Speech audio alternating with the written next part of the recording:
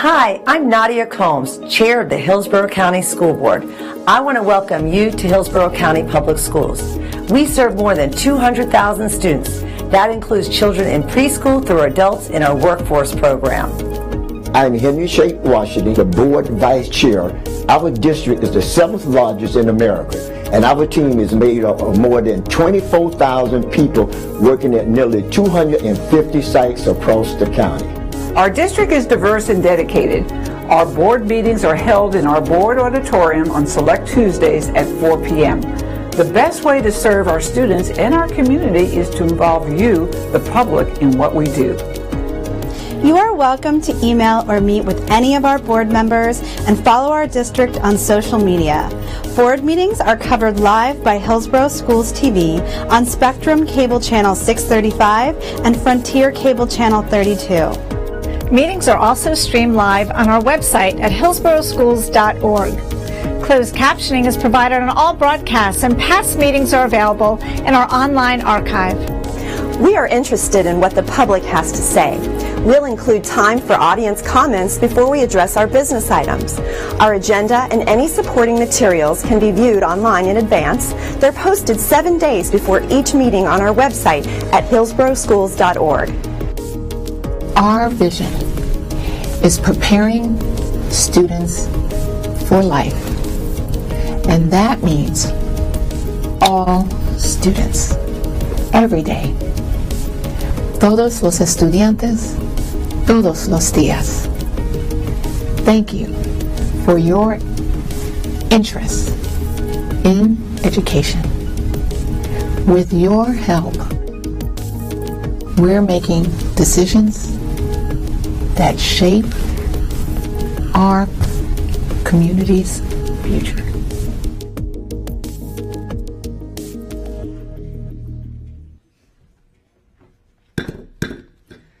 The board meeting for September 20th, 2022 is called to order. Member Washington will now lead us in a moment of silence followed by the Pledge of Allegiance. Thank you, Madam Chair. This week begins Start with Hello Week, a nationwide program that teaches students how to look for signs of social isolation and increase inclusivity. We have been reminded a number of times in our community already this school year about the fragile nature of our students' mental well-being. Students' mental health affects all aspects of their life, emotionally, psychologically, and socially. We encourage students to make the connection, reach out to trust an adult, and connect with our student service team. Our teams collaborate with parents, educators, and other professionals to create safe and supportive learning environment for all students. Today, I ask that you join me in a moment of silence as we continue to reduce the stigma around discussing mental health, prioritizing the mental wellness of our students. Please join me in a moment of silence.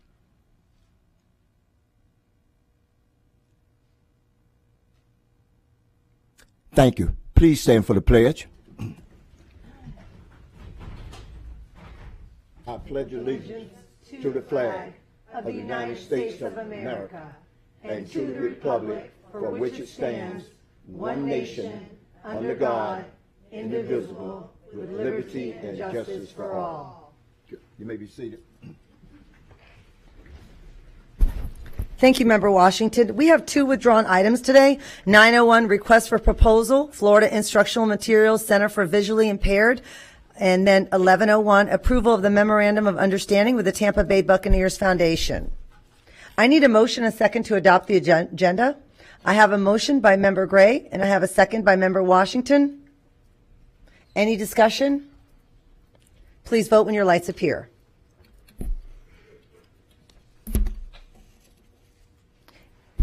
And it passes unanimously. Let the record reflect that all board members are present. We have 2 sets of minutes to be approved today, August 30th, 2022 school board meeting and September 8th, 2022 school board meeting. I need a motion and a second to approve the minutes.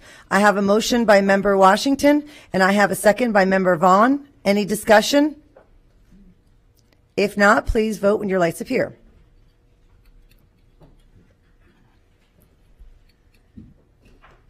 and it passes unanimously. Board members, I would like to go over the format of today's meeting. As a reminder, we're a nonpartisan board who believe that all children can be empowered to learn, to succeed, and our decisions will be made with that understanding. To pave the way for efficient and effective agenda statements and/or questions, board members will have 3 minutes to speak with 30 seconds for final thoughts. Afterward, the superintendent can respond. If you have further questions, you're asked to get back into the queue. Member Washington will now read the board guidelines. Thank you, Madam Chair. As we begin this afternoon meetings, let me quickly review the format of our school board meetings. Please silence all electronic devices. There are speakers in the room behind me that allow board members to hear the meeting upon stepping away from the dais. This meeting can be viewed with closed caption on live webcasts, on cable TV, and on video monitors in the auditorium. It also can be viewed with closed caption with the online video archive. We have one item scheduled for time certain, and that's 6 o'clock, employee input. We will now move to public comment. The board welcomes comments from citizens and values your input to the board. In order to provide the most comprehensive response to your comments, our staff will follow up with you and will keep our board informed about the responses.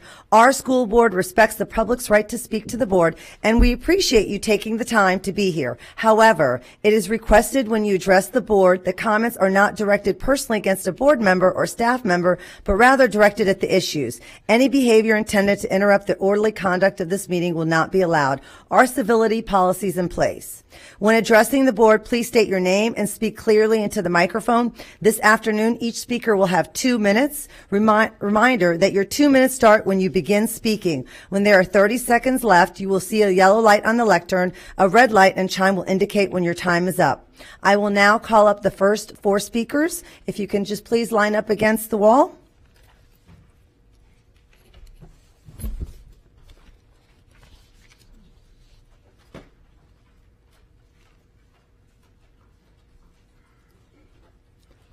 Thank you.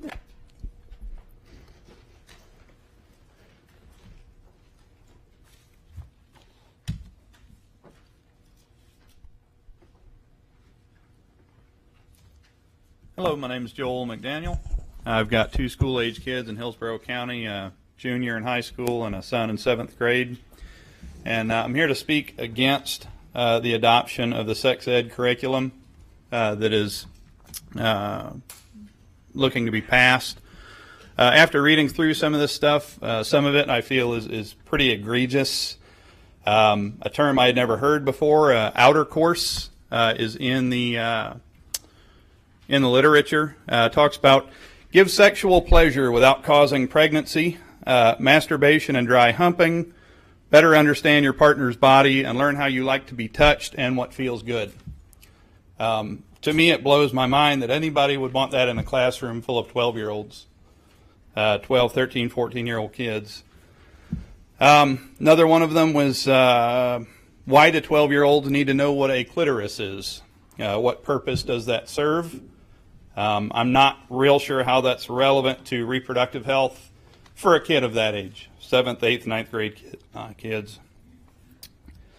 In the program, there's a video called the Amaze video. There is a discussion on male and female anatomy, biological sex versus gender. I would implore even that keep it scientific and keep politics out of the classroom. I mean, that sort of thing is more of a social justice issue than it is a sexual health issue. The opt-out questionnaire does not address what the kids are going to cover. It's very vague. That needs to be worked on. The SECUS curriculum, which is very Planned Parenthood centric, has no place in the classroom at all. It's an embarrassment, and it should not be in there. That's all I have. Thank you. Thank you. Next speaker, please.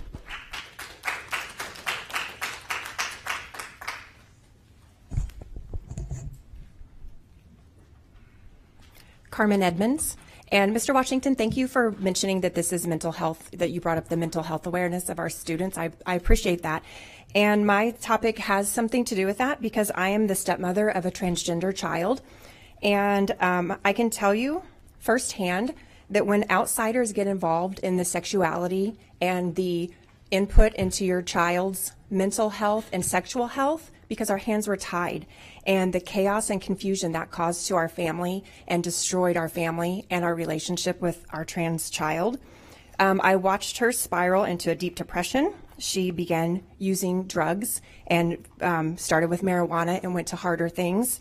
And, the more she went further down the road with transitioning, the more depressed she got, the more involved in drugs she got, the more high-risk behavior she got. It didn't solve any of her problems. It made things worse. And I'm just afraid that your sex ed curriculum that you all are trying to pass is just gonna cause more problems and confusion for these kids because their minds are not ready. I read through some of the curriculum. They are not ready, just like the man said, about outer sex, about dry humping. Who needs to learn that in 7th grade? Their minds, some of you guys are teachers, you've had early education, some of you are counselors and psychologists. You know at this age, these children's minds are not ready for this, and I just can't even imagine why you are allowing this into our schools and even considering this curriculum. And then also that parents are given the opt-out instead of opt-in. This type of material, parents should be very, very educated on what's going on, what's being taught to their children, and I can't even fathom that. These kids are not ready for this type of information, and we're just doing them more harm than good, and I ask you to vote no and get rid of this curriculum. Thank you. Next speaker, please.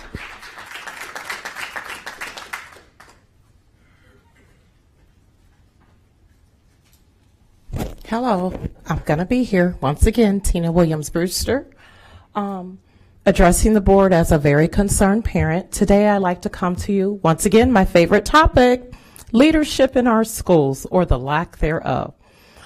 As board members, you do have some type of say, I would hope, on, I'd like to ask you a question. Who picks the leadership of these schools? What criteria do they have to meet? What I see daily on a daily basis is some of our top administrators, they need training how to build positive relationships with parents and students. As a leader, it is part of your job to problem solve. If a parent comes before you with the issue, don't ignore them. The problems aren't going to go away. Parents aren't going to go away. Let's learn to build positive parent-student relationships. Let's listen to our students. Parents are advocates. The only reason I have to get involved is because my students aren't heard. We've got to do better. So let me ask you another question. Sometimes we become so blind, dysfunction becomes normal. So now when someone complains, it's like, whatever, this is the normal. We've got to wake up. We've got to wake up, Florida.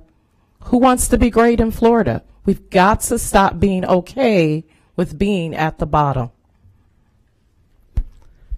Thank you. Next speaker, and if the next 4 speakers would line up, I would appreciate it. Thank you.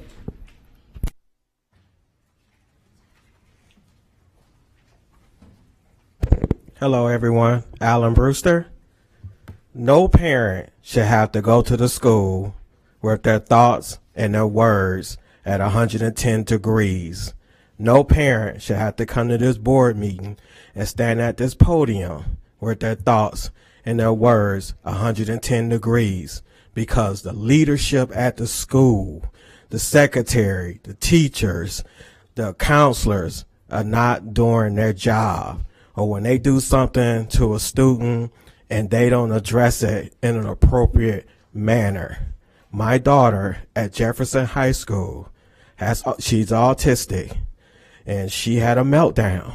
The teacher called the assistant, the APC, to come attend to her. She stated, "Oh, you look pretty," crying. That is not professional. That is inappropriate. And I'm standing here today, once again, telling you the APC at Jefferson High School is not effective. She is not. She does not know how to work with students with disabilities. She does not know how to work and interact and communicate with the parents. It's an issue. It's an ongoing issue. And I'm going to keep coming here until the district straighten it out. She is not effective. I'm telling y'all again, this is the second time. She is not effective. Thank you. Next speaker, please.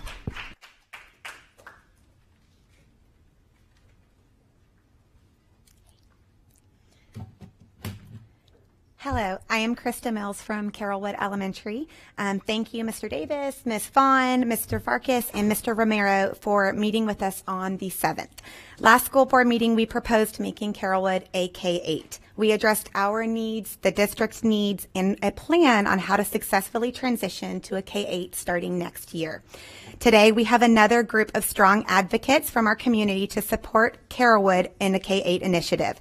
As you continue to receive emails from our community, today you will hear personal stories about why this initiative is something that is so desperately needed. Most of us, as concerned parents, tuned into the Phase 1 community town hall meetings for attendance boundary analysis. During this presentation, we heard about why this analysis is needed, but again, it does not preclude our ask to make Carrollwood a K-8.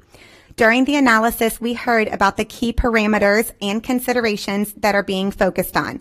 I would like to point out that these factors are all features which Carrollwood already has: distance to school and transportation, socioeconomic and demographic diversity, facility age and condition, assignment and community stability, and school performance. Our request for K-8 directly addresses the issue of underutilization. Our K-8 ask will help keep students in a neighborhood school and continue to foster community stability while preparing kids for Chamberlain High School. Carrollwood Elementary is ready to transition to a K-8 model for next year. We have the space and the community support to make this a reality. I encourage you all to consider our plan in detail. Carrollwood families are in fierce support of this change and need your help to make it happen. Thank you. Thank you. Next speaker, please. Good afternoon. My name is Sarah Weaving. My family and I live less than 1 mile from Carrollwood Elementary, where my 2 boys are in 2nd grade and kindergarten. My children's current commute to school includes them either walking or riding their bikes, where they are greeted by more than 24 students who have also walked or biked to school. On my children's commute, there is not one traffic light or major road that they have to cross. My children pass more than 10 houses of people who know them by name and have watched them grow up, one of them being their grandparents. Their round trip to school takes less than 8 minutes. I know most, if not all of us in this room, would be overjoyed if our morning and afternoon commutes were even triple that. Making Carrollwood Elementary into a K-8 would allow a great deal of families to worry less about how to get their children to school. I was born and raised in original Carrollwood, and although I attended a Catholic school growing up, when my husband and I bought our first house in the neighborhood, we knew we would send our children to Carrollwood for its academic excellence, selfless teachers, sense of community, but also its convenience. My husband is a Hillsborough County high school teacher, and I am a VA physical therapist. We both work outside the home and rely heavily on grandparents and friends to get our children to and from school every day. Making Carrollwood into a K-8 reduces the amount of time students spend traveling to school and district transportation spending. The boundary analysis stated 1.2 million estimated miles are traveled by students every day. If every student attended their nearest school at the same level, 22% fewer miles would be traveled. A shorter distance to school would reduce daily child and parental stress and increase the amount of quality time families get to spend together. Having Carrollwood K-8 would be an asset to our community and the district. Thank you for all you do for our schools. Thank you. Next speaker, please. And if the next 4 speakers will line up, I would appreciate it. Thank you.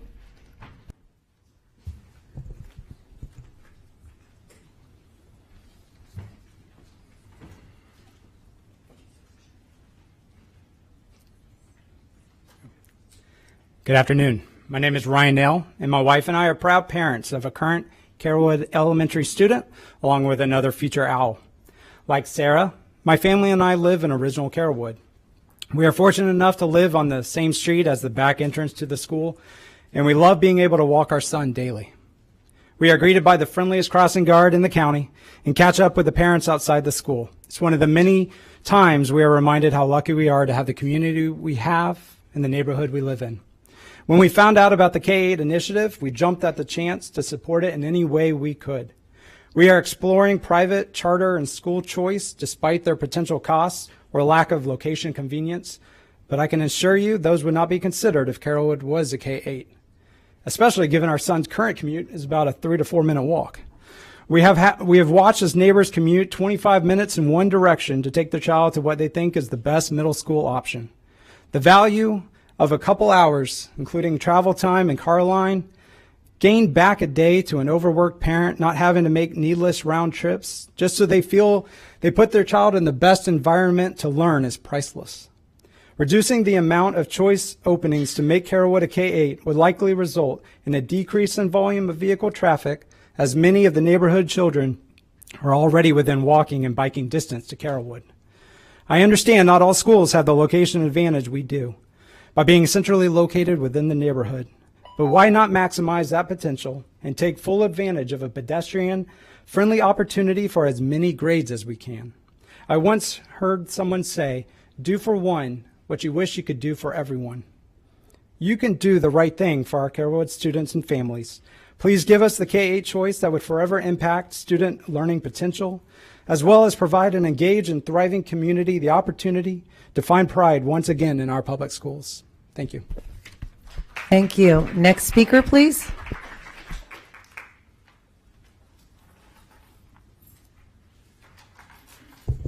Hi, my name is Eileen Taylor. I'm a Carrollwood mom of 2 girls, an active realtor in the community, and I chair our Owl Pantry at Carrollwood.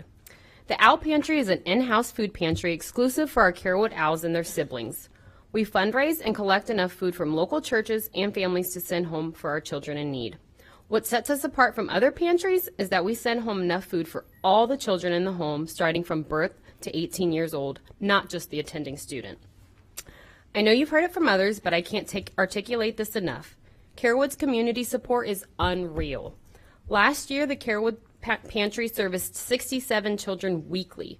We hosted a food drive that was held just a few short weeks ago, and with the help from families at our school and the neighborhood, we collected over 3,000 items. This translates to approximately $10,000 in food to stock our pantry. Another part of what makes Carrollwood so special and unique is our diversity. We know that while you're considering redistricting the county, you are seeking to ensure that the recommended boundaries do not create socioeconomically isolated schools. At Carrollwood, we are proud of our socioeconomic and demographic diversity. We are currently equal parts Hispanic and white at about 40% each, followed by multiracial, Black, and Asian. We also have approximately 50% economically disadvantaged students. Keeping our Owl Pantry and our socioeconomic diversity in mind is important when considering transitioning our school to a K-8. The resources that the children receive will not be altered when they finish 5th grade, but instead we can carry this service all the way till 8th grade, which is invaluable. We respect being asked to be patient until the December rezoning meeting, but we do not want this to fall by the wayside during that time. We ask that each one of you board members please look into our plan and help us move forward with transitioning Carrollwood to a K-8 model starting next year. Thank you. Thank you. Next speaker, please.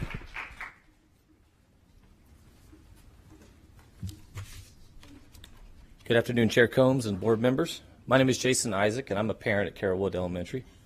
I was inspired a few weeks back when you heard from some of the other parents, and I wanted to come lend my support to the same cause. It often feels like our institutions seem to be getting pulled in all sorts of directions, too many directions. I've seen things as simple as the decline in recreational sports leagues and city leagues by people going to travel baseball and sports clubs versus the local leagues. And it can really create havoc in a community and fracture what you have.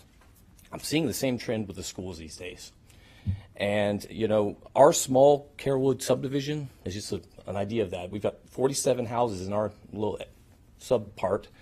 And in the last 5 years, we've had 15 or so middle school students go through there, at least 15. Not a single one was enrolled in the zoned middle school for our neighborhood. And in fact, barely any two of the same students, or the students who went to the same school in general. They all got pulled to charter schools, magnet schools, private schools, and none were for the zoned middle school.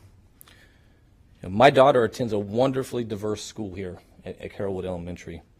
It's children from all walks of life, all social strata there. And I've seen firsthand as an active member of the Dads Club, that this structures and the facilities at Carrollwood can hold what we're talking about with this K-8 program. I've seen the modern classrooms that we have are underutilized.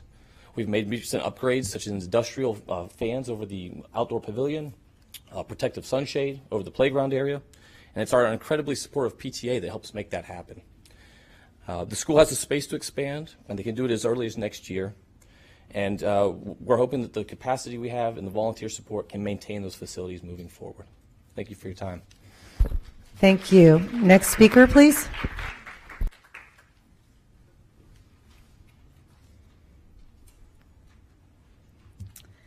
Hi, my name is Julie Myers. I'm speaking to you today in support of Carrollwood Elementary transitioning into a K-8. I'm happy that the board has decided to look at the school boundaries and make necessary changes to keep students and communities together in an attempt to create more stable transitions. I would like to address today the mental health as it relates to assignment stability and transitions. As I was a school counselor at an elementary school in Hillsborough County, I feel qualified to do so. Mental health affects how we think, feel, and act, as you said earlier. It also helps determine how we handle stress, relate to others, and make healthy choices. Carrollwood has been very successful in creating a welcoming, accepting, and positive learning environment. They have been able to do so because of community involvement. Carrollwood has a large and involved PTA, a Dads Club, and the support of many local business partners. It is so sad that so many families are missing out on the opportunity to be a part of this great community school. Why? Students are not attending our zone middle school, and they're being split and scattered around to many different other middle schools. This does not foster school community nor promote family involvement. This leads me to my next point of maintaining a stable environment through transitions for students. I would like to see students and families stay connected through all school levels. My 5th grade daughter is experiencing anxiety over middle school already. She has developed a few close friendships at Carrollwood, and she's not sure if she's ever going to see her friends at school again. This lack of stability for transitioning to middle school has affected her mental health for almost a full year. The anxiety affects her ability to maintain and develop friendships, as well as her academic achievement. She knows many of her friends will attend different schools as they are forced to choose charter, magnet, or private school options. If Carrollwood Elementary were to transition into a K-8, it would greatly help our community connect and keep them connected. Thank you. Next speaker, please. Thank you.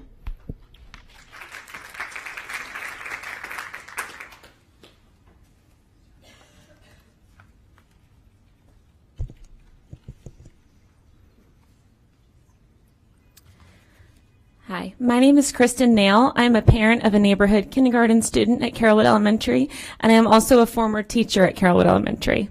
Today I'm going to talk about how the currently zoned middle school for our neighborhood has affected our student performance and school grade at Carrollwood. Currently, elementary grades in Florida are calculated using FSA scores from the students in 3rd through 5th grade. To our dismay, students are leaving Carrollwood at an alarming rate to attend charter and private schools to secure their spot for middle school. Many parents start this process early on to be sure they are in for 6th grade, knowing their zone middle school is just not an option. How does this affect Carrollwood school performance? Well, for years, the primary teachers worked tirelessly building relationships with their students and growing their skills in reading and math. So once they reach 3rd grade, they are ready for success on state testing. Unfortunately, by 3rd and 4th grade, many of these students who've grown up at Carrollwood are transferring elsewhere. This means Carrollwood is not getting the credit for their scores on the FSA towards the school grade. I saw this firsthand when I taught 4th grade in 2018. During the course of 1 year, 3 of my students left and transferred to various charter schools. In theory, the school grade should be a reflection of the entire school, if the students in the primary grades remain at the school and sit for FSA testing. But the hardworking teachers are building up these students' skills only to see them leave and take their knowledge elsewhere. Yes, Carrollwood did receive an A grade last year, but we can't be sure that this score will remain if we keep seeing students leave at this rate. I believe that if Carrollwood Elementary is transformed into a K-8, we will be able to retain these families from kindergarten all the way through 8th grade, maintaining a consistent A grade. Neighborhood families will have renewed faith in the public school success and commit to sending their children through 8th grade. Discussions about planning ahead or looking to other schools will no longer be at hand. Please make Carrollwood a K-8 school to keep these students. Thank you. Next speaker, please.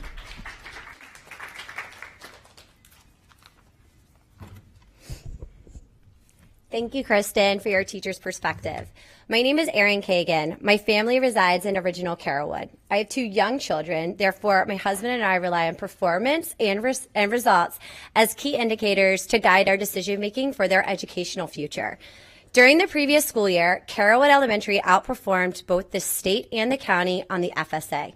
Carrollwood reported an average FSA score 7 points above the state average and 6 points above the county average in English, and reported an average FSA score 8 points above both the state and the county in averages in mathematics. These results place Carrollwood in the top 25% of all Hillsborough public elementary schools.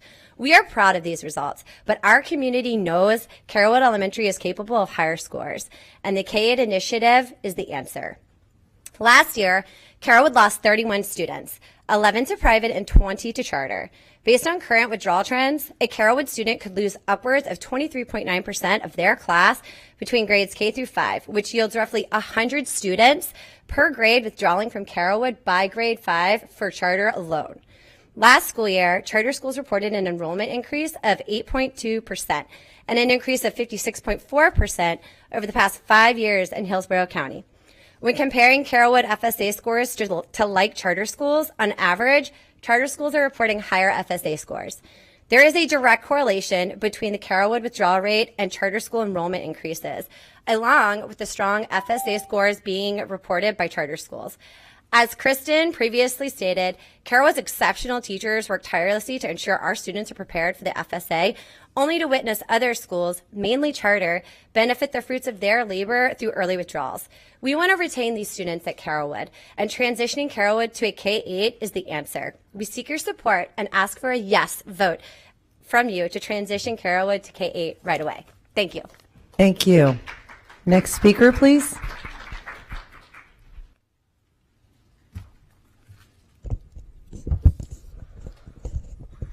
Hi, my name is Gabe Gomez. I'm a 5th grader at Carrollwood Elementary.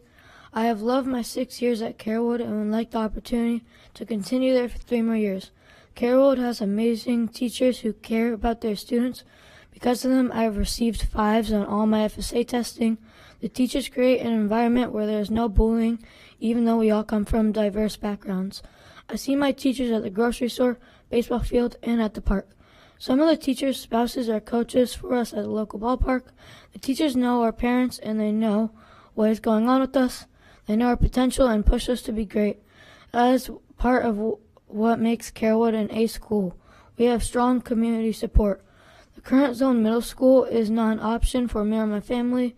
If Carrollwood does not become a K-8 school, I will attend either a charter, magnet, or if we have to, a private school. The kids at Carrollwood deserve the opportunity to continue at a middle school with the same academic achievement that we are receiving without having to leave our community. Our community is part of what will help us excel and continue to have testing scores above other schools. My mother is from Tampa and attended the same Hillsborough County public schools as my grandparents went to. Great public schools can set legacies too. Changing Carrollwood to a K-8 will help bring the legacy to Carrollwood and Chamberlain as it stands now. None of the kids in my class plan on going to our zone middle school. Once they leave, they won't come back to our zone high school. Many of my classmates have already left Carrollwood to find placements in other charter, K-8, or private schools, not because they didn't love Carrollwood, but because they wanted a different middle school option than what we have now.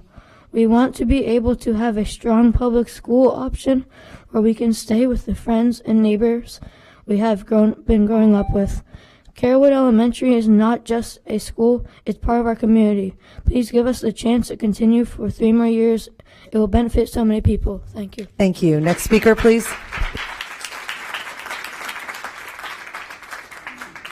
Didn't he do so good? Hi, my name is Danielle Eichmann. Thank you to these advocates and the community for supporting our initiative. The opportunity to transition Carrollwood to a K-8 can be a reality next year with your vote. We appreciate your continued support in preparing our Carrollwood students for life. We look forward to continuing our partnership to create a middle school win for the district. Thank you. Thank you. Next speaker, please. Hi, my name is Jacqueline Muir, and my hat is off to all of you Carrollwood families that are sticking together and fighting for your school. I think that the more we allow parents into these conversations, the more successful our schools are going to be, which leads me to our sex ed curriculum. And you guys are really way outside the lines. I think that if you would just stick to, abstinence, reproductive health, and STDs, we'd all agree that there's a place for that in the classroom. But when you have things like gender-affirming hormone therapy through Planned Parenthood, through the website Teen Connect or amaze.org, that I believe I heard last year when I spoke to you about Leah and Malik, was from a grant. Someone gave money to our schools to put this inappropriate ideology into the minds of our children. And you need an opt-in form. I stated this last year. Parents should be aware it is more than sex ed. You have truly blurred the lines. And if you say yes to this curriculum, I will not stop fighting. I've already pulled my children from Hillsborough County schools, and I'm sad because I spent all of my years in Hillsborough County schools, and I taught in Hillsborough County schools. And I believe our schools should be so good that nobody wants to leave. But they're leaving for charter for a reason. They're leaving for private for a reason. And my homeschool co-op now has 550 of your Hillsborough County schools for a reason. Let the parents in, stick to the core subjects, and leave all this political garbage out. Thank you. Next speaker, please.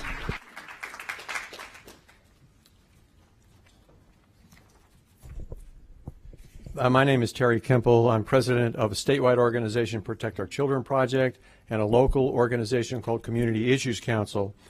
Your staff tells you the curriculum meets the state standards for sex ed. It actually exceeds the requirements for 7th grade. The page you have covers one of the more obvious examples. Our team of parents, grandparents, current and retired Hillsborough Elementary School teachers found over 50 examples. The standard used to justify the reproductive anatomy lesson says, identify and investigate the general functions of the major systems of the human body: digestive, respiratory, circulatory, reproductive, excretory, immune, nervous, and musculoskeleton, and describe ways these systems interact with each other to maintain homeostasis. Now look at the page I gave you. Where does the standard say that 7th graders have to see pictures of male and female genitalia or be able to identify vulva, labia, vagina, clitoris, testicles, or penis to meet the standard? It doesn't. The inclusion of this material is a matter of choice, not requirement. Your staff says it's needed so kids can be specific about incidents of health needs or molestation. Kids can speak generally about their private parts to report an issue, and then healthcare or law enforcement personnel can get into details. If the opt-out form is to be more transparent, it should explain exactly what material is covered under each heading. Reproductive anatomy should name all of those things that I just said. And if it did, how many parents do you think would actually put their kids in your 7th grade classes? Board members, I have to ask you, how many of you actually know what the standards say? This material needs to be sent back for review and revision. I was involved with your staff in 2019 reviewing the... Thank you. Next speaker, please. Thank you. Next speaker, please. Thank you. Thank you. Next speaker.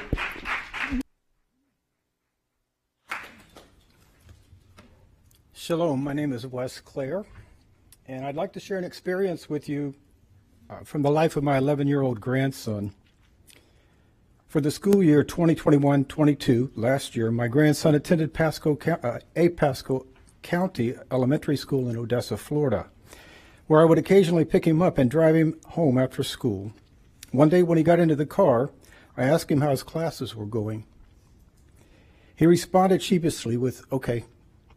So I asked him how he liked his teacher. He said, okay, but she's teaching us sex. So I asked him how he liked his teacher, and I asked him for more information after he told me that.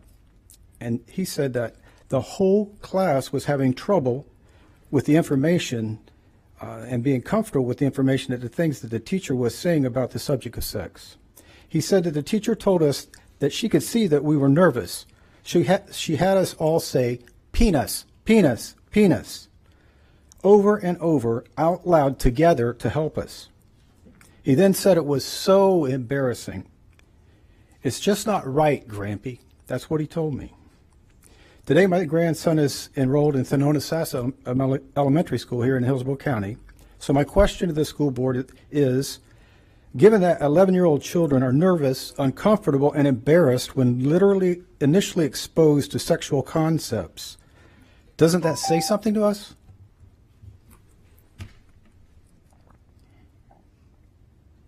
Why can't we wait until they become more mature and more able to process for themselves? In the opinion of this 60-year resident of Hillsborough County, the innocent minds of our children are sacrosanct and deserve the diligent protection, your diligent protection, and I respectfully ask that every one of you and all of you as school board members perform your God-given duty to safeguard our children. Thank you. Next speaker, please.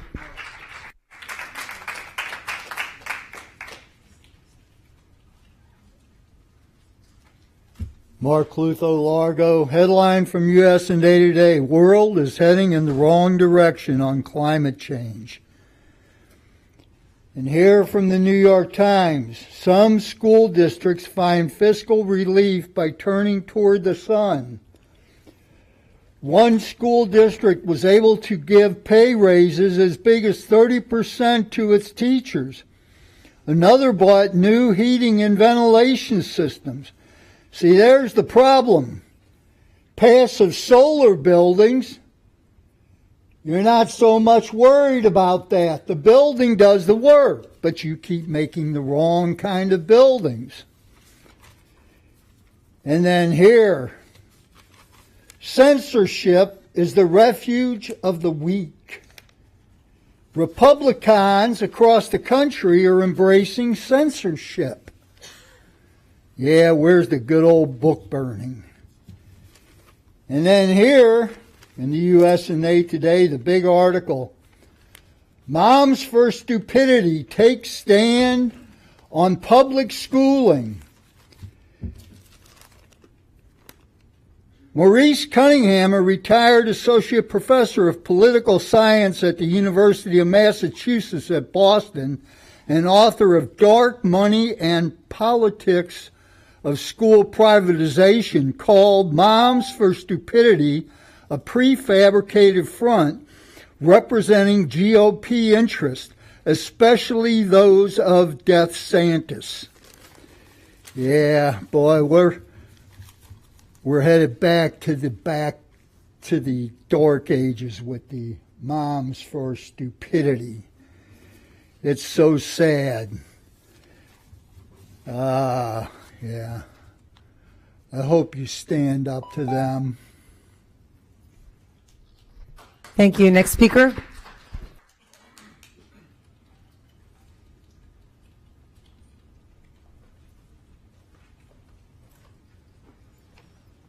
Good afternoon. My name is Julie Gephards. Our sexualized culture is wreaking havoc on the lives of our kids.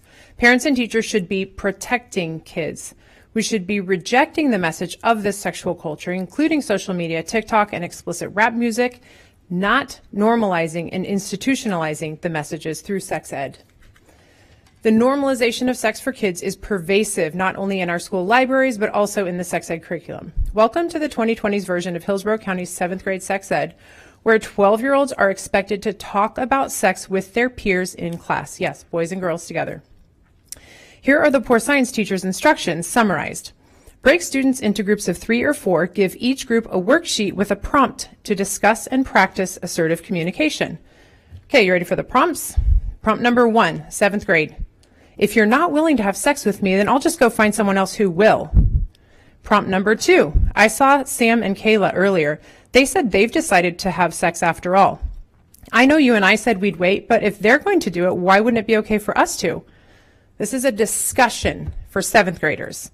After the discussion, the group selects 2 volunteers to come to the front of the room to read the dialogue out loud to the class, starting with the prompt. I have a 7th grader. If he were coerced to stand up in front of his peers and start that dialogue with this, if you're not willing to have sex with me, then I'll just go find someone else. I cannot promise you I would not blow a gasket. And then after each group has read their sheet, this is what it says the teacher should do. Be sure to have the class applaud for each. Okay, so now we're reinforcing this good behavior of discussing sex in a classroom. I don't think this should be overlooked. This is mentally programming with rewards. Same thing Weight Watchers uses and other people use as well, from manipulation to evil. Please vote no. There's a Barna survey from 2015 that says teens say they feel pressured to have sex in most federally funded sex ed programs. Next speaker, please. Thank you. Next speaker.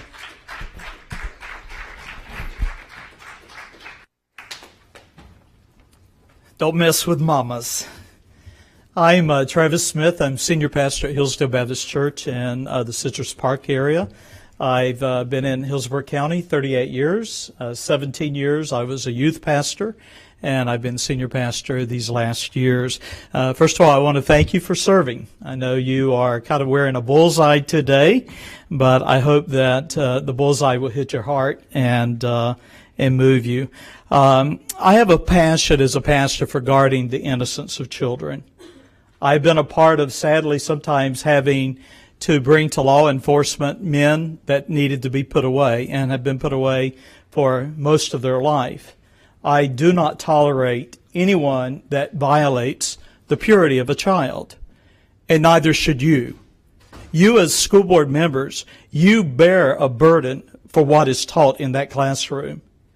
I went online, I've looked at your curriculum. I actually opposed this in 2019, and I want to just make a comment so I don't lose all my time here. I have publicly fought against this type of curriculum over the years. I looked at it, it's at best misleading, at worst it's sexually exploiting. Regardless of the well-intentioned motives, this curriculum is morally reprehensible.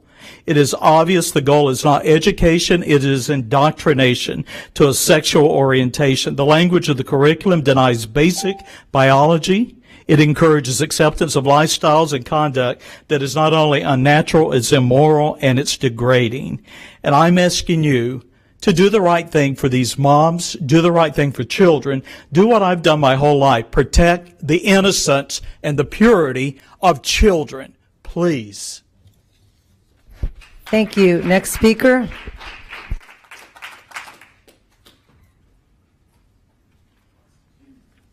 Hello, my name's Carrie Rogers, and I'm standing here today just as a mother. My profession was a dental hygienist, but I have given that up because I've chosen to homeschool my 3 children.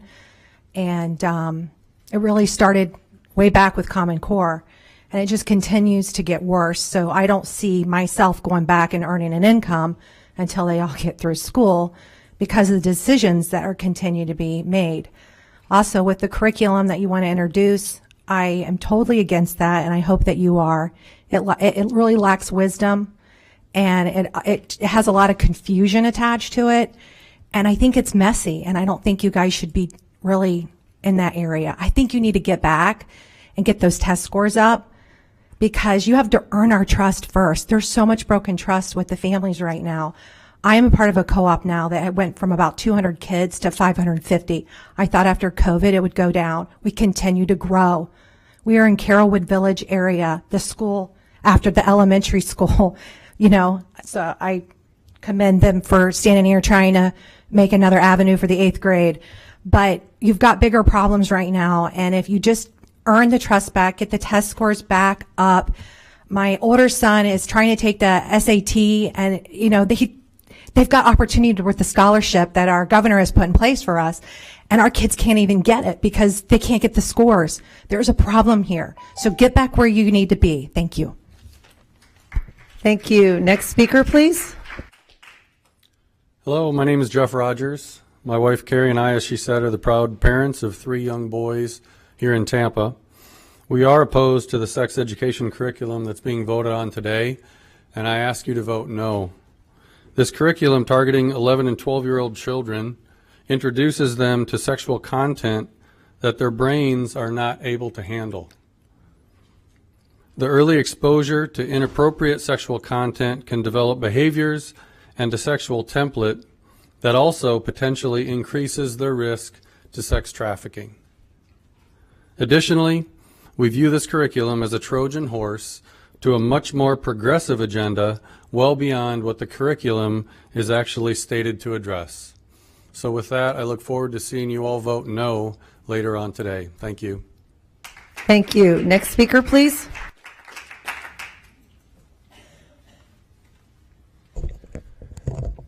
Good afternoon. My name is Kevin Belikas. I spent 9 years in the United States Marine Corps, and I wanted to share a quick story with you.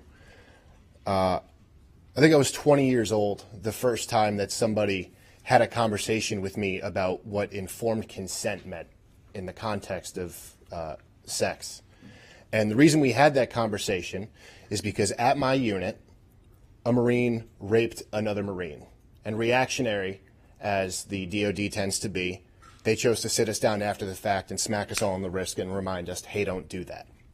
Now, being 20 years old and having that be the first time I had ever heard that term, I could tell you that the perpetrator who did rape that other Marine had also never heard that term before in his life. I can also tell you concretely, because I've done the research on it, that comprehensive sexual education is the #1 way to improve a child's understanding of what informed consent looks like, of what enthusiastic consent looks like. This isn't a personal opinion. This is through research studies conducted by Harvard, Yale, Brown University, Princeton, Penn State, and the list goes on and on. Comprehensive sexual education does not only improve their ability to manage their own their own emotions and their access to their own body, but it also helps them recognize when they're being abused. It helps them recognize when somebody's doing something that they don't like and that they have resources to get away from that situation. It's also the #1 way to reduce STD transmission among teens. It is also the #1 way to reduce teen pregnancy and teen births and teen parentage, which ultimately increases the number of children who are going to graduate high school and go on to college and accomplish great things and maybe sit in these chairs 20 to 30 years from now. Please pass this and support sexual education for our youth, because hiding behind fear of the word penis or vagina is absolutely absurd for educators. Thank you. Thank you. Next speaker, please.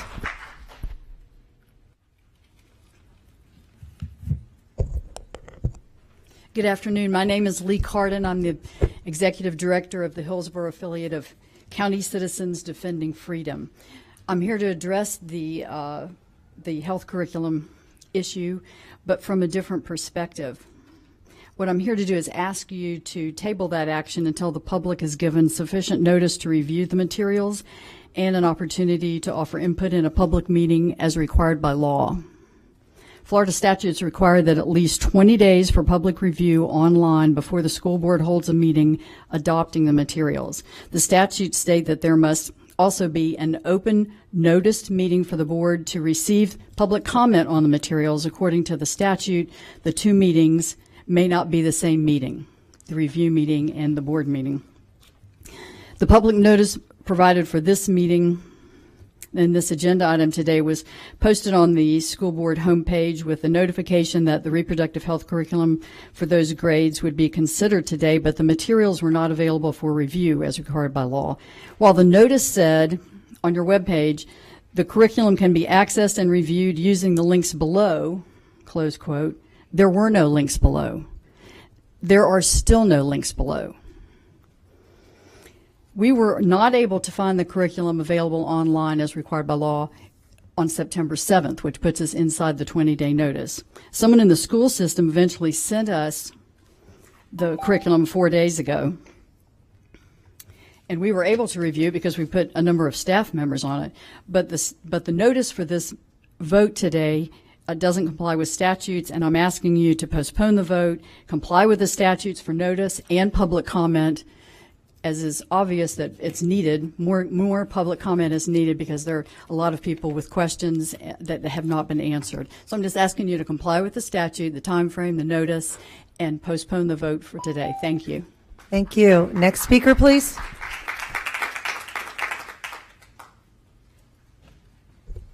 Good afternoon, Chair, members of the board. Debbie Hunt, CCDF, Hillsborough County. Also to speak about the reproductive health curriculum. We all know, being a 7th, 8th, or 9th grader, that it is really tough. There's all kinds of things going on, not to mention the hormones that are flowing.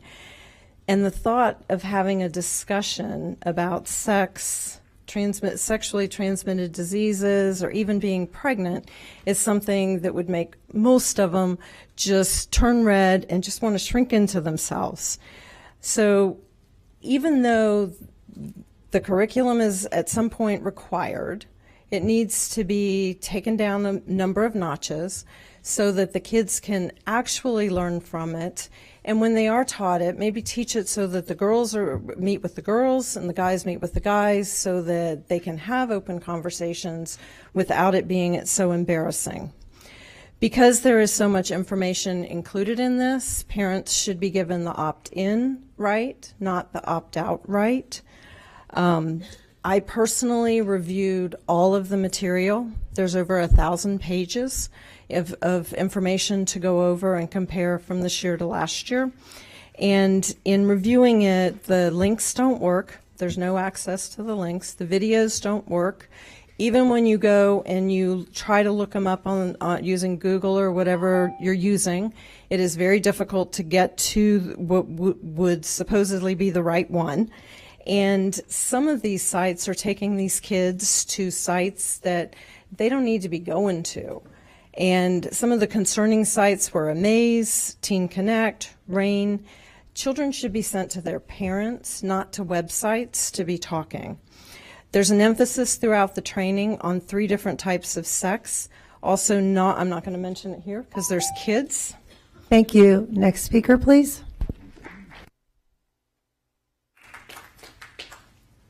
Hi there, my name is Ron Badalero. I'm a father of a Hillsborough County student and the husband of a Hillsborough County special education teacher. All this outcry over sex education curriculum, I'm afraid some of these attendees are going to be very dismayed when they learn that the internet exists. But I'm not here to talk about that today. I'm here to talk about why all those horns are honking outside. In no other profession but teaching are you able to just not pay somebody what you owe them and expect them to keep working. Yet most Hillsborough teachers are held captive for the sake of the children that they love and care about, so they refuse to walk away. But some of them are not taking it, and now you have wildly understaffed schools and unmanageable class sizes. In a given day, a special education teacher will have had multiple elopement attempts, physical attacks, learning tools she paid for destroyed in a classroom that she put a lot of care in setting up, which was also torn apart. She'll have performed multiple bathroom duties for her students without proper sanitary necessities due to underfunding in a classroom that is very hot sometimes, with skilled and dedicated help from paras who are making lower wages than fast food workers. How is this an environment for learning? These are third world working conditions. Each extra student in that classroom makes the job of educating exponentially more difficult. You're also robbing the students of learning opportunities when you have an overloaded classroom. It seems like the district is more concerned with making sure that the students in public schools are looked after rather than educated. There are those on the board who taught people to teach and won't support these teachers' cause. There are those on the boards who won't even let their children go to public school. Why? What makes private education better? Is it the exclusivity, the premium that limits classroom sizes, the fact that funding is mostly guaranteed? I think there are those in society who don't believe in public education and want to see it as an institution. Thank you. Next speaker, please. Thank you.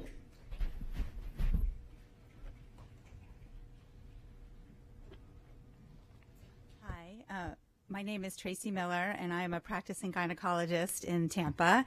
I've been doing this for about 25 years, and I definitely come across a large number of women of all age groups.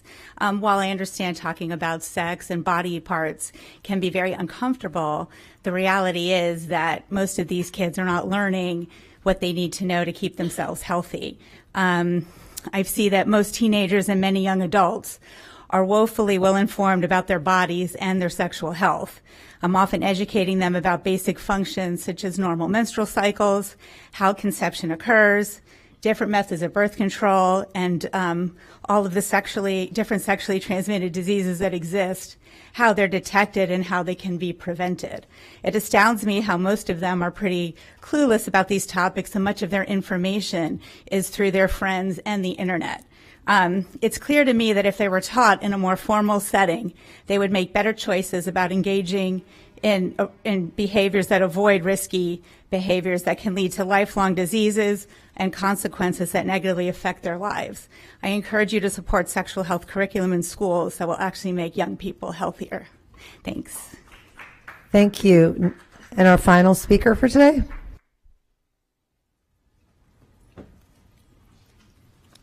Hello, my name is Erin Wiley. I'm a parent of 3 Hillsborough County students in middle school, high school, and elementary school. I'm here to talk about the sexual education curriculum, and there's a couple things that have been kind of disturbing that I've heard today. Some of the speakers that have come up that are talking about not being able to name body parts and having to use this generalized language. Naming a body part does not hurt our children. What does hurt our children is when they think that when they become ashamed of their body parts because they're not aware, when they're not getting the proper education, they don't know, and they might be quiet when somebody is touching them, and they may not speak up and say something if they were to be inappropriately touched, or any number of things. I think it's really important that we focus on the kids here. Sex education teaches kids about, yes, their body parts, but also about consent, which is not a dirty word. It teaches kids not to be ashamed of their bodies and how to create healthy boundaries. That's what consent is about. The discussion that we heard about that seemed to shock some parents, I don't know what you think your teenagers are talking about, but none of them are afraid of the word penis, and none of them are being harmed by the curriculum. They are being harmed by not understanding consent. They are being harmed by not being aware of and unashamed of their bodies and reproductive health, and we need to make sure that it stays that way. Thank you. Thank you. And that concludes our public comment. We will now move on to the recognition and proclamations. AO1, adoption of proclamation, September 2022 as a National Suicide Prevention Awareness Month. Member Hahn will be highlighting this proclamation. Thank you, Chair Combs. Each year, thousands of people die by suicide, leaving behind their friends and family to navigate the tragedy of loss. Through education, our district aims to decrease stigma, raise awareness, provide resources, and advocate for policies that support our students and their families as they face mental health challenges. According to the CDC, there were 261 deaths by suicide in Florida and 20 deaths by suicide in Hillsborough County for people under the age of 22 in 2020. We'd like to acknowledge our student service team and the teams that address mental health concerns and promote emotional wellness in our district. School counseling services, school health services, school psychological services, and school social work services are available at every school. Thank you. Thank you, Member Hahn. I need a motion and a second to approve September 2022 as National Suicide Prevention Awareness. I have a motion by Member Hahn, and I have a second by Member Perez. Any discussion? Member Gray?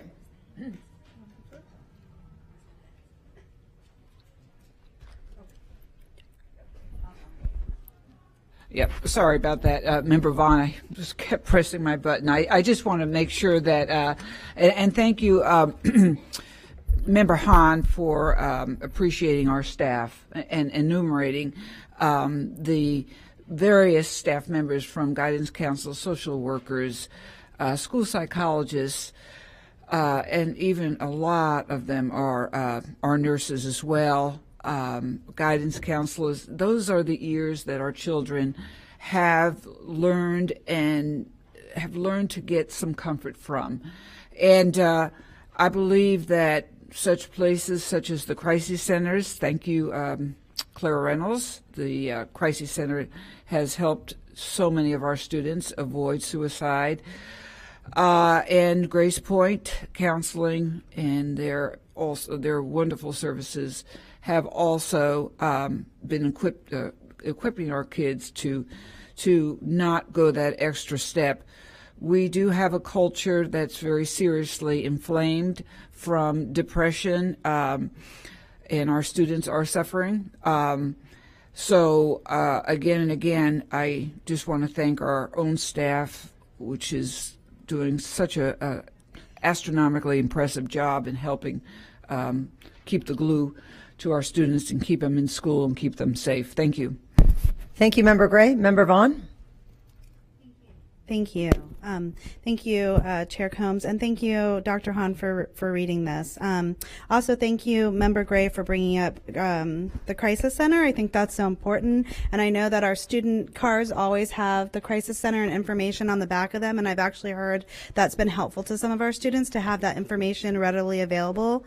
As I was kind of looking over this, I thought it was, one, interesting that it's also with the proclamation of World Mental Health Day, as well as a Be Smart resolution, because I think all of these things are something we need to talk about in conjunction. When you look at suicide, it's the third leading cause of death for teens and young adults.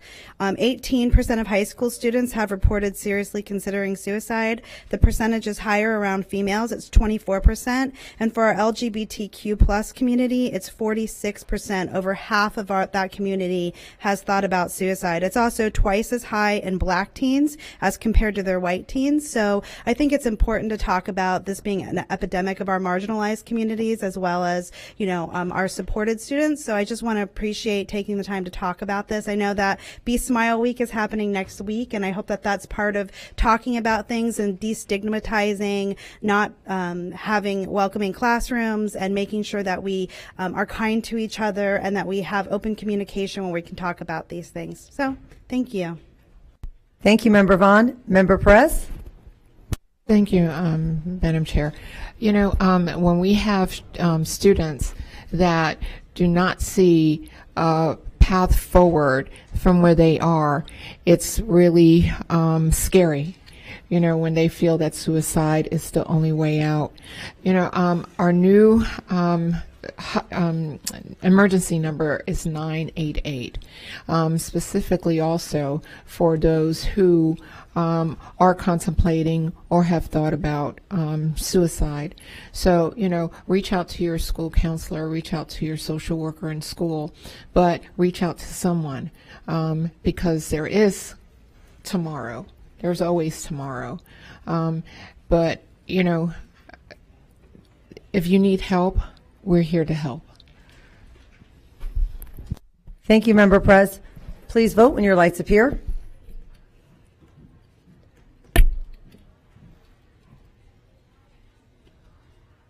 And it passes unanimously. AO2, Adoption and Proclamation World Mental Health Day, observed on the 10th of October, 2022. Member Perez will be highlighting this proclamation. Thank you, Madam Chair. World Mental Health Day is observed on October 10 every year with the overall objective of raising awareness of mental health issues around the world and mobilizing efforts in support of mental health. Hillsborough County Public Schools will recognize this day throughout the month of October by promoting mental health awareness. We will do this by encouraging student-led activities such as posters, wall art, chalk displays. Schools are encouraged to plan time for wellness and mindful activities. Our district recently held a day of networking to kick off Mental Health Student Advisory Committee meetings for the school year. Students from each high school gathered to brainstorm ways to collaborate on mental health topics, and they planned activities to do at school with the intent to lower mental health illness stigma and promote emotional wellness. Thank you, Member Press. I need a motion and a second to approve World Mental Health Day observed on the 10th of October. I have a motion by Member Press and I have a second by Member Washington. Any discussion? Member Vaughn? Thank you, Chairwoman Combs. Again, I just wanted to thank you for reading this, Member Prez, and being such a strong advocate for mental health on our board. I could read more alarming statistics about mental health, especially post-pandemic. And again, I think all of these are interrelated when we're talking about some of the biggest threats that are facing our students and our children. It's absolutely making sure that, you know, they understand who to contact if they have suicidal thoughts, making sure that we're talking about mental health. And again, when I look at what's important to mental health, you know, it's all around making sure that classrooms are safe, that they're inclusive, that they're diverse, that they're trusting environments where students know that they can talk to their peers and the people in their classrooms to make sure that they're safe. And again, I just really appreciate what a voice you've been and how much you advocate for the mental health and well-being of our students. Thank you. Thank you, Member Vaughn. Member Perez? Yeah, you know, mental health awareness is very critical in raising public awareness. And I'm so excited that Hillsborough County Schools is always up in front and, you know, always speaking about it because it reduces stigma and it fosters positive attitudes towards our students and their families seeking help. Mainly for a better positive alignment in our community. But yes, you know, mental health definitely is and needs to be always in the forefront, especially as it is a crisis level at this moment. Thank you, Member Perez. Member Gray? You know, as I look at the room right now in front of us, we see many teachers, educators, and in the front of them, we see our supervisors and our staff members who work relentlessly, tirelessly, and with the same goal is to take care of the well-being of our students, be it physical, mental, emotional, school climate, all these variables. And I just want to make sure when we're talking about the World Mental Health Day that we're looking at our employees' mental health as well. I can't help but think that you all have been in the same situation of discomfort in many ways as we have persevered through the 2020, 2019, 2021, and now 2022 COVID situation and post-COVID. So let's make sure we take that Mental Health Day, every one of us, when you have it. And I just want to thank each of you, as our board also does, because we know that you all are included in this mental health need as well. Thank you, Member Gray. Member Washington? Thank you, Madam Chair. And Member Perez, I really want to thank you because you're the leader of the forefront of mental health, because before you came in this seat, the county did not have that much a concentration for mental health, and you truly came in and established mental health. So I want to thank you for that, because you have saved many people's lives probably that you don't even know about. And as far as teachers, it's for everybody. You know, we need a mental health break because it's so important to have. And again, Ms. Perez, I just want to thank you for doing a great job and being an advocate for something that's really, really important in life. Thank you. Thank you, Member Washington. I also wanted to say just the importance of really making sure that our school counselors continue to have that opportunity, that time, because we really need to continue to be proactive instead of reactive when it comes to mental health. So making sure that our counselors, our social workers, our psychologists, that they have that time and that opportunity to make sure that they're seeing kids on a regular basis and making sure they get that support. You know, thinking about often when counselors are proctoring tests and doing things like that, we need to make sure that we continue to be proactive. This was an issue prior to the pandemic, but now more so than ever, and I say this often, I don't think anybody in this room can say they don't have a family member or a friend that they don't know, or a child or an adult that is not struggling through mental health. So this is a very important conversation, and we need to keep this at the forefront, because you can't teach academics if someone's struggling with mental health and social and emotional. So thank you very much. Please vote when your lights appear.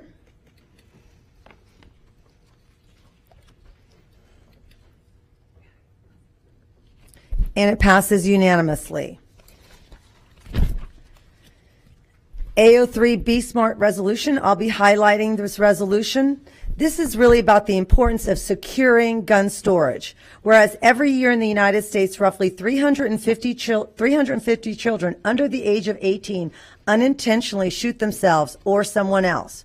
Whereas another 700 children and teens die by gun suicide each year in the United States, most often using guns belonging to a family member. Whereas an incident of gun violence on school grounds is up 80% of shooters under the age of 18 obtain their guns from their own home, a relative's home, or a friend's home. Whereas evidence strongly suggests that secure firearm storage is an essential component to keeping schools and students safe. According to the Journal of American Medical Association, households that locked up both firearms and ammunition had a 78% lower risk of self-inflicted firearm injuries and an 85% lower risk of unintentional injuries among children. Whereas a national survey found that 57% of teenagers are concerned there'll be a shooting in their school. Whereas keeping students, teachers, and staff safe from the threat of gun violence should be the responsibility of all adult stakeholders. Now, therefore, be it resolved, the School Board of Hillsborough County hereby commits to continue to work with local law enforcement agencies, health agencies, and nonprofits like Be Smart to collaborate and increase efforts to inform our families on the importance of safety securing firearms in their home. Adopted this 20th of September 22. I need a motion and a second to the Be Smart resolution. I have a motion by Member Washington, and I have a second by Member Hahn. Is there any discussion? I would like to go ahead and, first of all, I'd like to thank Grace Hutchinson and Melissa Ransell, who I met several months ago regarding Be Smart. And I wanted to share, this organization was launched in 2015 to raise awareness for parents to make sure that their guns are safely secured in order to save children's lives. I want to share just a very short PSA for them. So Be Smart stands for Secure, Model, Ask, Recognize, and Tell. And this is all about making sure that our students are aware, our parents are guiding this. You have to assume that all children and teens can find guns, store firearms locked, unloaded, and separate for ammunition. That has to be an assumption. This past year, the number one leading cause of children's death for American children is firearm. It's no longer accidents or motor vehicles. 41% of adolescents in gun-owning households report having easy access to gun. That's why it's so important to lock them up. And 78% of school shooters under the age of 18 obtain the guns from their home or the homes of relatives. And 17% of high school students seriously considered attempting suicide within the last year. So that's why it's extremely important that we continue to make sure that we tell our parents and we tell community to make sure that those guns are locked and stored because it can save children.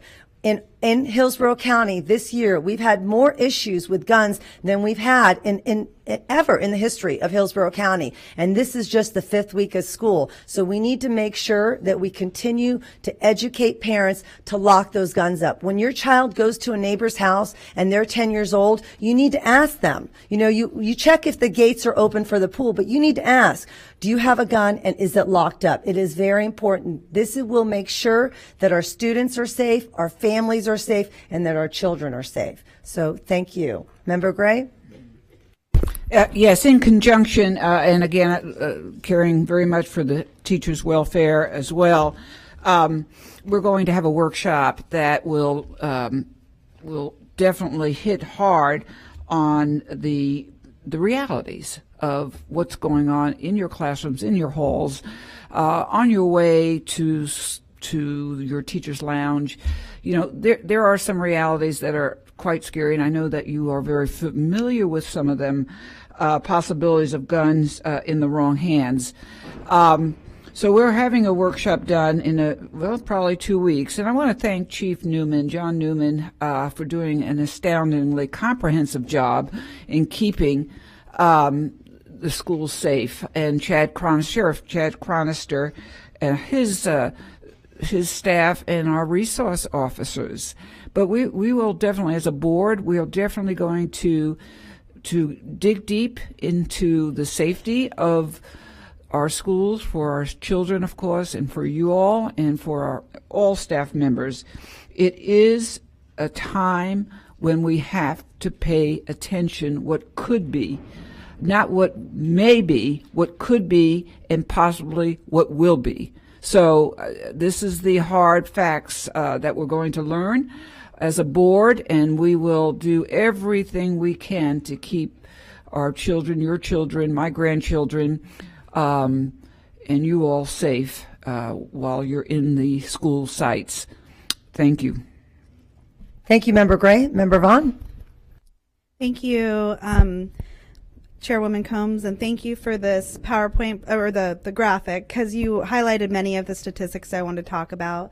Also, thank you, Ms. Hutchinson, for having a conversation with me in regards to Be Smart and how passionate they are to make sure that we're talking about storing guns safely and that only the people who need them have access to them. I also think it's really important that you spoke about having a conversation as a parent with other parents when you go to when you let your children go to their homes. I think you made a great point about how you talk about whether the pool's enclosed, but having a simple conversation about whether there's access to guns and whether they're stored safely is so important. And I think as educators and at the school board level, to start taking the stigma away from that and having the conversation so people can talk openly about it, just to make sure that our children are safe. I mean, I have a statistic here that 40% of all unintentional shooting deaths for children 11 to 14 occur in the home of a friend. So it's imperative that we have these conversations. Thank you for bringing this to the board and starting the dialogue so we can help educate parents and other friends of the family all to be safe and make sure that the guns are safe. Thank you. Thank you, Member Vaughn. Please vote when your lights appear.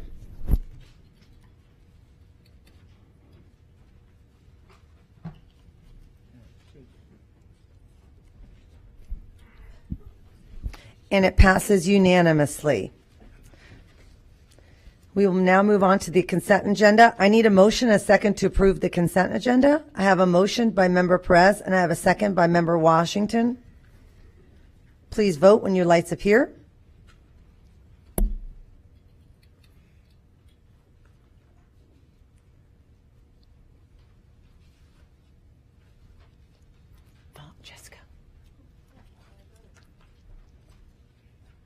And it passes unanimously. Okay. The following items will be heard tonight: C-102, C-105, C-107, C-108, C-303, C-402, C-502, C-702, C-703, C-705, C-711, C-1001, C-1002, C-1003, C-1004, C-1005, C-1006, C-1102. Prior to that, we'll go ahead and have our Financial Advisory Committee update. And Ellen Lyons, the chair of the Financial Advisory Committee, will be highlighting this item.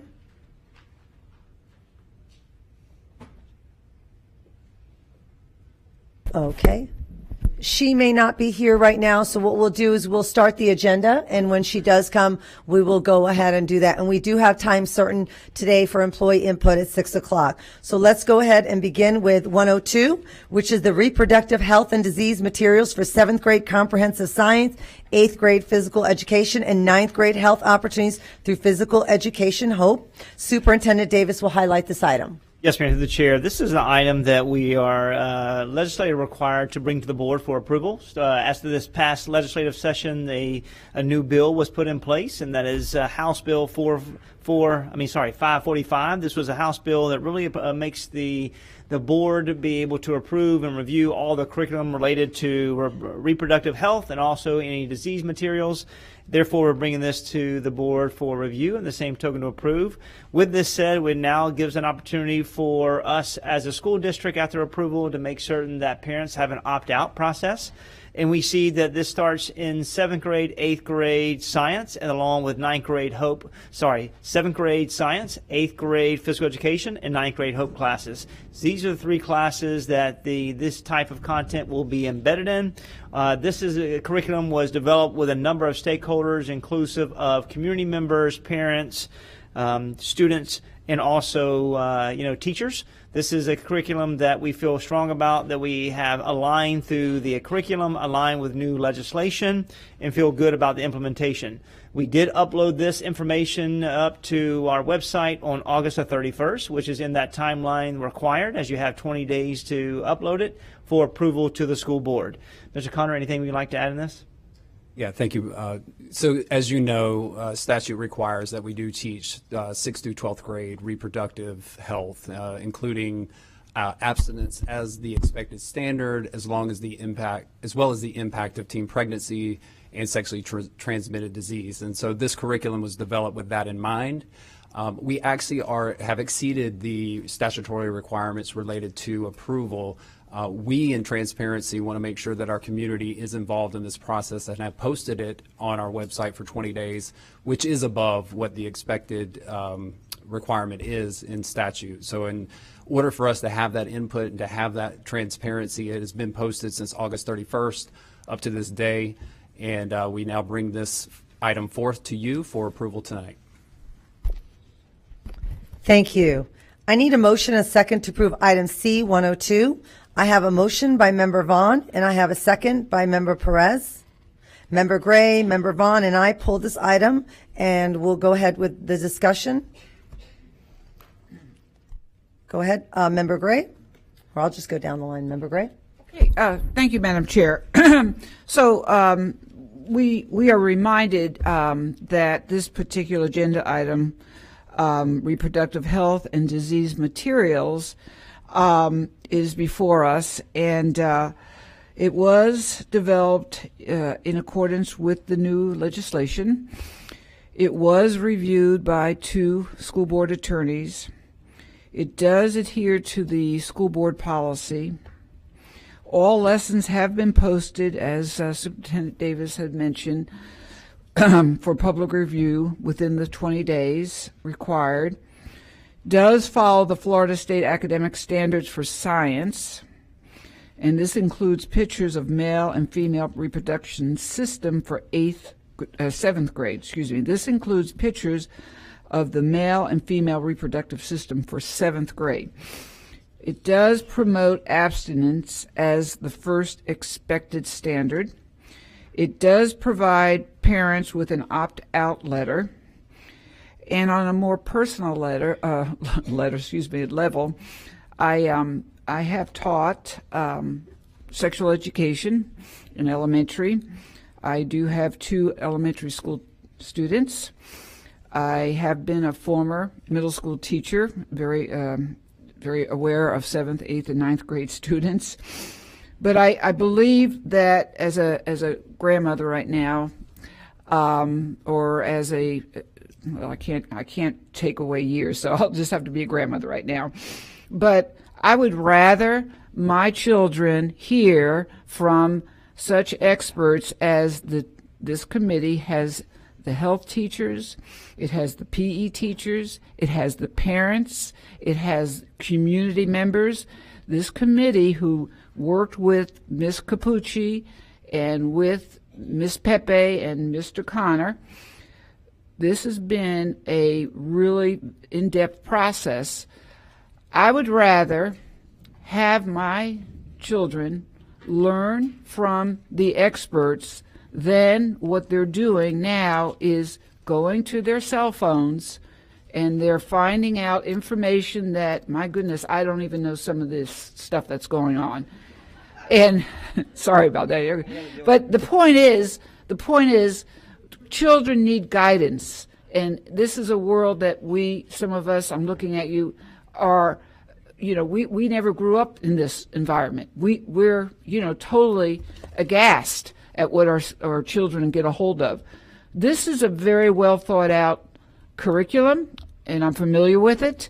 But anyway, that's my 2 cents. Thank you. Thank you, Member Gray. Member Snively. I'm sorry, Member Vaughn. Thank you. Thank you, Member Gray. That was a lot of information about whether it covers the statute and the guidelines from it, and it looks like you did a lot of thought into that. I appreciate that. I know Ms. Pepe went over this. In kind of getting ready for this, I researched what sex education is really for, you know, what the standards nationally have been identified for, and really what a majority of the country, different states and different counties, what they've identified as the reason for sex education. And they've identified that it's to help students realize their health, well-being, and dignity, build and maintain healthy relationships, including friendships, develop awareness about their own identities and support the identities of others, ensure the protection of their rights and the rights of others throughout their lives, consider their own boundaries and respect the boundaries of others, recognize and access support and information and care from trusted adults and organizations, understand their own health when it comes to safeguarding against unwanted pregnancies and STDs, reduce child abuse, sexual violence, harassment, and bullying. And in looking over our curriculum, I think that we've done a good job of pointing out the things that we need to without crossing the line. I think it is important that we have parental opt-out, so any parents who don't feel comfortable with this curriculum have the right to opt out of it and have a different lesson taught and speak to their children at home. One thing that I thought was interesting that I really appreciate in the data, because I like to think about data, is a survey that was administered to students who had gone through this curriculum, students in grade 9 to 12. We saw a decrease in students after the survey who were currently active after sex health from 26.2 to 22.1. Pre and post results from the students taught sex health in 7th grade.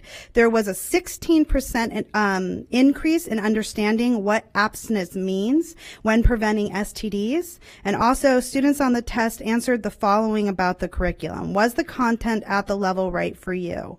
23% thought it was too basic.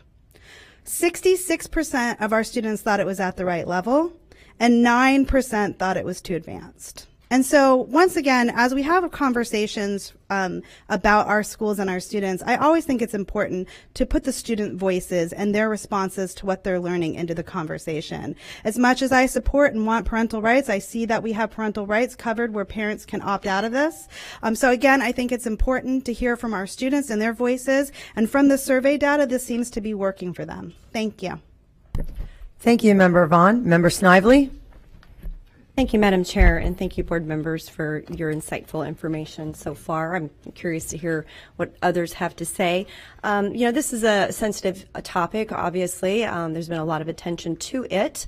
I would say that we probably go far above what is required statutorily for our school district, although some of what we do in our local policy this covers. And so just to quickly correct Mr. Connor, it is our local policy that requires reproductive, not our state statute that does that. However, we have to find a balance somewhere between what's required of us by state statute, our local policy, as well as to respect the education and the rights of our parents, and making sure that they have the opportunity, if they want to protect their children as they see fit. So I appreciate the opt-out form. I would like to see a little bit more transparency about why is there an opt-out form needed? Because there is some specific things listed on it, but probably not enough for a parent who hasn't had a chance to actually look at the curriculum to understand what their child might be exposed to in that course material. So I wanted to just briefly read, I think I have enough time to read, from a retired teacher who taught 25 years in our district, and she summed it up in a few quick paragraphs, and I thought I would share what she said. Though I think it important to teach biological facts at an appropriate age, the proposed curriculum strays from the science of anatomy and biology and proposes ideas that are not factual but based on societal and cultural trends. Such subjects as gender identity are indeed topics that cannot be avoided today, but are at best handled by parents and guardians, not classroom teachers. Such discussions must include the more sensitive consideration of a student's family perspective based on factors such as faith and belief systems that could not be part of the classroom approach. In addition, I am troubled by the co-ed discussions necessitated by the curriculum to young students, not yet in their teens, that can create confusion or embarrassment. I taught students aged 14 to 18 years, and I was always mindful of how innocent and protected most of these students were, still even seniors in high school, when I approached discussions on literature. Though young people are exposed to a myriad of sources about sexuality today, it is a mistake to assume they are ready and able to understand the complexity of human sexuality in middle school. Including terminology such as oral and anal sex in a pre-questionnaire is assuming that students have a knowledge and capacity of understanding that is grossly presumptive and unwise. In addition, students are directed to the Teen Connect Tampa Bay, which provides a link to Planned Parenthood abstinence page. It equates abstinence and outer course, reducing the two as simply an advantage versus disadvantage topic. Such oversimplification of a complex subject, framing the discussion in terms of what feels good and the possibility of pregnancy again, serves to point out we cannot usurp the role of parents and family to fulfill the role as a primary educator when it comes to sexuality. Thank you. I'll get back in the queue. Thank you. Member Hahn? Thank you, Member Combs. I appreciate all my colleagues' comments tonight.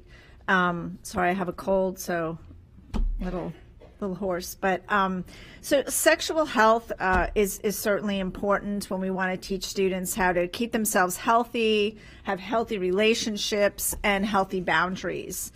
You know, when I reviewed this, I did click on the links. I went to those websites that teachers are encouraged to use during their lessons, and for students to go on to participate in some of the activities. And some of the other topics that are on these websites include abortion, how to put on a condom video, where to get the morning after pill, condom negotiation, why condoms come in different sizes and flavors. So it does include those things as well as all the other things that Member Gray mentioned. And my concern is that by including such links into these websites, it does now become an extension of the curriculum that you've given to us. It's part of the curriculum. So by approving this curriculum today, we're saying that we endorse these topics to be included in the curriculum. We endorse the conversations around abortion, around condom negotiation, around where to get the morning after pill. So that's concerning to me because, like Ms. Gray mentioned, children do need guidance. But on these topics, really, these are sensitive topics, and there does need to be an opportunity for those conversations to happen within the context of family beliefs and values, and not done outside, in classrooms where families are not present to share that. So I do have concerns about the extended curriculum given these websites. And what I would like to do is, make a motion to continue this agenda item so that the staff can go back and review these websites. If this does pass tonight, then I would like every single topic that's included in those websites included on our website. So parents, as Member Snively mentioned, that we are being transparent. We are teaching these things within this curriculum, that they're included in the opt-out letter, so parents know exactly why they need to consider opting out. So, Madam Chair, a motion to continue requires a second before you can go any further. Can you? Member Snively seconded. And we need to clear the board, please. And then we're going to go ahead and vote. No, we need to. You can have discussion about whether you want to continue or not, or you vote on the continuance. So what that means is, if you vote yes to continue, you will not vote on this topic tonight. It will come back. You want it to be at the next board meeting, Member Hahn? So it will be at the next board meeting. If you want to vote on it tonight, you would vote no. But before you vote and discuss, we need to hear from the superintendent and maybe Mr. Connor whether we're facing any sort of statutory deadlines that this needs to be done tonight, or whether there would be any harm in continuing it. And allow him to consult that, because if there's a deadline that needs to be met. Through the chair, and I'll say this before Mr. Connor gets back, the curriculum does start very soon. We do have a 14-day letter that goes out to our parents for opt-out, so they can make an informed decision on whether or not they want to opt out of this core content or curriculum that we're implementing. Is there anything else related to the time frame, Ashley? Yeah, so for our HOPE students, they'll be implementing in the fall. There was a committee that had thought that was really appropriate right before homecomings happen and different events that our high school students are exposed to. And so it was intentional by a teacher working committee that it is implemented in the fall. Just to address some of the... Time out. We're just talking about the continuance Okay. right now. So there'll be time to talk about that. So what I'm understanding, if we could translate for the board, there's no legal requirement that it be done tonight.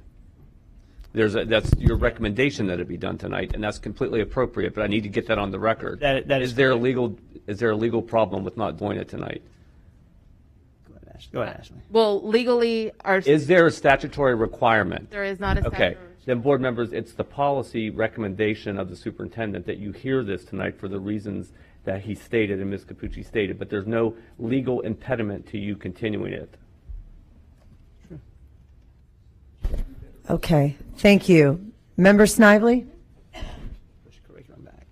Thank you. I would hope that we would all consider taking a pause, pressing the pause button on this.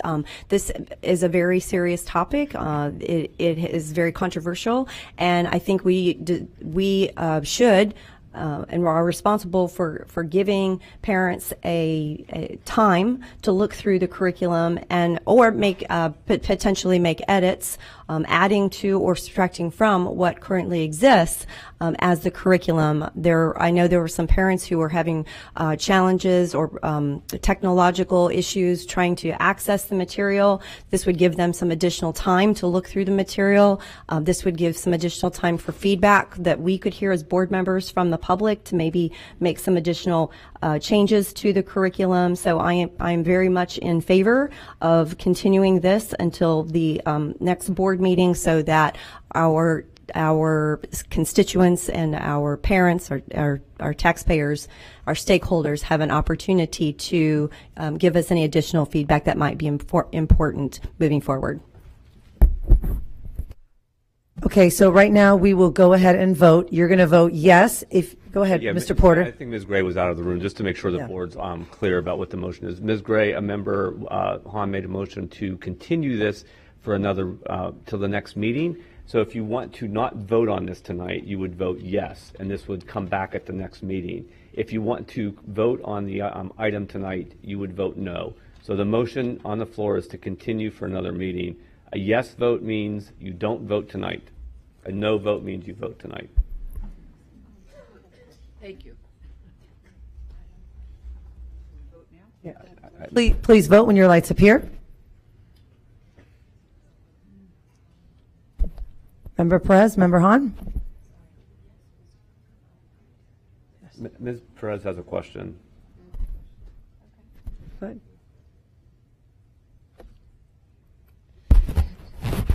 So, I had a question about okay. So with regard to this curriculum, this is what you mentioned that it was, you're following all the guidelines, correct? Yes, Mr. Chair. This curriculum was aligned in accordance with new legislation, with board policy, and also with state standards. So we feel very comfortable about that. So, related to it, if there's any adjustment or pause tonight, we have to go back to our curriculum guides, being able to reposition some of this content as it's intertwined or coherently engaged with the lessons, and make sure we articulate that with staff and also with our teachers. And all the links were approved as well? Every link that we have provided, our staff has reviewed and identified as supports to the content being taught for our teachers. Thank you. Okay. Thank you, Member Perez. Okay, so you are voting yes or no? You're going to, yes, go ahead, clarify. The choice before you right now is whether you want this item to be moved to another board meeting. If you want that to happen, vote yes. If you want to continue to vote on the item tonight, vote no. Okay, thank you. Okay, and it fails. We will be voting on it tonight with 2 yeses and 5 noes, with Member Snively and Member Hahn voting yes. and Washington, Vaughn, Perez, Gray, and I voting no. So now we will continue on with the discussion for 102 on. So we'll continue. Would anybody like to speak? Okay. Go ahead, Member Perez. Thank you. So the CDC reports that 1 in 4 girls and 1 in 13 boys experience child abuse. And it's sexual child abuse. And one of the most common ways a child's mental health can be distinctively damaged is through a traumatic event, especially with a childhood rape. So when, like Member Vaughn had mentioned, considering boundaries, learning how to consider boundaries, and trusting adults, one of the issues is when children don't understand their bodies or how to form these or consider their own boundaries, or who a trusted adult is. Some of the most prevailing mental disorders that happen to our children are suicide, depression, eating disorders, and alcoholism, believe it or not. And that's only to name a few. So going back to the superintendent, these links, I remember, and it was a while back, Member Washington could tell you that. He was one of my coaches. When I was in school and they had the sex education, I know my parents had to sign a consent. Back then it was a paper form, and I took it back to school. So this is not new that the parents opt out for our children either to take this course or not take this course. Am I correct? Yes, and there's been options for opt-out with sensitive materials through reading and through content classes, and we make certain that we are in compliance with that process, and we'll continue to make sure we educate our parents. If you go to our website, all this information is uploaded with all the links they can interact with, and at the same token, being able to show where we engage this process and what grade level. Really, historically, when you look at the standard, is a 6th grade standard related to being able to identify and investigate general functions of our major systems of the human body. But we don't teach that in 6th grade. We push that to 7th grade and then transition to 8th grade in physical education, 9th grade in HOPE. And how old are our children normally in 7th grade? It could be 12 to 14 years old. Mm-hmm. Okay. Yeah, and we have kids going fast now. Yeah, and we have children about 14, 13 that are getting pregnant, right? Yes. Okay. Yes, all right. That's all I had. Thank you. Thank you, Member Perez. Member Snively. Thank you, Madam Chair. Unfortunately, I see where this is going, but I just had a couple suggestions. Right. So I'm very disappointed, obviously, that we're not keeping it more scientific and not keeping some of the politics out of it. I would prefer it to be a little more scientific and less political, but obviously we're going to be keeping these links in, and social politics will stay in there. So that just makes me want to make sure that parents really, really take a hard look at this curriculum and understand what's in it. It's very graphic. I will give it that. It's very graphic material. It is above and beyond. I know that Ms. Perez asked if it meets the statute. It meets and exceeds what is required by state statute and our own local district policy. So warning, parents. Please take a good look at what the curriculum looks like, because there are a lot of things that might make you uncomfortable and might make your child uncomfortable, and maybe a better discussion for you to have with your child at home versus in the classroom. Thank you for the opt-out form. The more clear you can be, or the clearer you can be about what is in the curriculum, I think parents are going to appreciate that much more. I would also, if it's any consideration, I like the idea of potentially separating the boys and the girls from the instruction so that if the girls feel embarrassed or want to ask a question, that they're not intimidated by the opposite sex. Not that they should be, but I'm just saying that sometimes it makes more sense to separate the boys from the girls in those situations in sharing that type of curriculum. So anyway, I'm disappointed that we are including so much material that's not required by state statute, even more so than what our local policy requires. Some of it I do feel is inappropriate for 7th graders, and I know I've had 4. So that's just my opinion, and I'm sorry I can't support it. Thanks. Thank you, Member Snively. And just a couple comments. 25 years ago, I was teaching in middle schools here in Hillsborough County, and at that time, I had 2 6th grade pregnancies and another 7th grade pregnancy, and it was well before we had cell phones, when kids have access to everything, and well before parents are working 2 and 3 jobs. The thing that I support the most is that you can opt out. It's available online, and a hard copy of the opt-out form will be available to parents 14 days prior to the curriculum. We cannot live in like the 1950s. This is reality. And so at this point, I'd like to go ahead and hand my gavel to Member Washington. I'd like to call the question. Okay, so calling the question requires a second. That means debate stops and you vote immediately. So, Mr. Washington, if you could ask if there's a second to call the question. Do we have a second to call the question? And Ms. Vaughn has seconded it, so there's no debate. Board members, you clear the board again, please. So what the motion does, if you vote yes, that means there's no more discussion and you immediately vote on the item. If you vote no, that means the item continues to be discussed. So a yes vote means no more discussion. And just when the lights come on, you can take your vote.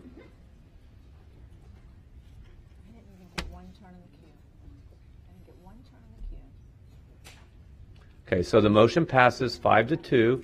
Madam Chair, you can take the gavel again. So we need to clear the boards again to vote on this item 102. Thank you. Please vote when your lights appear. Yes, you're going to support the 102, and no, that you do not want to pass.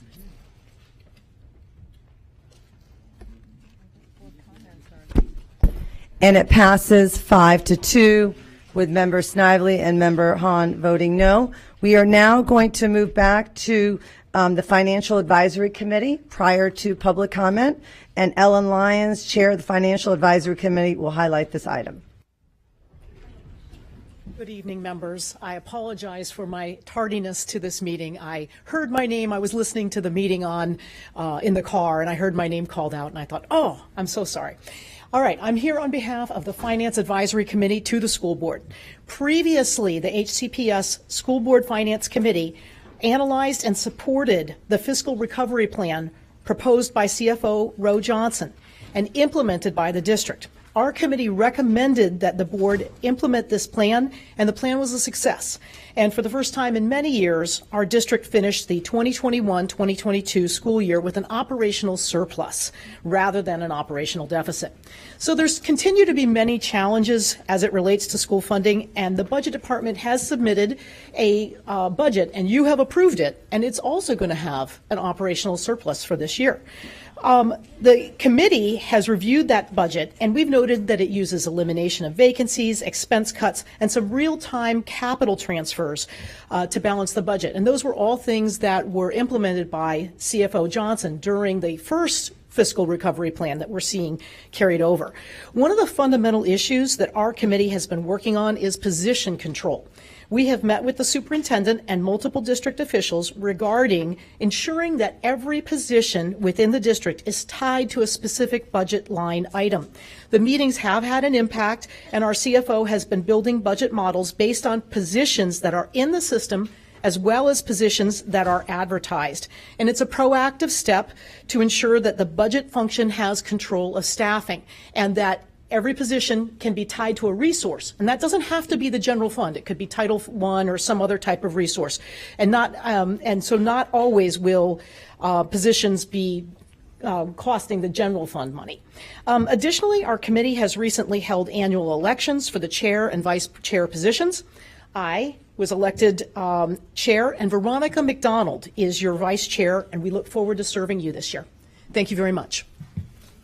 Thank you very much, and thank you for all your hard work and for the entire committee for all their hard work. I appreciate it. Thank you. Okay. We're going to go ahead and start the employee input. I think it would be just a good time, even though we're a few minutes early.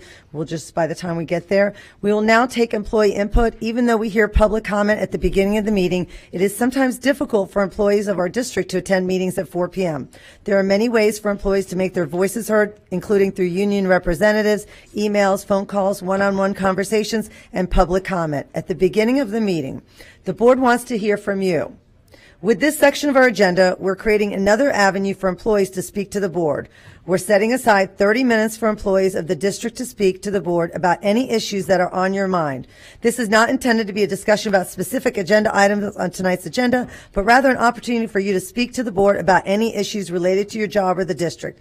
Each speaker will have 3 minutes this evening. I will call up the first speaker.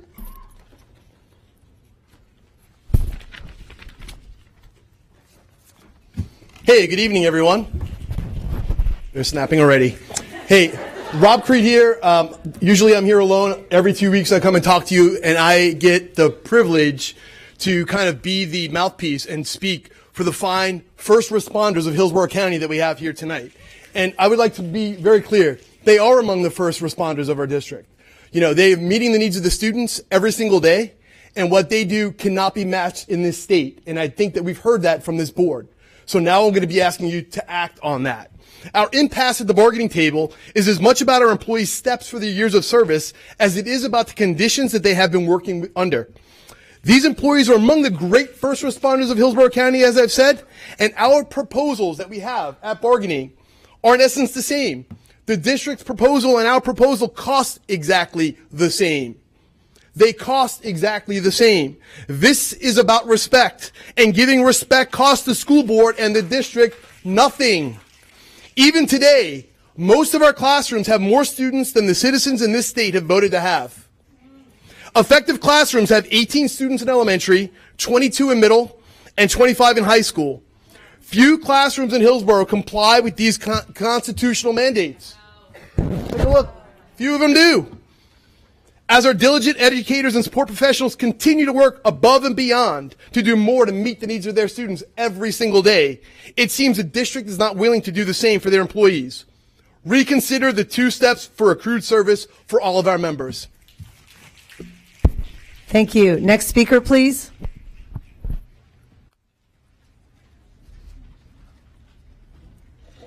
Hello again, everyone. My name is Nicole Teagarden. I am a second grade teacher at Heritage Elementary. Last time I was here, I spoke about some different and innovative ways we could support teachers since our leaders insist we cannot pay a competitive salary. I was very excited to hear some of the ideas I spoke of pop up in conversations and news articles around Tampa. I'm also deeply appreciative of speaking with Ms. Brown and Dr. Chimino, and I'm eagerly awaiting a response and a game plan going forward to pilot the typical peer program for teachers' children at 3 years old. I come today with an additional idea supported by research and data. Research has shown that over the past 20 years, a massive chunk of public school dollars are being allocated to a bloated bureaucracy of administrators, instead of putting that money into classrooms and into the pockets of professionals working directly with students at schools.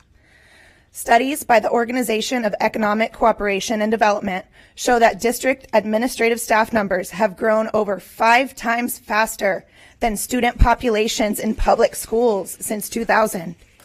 Specifically, from the National Center for Education Statistics, school staff, like teachers, APs, and principals, have only grown by 12% as a population, while administrative staff has grown by 75%.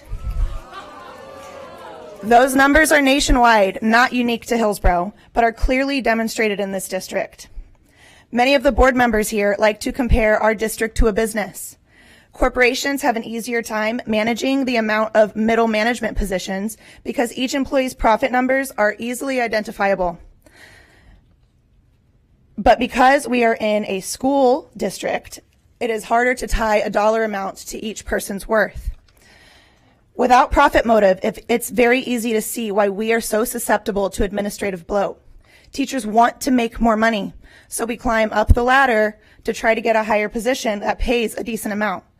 This puts teachers who are still in the classroom and ultimately their students last budget-wise. If you really want to talk about solutions, this is a clear problem that you can solve. Working to reduce this district's administrative bloat could put that money into recruiting and retaining qualified teachers. I am asking you to prioritize teachers and students. Until you can increase our pay to a competitive amount, please agree to our 2 salary steps that we have already earned and work towards improving this school district. Thank you for your time. Thank you. Next speaker, please.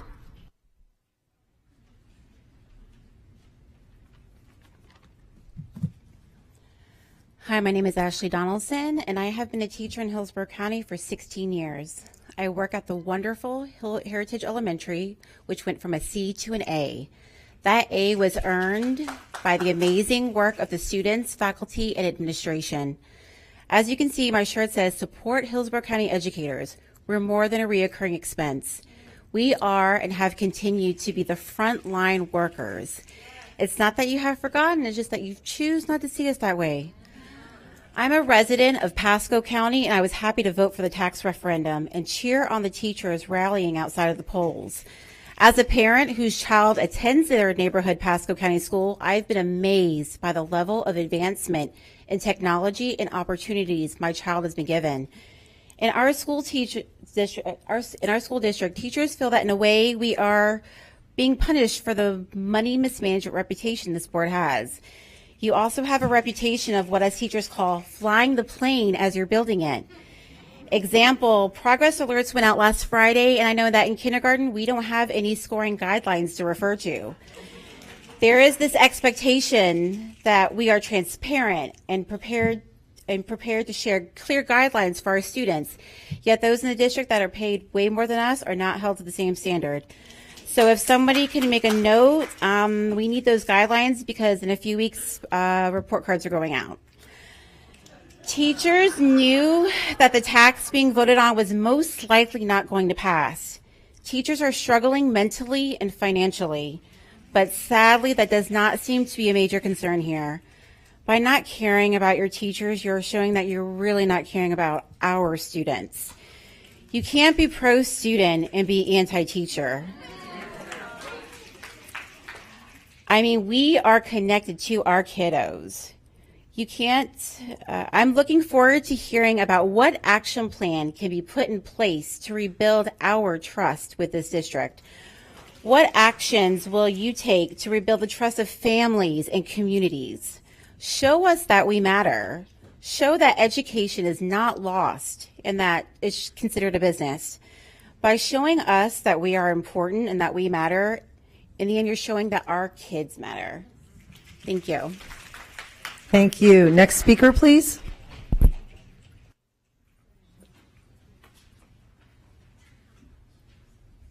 Hi, my name is Kelly Goshorn, and I'm a teacher at Hillsborough High School. I teach 10th grade intensive reading, and I just want to say that every single day, I love my job. I come into my job every day. Teaching to the contract is an impossibility. I cannot teach to the contract. If I did that, my students would suffer. And so what I do, I come into school every morning around 7 o'clock. I leave probably 5 o'clock every day, and I plan on Sundays for my students. And I've tried over and over and over to work to the contract, to go in when I'm supposed to be there, to leave when I'm supposed to be there, and I can't do that because it's a disservice to my students. And the thing about it is I've been working hard. I'm a highly effective teacher. I take my job very, very seriously. I teach the curriculum. I make sure my kids are learning. Our school went from a C school to a B school. Okay, and every teacher in here, you know, I was looking around and I was thinking, we don't look that great.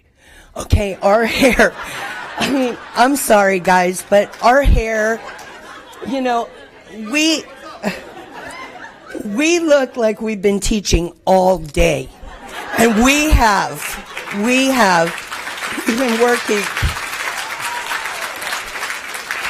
We've been working really hard since early this morning. And I had to go to a PBIS training this morning. Earlier in the week, there were other PDS trainings that we had to go to. Had to go to mandatory PLC meetings. And I'm trying to plan this and juggle this. I'm not a babysitter. I am an educator. And I deserve to be paid. I really do. Thank you. Thank you. Next speaker, please.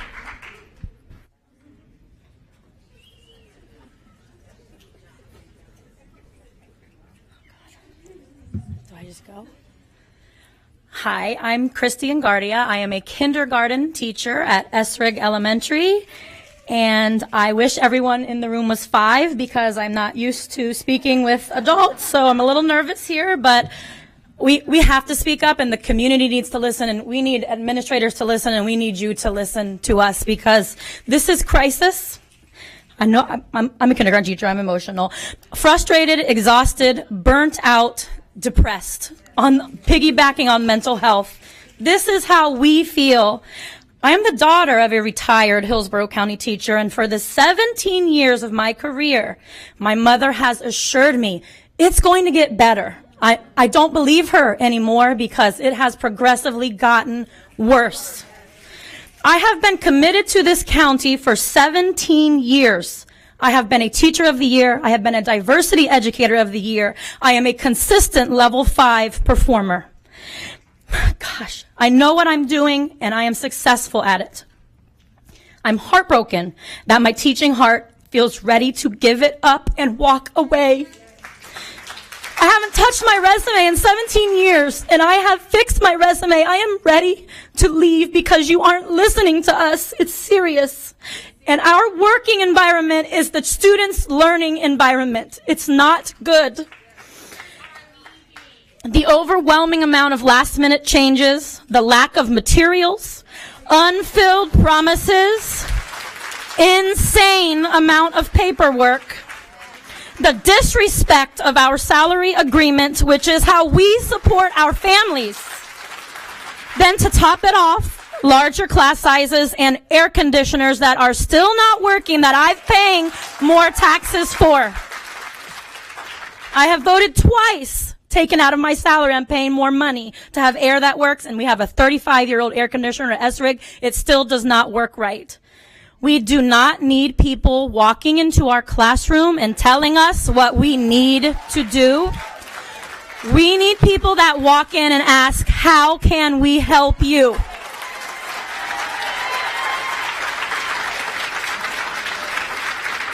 Let us teach and support us in any way that you can. The fact that there are hundreds of vacant spots in our school would not be a surprise to any teacher or support professional. This is a crisis, and it is the students that will be hurt in the end. Listen to the professionals that are in the schools, working with the children every day. Pay us what you owe us. And if you think the teachers are struggling financially, think about our support staff. I am not replaceable, and we are not replaceable. Thank you. Thank you. Next speaker.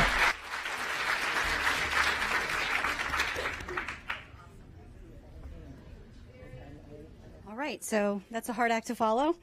My name is Connie Dawson.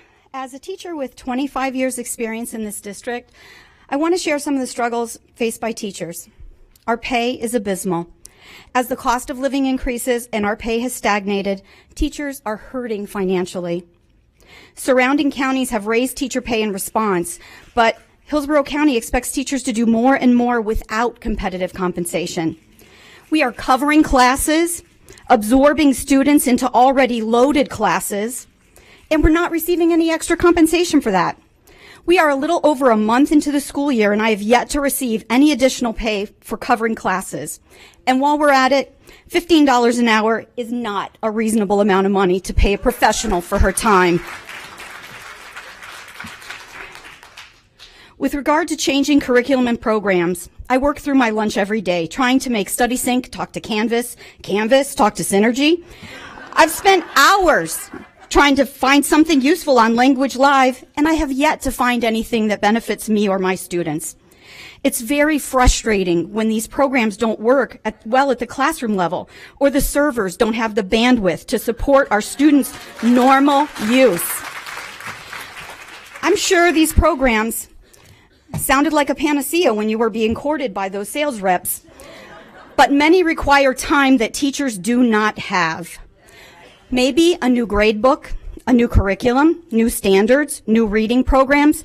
Maybe we shouldn't have done all that in the same year.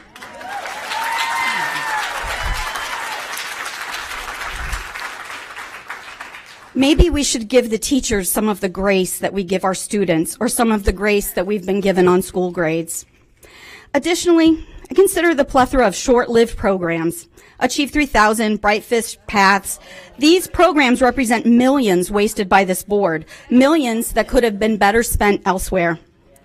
Finally, I fear you've been sorely misled by the district with regard to our teacher shortage. My level 1 intensive reading classes are stacked with 35 students in every class, and I count myself lucky because other teachers have 40. Not only is this situation untenable for teachers, it's also not good for the students who are at risk of not passing their graduation benchmark. Our school was blessed with 20 to 25 days of district employees to teach classes that had no teachers. Now what? Now we're proceeding with long-term subs, not qualified teachers. It's great for your bottom line because that's a whole lot less human capital. You're saving money by using subs, but for us, trying to make up for the difference for the students, it's a terrible situation. Our classrooms are so full, I don't think we would pass a fire marshal inspection, and yet, we were told we're lucky not to lose units. Excuse me, I've given you 25 years. I'm going to take 10 more seconds. Thank you. No teacher shortage is needed. Speaker, My please. hallway has... Speaker.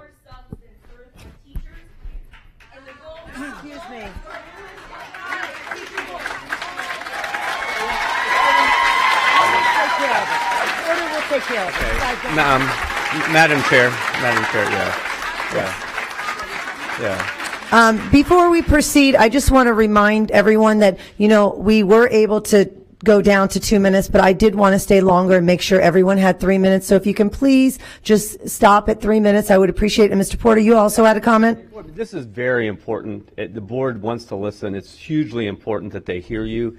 The board has typically not responded well or allowed sort of interruptions in the audience. You're here to talk. They need to listen. It's disrespectful to the other speakers when there's a lot of applause. We don't allow that during public comment. We just don't. I mean, we don't. And so you're getting a lot of... Okay, so Madam Chair, if you don't mind, the board wants to hear you, but this wouldn't be allowed during public comment. You're teachers, you're valuable, you matter, and they want to hear you. And this has gone on a lot, but the request is to please not clap and respond when other people are speaking. It's just a matter of basic board protocol, and I would just ask that you honor that. So thank you. Yes, thank you. And we really do want to hear from each and every one of you. So please, if you can just adhere to the 3 minutes, I would really appreciate it, because we are really listening to each and every one of you. Thank you. Next speaker, please. Sorry, I was just checking my phone for my steps because it does a better job of keeping track of them than my paycheck. And I realize I don't have a surplus of time right now, even though we have a surplus of budget to not honor those steps. There are so many things I wanted to discuss tonight, and I kept hearing more things that I needed to add. Classrooms, they are definitely overpacked. Trying to teach math to 37 students at once when I don't have room for those desks for them to get around is too much. Thankfully, it's stats. If it was Algebra 1 that was that crowded, they would definitely not be learning. And let me be clear, our Algebra 1 classes are that full. It is too many. 25 was passed for a reason.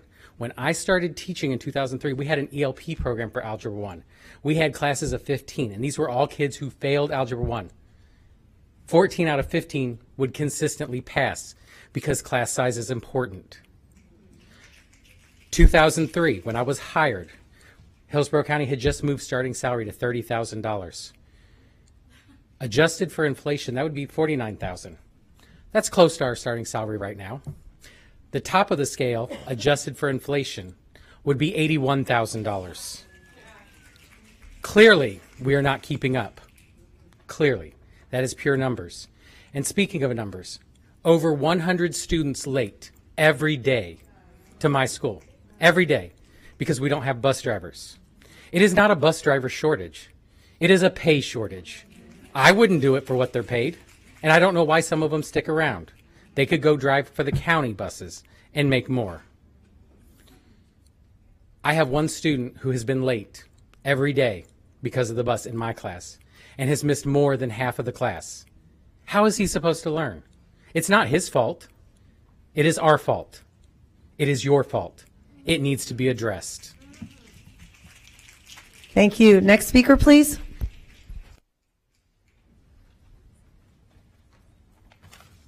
Hello, good evening. I'm Anastasia Jensen. I work at Lamb Elementary, and I'm highly effective. This is my 10th year teaching. I just wanted to come up here to tell you I'm stressed. I'm tired, and the school year has just begun. I feel like it's the end of the year. Class sizes are out of control, like everyone else is saying, and there's no end in sight. A unit was removed because class sizes were too small at my school. I had 18 students. Now I have 23, and more are enrolling every day. I'm not the only one with large classes, you saw. Others in my school have 25, 27 students, and I feel the maximum should be 18.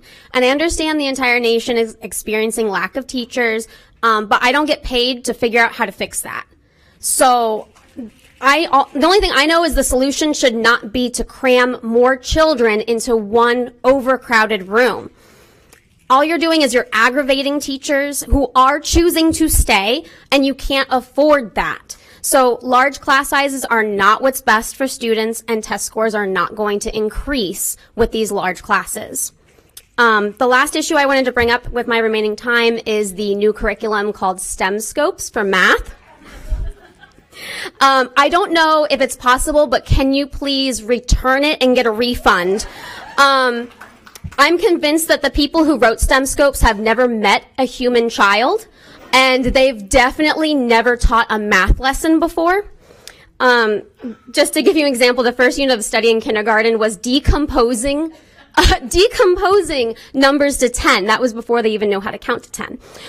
The student workbooks look like they came from the dollar store, and if I saw them at the dollar store, I would not purchase them. They're garbage. So this STEM Scopes math thing is just one more straw on my already broken back. So I ask you, my school board, I just want support. I'm asking you for help. Your teachers are leaving for a reason. Figure it out. I think a lot of people have already told you, because you're not doing what's best for students right now. And also don't give STEM Scopes any more money, please. Thank you. Next speaker, please.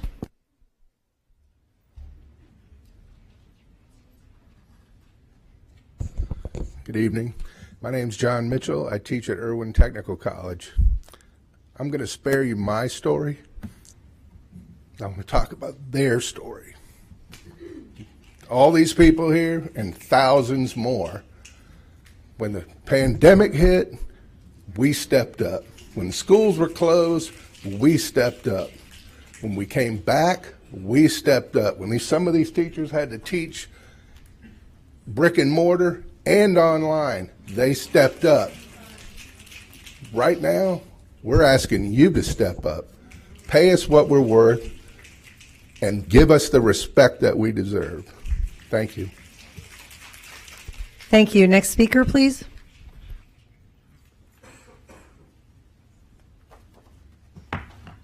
Good evening. My name is Frank Dill. I started teaching in Hillsborough County Schools in 2011. I should not be here tonight. I'm a science teacher. This is a political forum. This is not what I do. But I'm here because I'm not clear where you're getting information and data to make your decisions.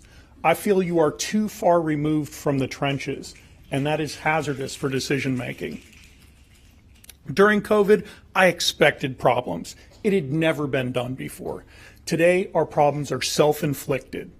We are in a downward death spiral in this district. We are understaffed, and the remaining staff are asked to do more until they burn out. After classes were leveled this year, my roster had 215 students in 6 classes. A T-pay would be 210 students in 7 classes. I'm teaching a class for free. A note to the union, T-pay should be based on head count, not classes, or the administrators will exploit it. Another note to the union, the district is running on comp time, which is unpaid labor. The district should pay out any comp time hours beyond 100. At my school, a teacher is currently on leave for PTSD. Multiple teachers are looking for new jobs, including bartending. We have turnover in the administrative staff. Tutoring money is currently being spent so that teachers will guard the restrooms. If you think it isn't a crisis, you do not have the right mindset. Go sit in the algebra class that has a long-term sub with a sign that says check Canvas. Every day the assignment is the same. Read this page in the book, answer these questions. I'm not sure if you could learn algebra that way. I don't think a 15-year-old should be expected to learn algebra that way. During the Vietnam War, U.S. generals did not have a clear view of the battlefield. I would suggest neither do you. Thousands died on the Somme because the generals were too far behind the lines. I do not believe district leaders have done their due diligence. I'm offering you a service. If you care, email me, frank.dill@hcps.net. I will give you an unvarnished view of the truth, including today you were working on sexual health. I have teenage girls who understand menstruation, but not what ovulation is. They also don't know how many holes they have, and that is how they express it. If you need the truth, contact me. I'm happy to deliver. Thank you. Next speaker, please.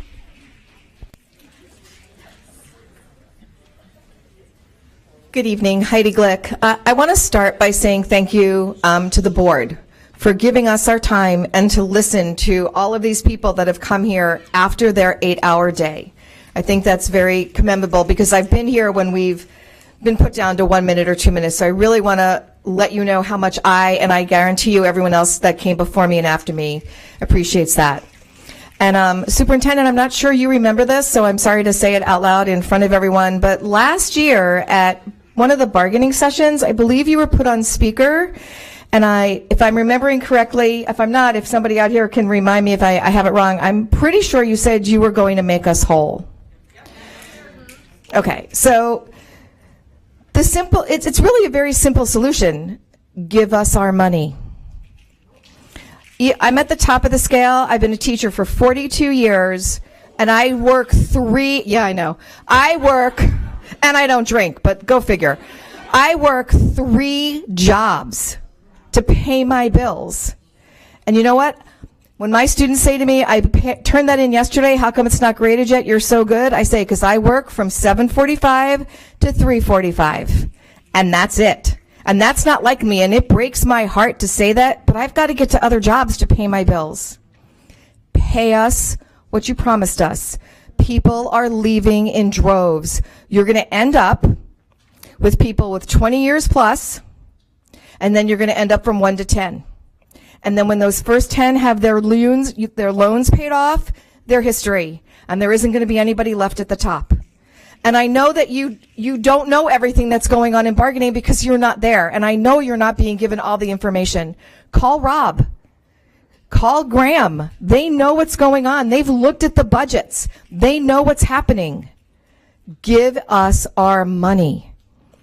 Even just giving it to us still doesn't make us whole, but it makes the whole a lot smaller. Makes the whole a lot smaller. Thank you again for listening to all of us. I appreciate it, and I know they do too. Thank you. Thank you. Next speaker, please. Hi. I'm going to try to be as quick as possible. I battled over the past few days trying to figure out if I should write this professional teacher letter that explains how I feel, and I decided no. I wanted to give it to you. This is Darrell. You're not going to get Miss Bellamy, the behavior support teacher. You get Darrell. So I was born and raised in Fort Lauderdale, Florida, Broward County. I was teaching there. I just moved here August the 1st. I checked to see what you guys pay, to see if I can afford to do this by myself. So I got my first full check last week. I did bring that, though. My gross pay, I'm open, I don't mind. My gross pay was $2,399.05. By the time all the deductions came out, I saw $1,327. That is $1,071.53 in deductions. Almost 800 of those deductions were involuntary. The last almost 300 were voluntary, but it's things that I need, like my health insurance. I have to pay extra. I'm epileptic. I used to have seizures. My anxiety can cause them to come back. So I need the extra so that I can pay for the extra, because the regular insurance does not cover what I need. When I came here in July, I got sick, so I didn't even make it to the week of pre-planning. Well, not pre-planning, the thing for new teachers, the teacher training. I got sick here and had to check into Advent Health. They want their money. They're emailing me. I don't have it.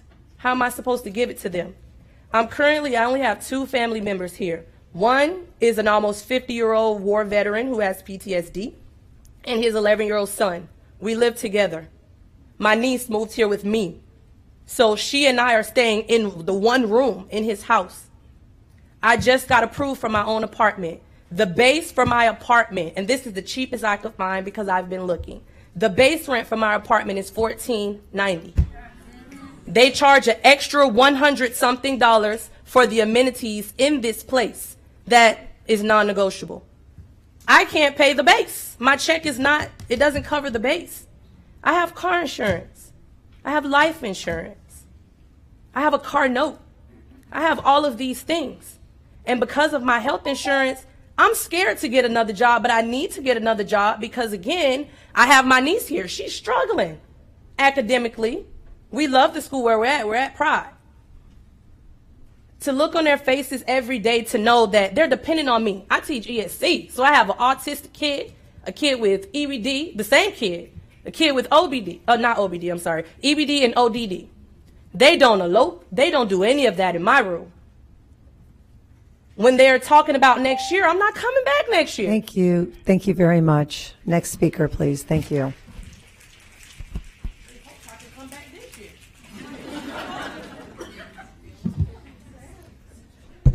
Sorry, I'm short.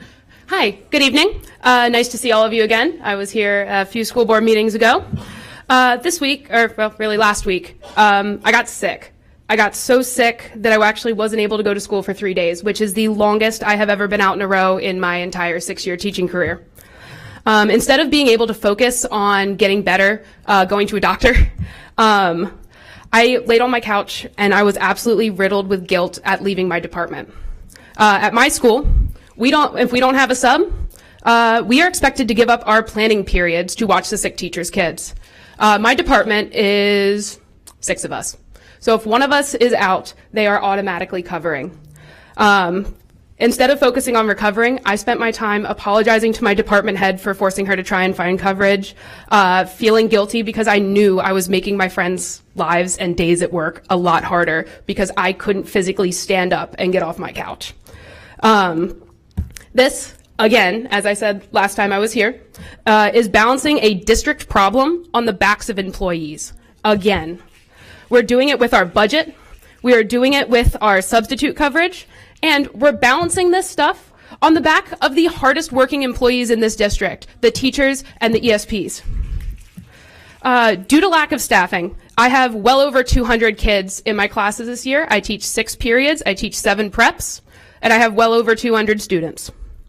Losing my planning period is absolutely devastating to me. With over 200 kids, I can't make up that loss of grading time.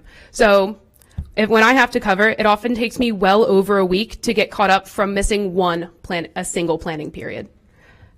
Best way to fix this problem, because I'm not going to come at you with problems and not a solution, honor our years of service. That is the absolute bare minimum you could be doing right now.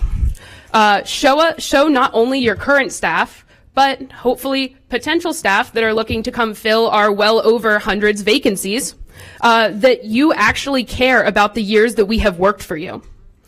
Because right now, non-recurring supplements are not telling us that. They're telling us that the last 2 years didn't matter at all. The 2 hardest years of a teaching career didn't matter. So, this teacher shortage is a crisis. I know you've heard it today. I know you've heard it multiple times, but I'm going to say it again. It is a crisis. We cannot bear the brunt of this crisis anymore. It is not on us to fix. It is on you. If you do not find a way to fix this, the burnout will get worse, the turnover will get worse, and ultimately, it's the students who are going to suffer. Thank you very much. Have a great night. Thank you. Next speaker, please.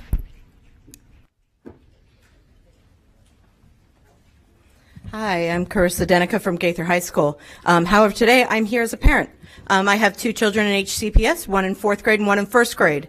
I have concerns that my little one may not have the same quality of teachers if we don't handle the shortage.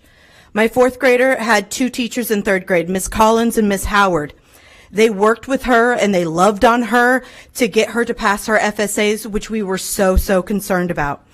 In 2nd grade, we had a mess of a year. That was our COVID year. But she ended up in Miss Phillips' class. She came home every day laughing and telling me about Charlie and the Chocolate Factory that they were doing in book club. In kindergarten and in 1st grade, Miss Chin, Miss Nunez, and Miss Van Name set her up on reading and procedures that have set her up to build upon for the rest of her education career. She started with the wonderful, amazing Miss Dupree and Miss Fishback in VPK. My little has not had this typical experience. She only got Miss Dupree for half a year. She went through 3 kindergarten teachers. And I'm worried that given the counties around us raising their salaries, the teachers that my little needs may not be there. I know when it comes to it, we don't want to talk about money, but for most of us, we need to talk about it, and it shouldn't be something we fight for every year. If we can't keep up the quality education that my children and their peers deserve, are not something that we're going to be able to look forward to. We're going to have something just to worry about. Thank you. Thank you. Next speaker, please.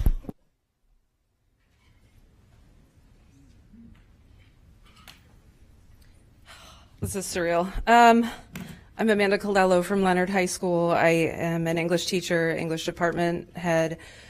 I do ELP, and I also deliver food for Uber. I first got my idea to come here today because I saw an article in the TVT on 8/29 that the teacher shortage crisis was over. It's not over. It's been pretty clear tonight, I think. At my school alone, because I can only speak to my school, we have about 14 vacancies. There are so many periods T-paid out that there are not enough teachers to cover absences. Classrooms are too full to allow for dispersal. For example, 43 in an English class, 8th period. As a result, in any given period during the day, there are 30 to 120 students sent to the media center. And incidentally, she gets paid $15 for the day for her coverage of those classes. We have these vacancies because the teachers are fed up. We're sick of being jerked around. We're sick of being taken advantage of. So the first step towards remedying this problem is for the district to give us our steps and finalize our contract. Today I found out that our long-term sub from Kelly in English, Friday is going to be her last day because she found out her rate is being reduced from $23 an hour to $16 an hour because we're not a transformation school. That's $520 a month for her. So she doesn't want to leave. We don't want her to leave. She's been there since the first day of school. She's built relationships with her students. She is teaching them. And I just want to know who that directive came from. How are we going to cover those classes on Monday? Because, to be clear, with that one, we'll have 3 vacancies without subs, without long-term subs, without coverage. So that's 450 students who have at least 1 period a day with no classroom community for them, which results in students wandering around the campus, students leaving the campus, students hanging out and vaping in the bathrooms, students getting into fights, students opening gates for anyone to come into the campus. It increases the risk of trafficking. And I really thought that would take up all of my time. I hope that our words are getting through. Thank you. Thank you. Next speaker, please. Hi, my name's Amanda Fessenden, and I teach at Hill Middle School, and we have it pretty good from what I'm hearing. I'd like to begin, though, by listing a few numbers just to show you how much extra time outside of planning and the school day that teachers give to their students for free. 21 hours. That's how much time I worked outside of the classroom on Saturdays the last 3 weeks. 6 hours. That's how much I work a week before and after school combined. Make no mistake that this applies to most teachers and is definitely not unique to me. Most teachers put in at least 3 or 4 hours before and after school for free. Then we spend our conference periods covering classes, meeting with our subject areas to learn the new curriculum and new standards to best serve students, as well as all of the new computer programs. That's on top of PLCs. Also, many of us choose to attend concerts, go to games, or chaperone dances to support students. Not to mention differentiating lessons for ELL and ESE students, which we do not have close to enough help with. Also, I would like to mention our office staff. Just today, there was a phone call when I walked in about how they were upset because we lock the gates to get on the track. They are dealing with irate parents on a constant basis and disrespectful students that are taken to the office because there's nowhere else for them to go. Because they disrupt, curse the teacher out, or whatever they're going to do, and nothing happens. Every single day, the same students. We have a lack of communication as to discipline on top of it all. It is a problem. And the aides and these people are making less than $15 an hour. They could go to Chipotle and make that and get cursed out by somebody who didn't get their proper food. What would you do if teachers truly decided to work to contract? Everything would just completely fall apart. Our students would not feel valued, and that is who we're there for. How long are we supposed to be altruistic public servants that don't care about the money that we make? How long are we expected to do more for other people's children than what I'm able to do at home for my family and my child? Here's another number, though, $3,265, which is how much money I lost between 2020 and 2021. I don't even have to go up. I would like to just stay the same. Most teachers have been losing money from year to year because bonuses have been taken away. We don't want a bonus. We want the money that is owed to us by our steps that we have earned for our years of service. I am at 23 years, 21. It's not right. It's also not fair that I have a colleague that has been teaching for 6 years with a master's degree and is making only $500 more than a brand new teacher. We're not asking for raises. We're asking for our steps, and you have to figure out how to make that happen. Thank you. Next speaker, the final speaker for tonight. Hello, everyone. I'm Angela Colanello. Aside from the fact that I was supposed to start with 7 units on my grade level, we started with 6 because there weren't enough people. Our district friends left, and that now came down to 5. On my grade level, we have 5 open positions just at my grade level. And the 600 vacancies going down to 300 is not because people came in and they're happy to be with us. It's because you took them away. We're going to get back to that in a moment. We spoke about mental health always being at the forefront, I don't know if you know what it takes to prep a lesson plan for a day that you're not going to be in the classroom, to prep your kids emotionally, to prep the lunch ladies, to prep your team, to prep dismissal, to prep the parents. Like, it takes so much to take your mental health day. So I just want us to keep that in mind when they're throwing mental health at us. We talk about mental health for our students and our school counselors. My children can't go to the school counselor for mental health because my employer took her away. We don't have one. There's a temporary one being shared with people, but we don't have one. They don't have one. We are not cattle. This pool thing, that happens, like, no one in here is a farm animal that can just be placed where you think that they should go because it saves money. Like, this is livelihood of every person in this room, every teacher, every child, and I'm fearful for how we're looked upon. We're not animals. The children are not animals. Their livelihood is being taken away. When you rip their teacher and you throw them like little ants into other boxes, it is not okay. We're not putting them at the forefront.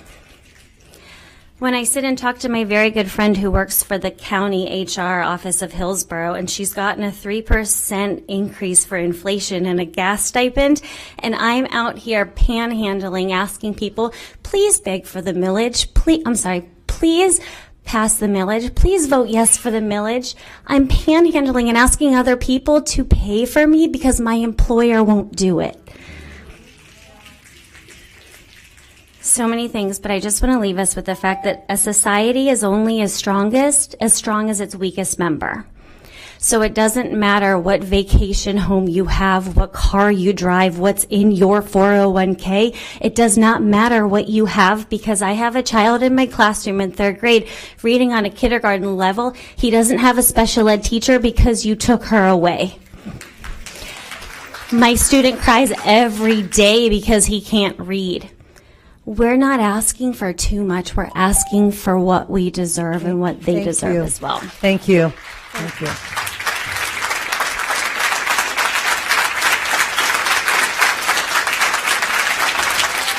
Okay, we'll go ahead and take a 5-minute break.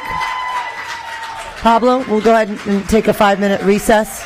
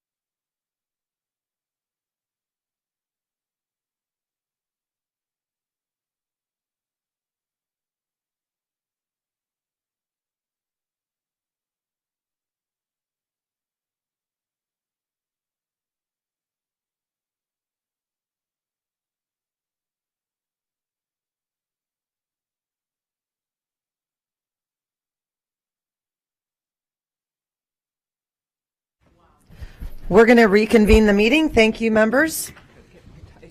We will move on to 105, which is a sole source purchase of Kaufman Brief Intelligence Test, KBIT, second edition from NCS Pearson. Superintendent Davis will highlight this item. Yes, ma'am, to the chair. This is an opportunity to serve our gifted population. Right now we have close to 16,000 students that have been identified as gifted. As we know that students that are identified as gifted bring additional FTE to make certain that services are provided to continue their academic growth. In this process, we haven't adopted or purchased an additional gifted kits since 2004, which is 18 years ago. So this is a perfect time for us to be able to update our content to allow to make sure that we have the appropriate screening processes. Kaufman came out with a second edition, and this is our ask to the board to use and leverage $91,000 to our gifted funds to be able to give 250 kits to our schools so we can properly serve our students in elementary, in our middle schools, and also in our K-8 schools. Thank you, Superintendent Davis. I need a motion and a second to approve item C-105. I have a motion by Member Gray, and I have a second by Member Vaughn. Member Vaughn, you pulled this item. Do you have any questions or comments? I do. Thank you so much. I cannot express how excited I am to see this. For a long time, I've had concerns and questions from parents about access to when it comes to gifted and the testing process in general.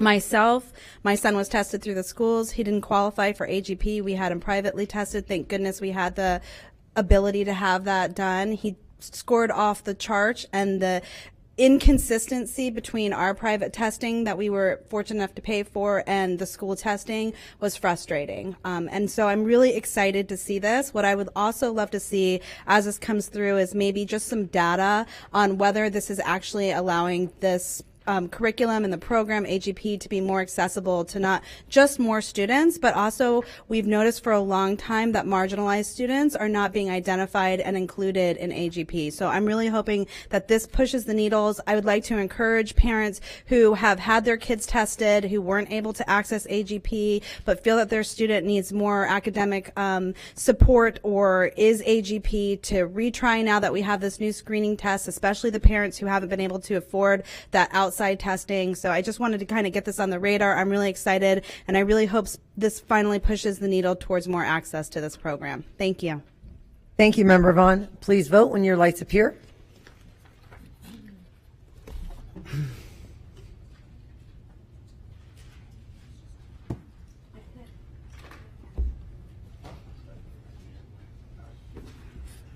And it passes unanimously.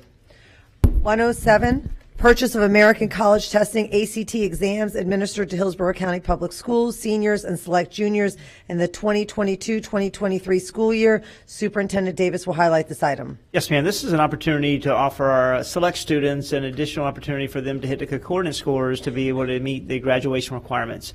As you know, we had 6,400 students last year that did not meet the criteria for FSA 10th grade for graduation. After giving them opportunities to take the ACT during the school day and giving these 2 days for our students to have this opportunity to meet the threshold, over 2,500 students met it through ACT. So this is bringing to the board being able to use acceleration funds, and this is a restricted categorical to be able to use in the amount of $200,000. Thank you, Superintendent Davis. I need a motion and a second to approve item C-107. I have a motion by Member Washington and a second by Member Gray.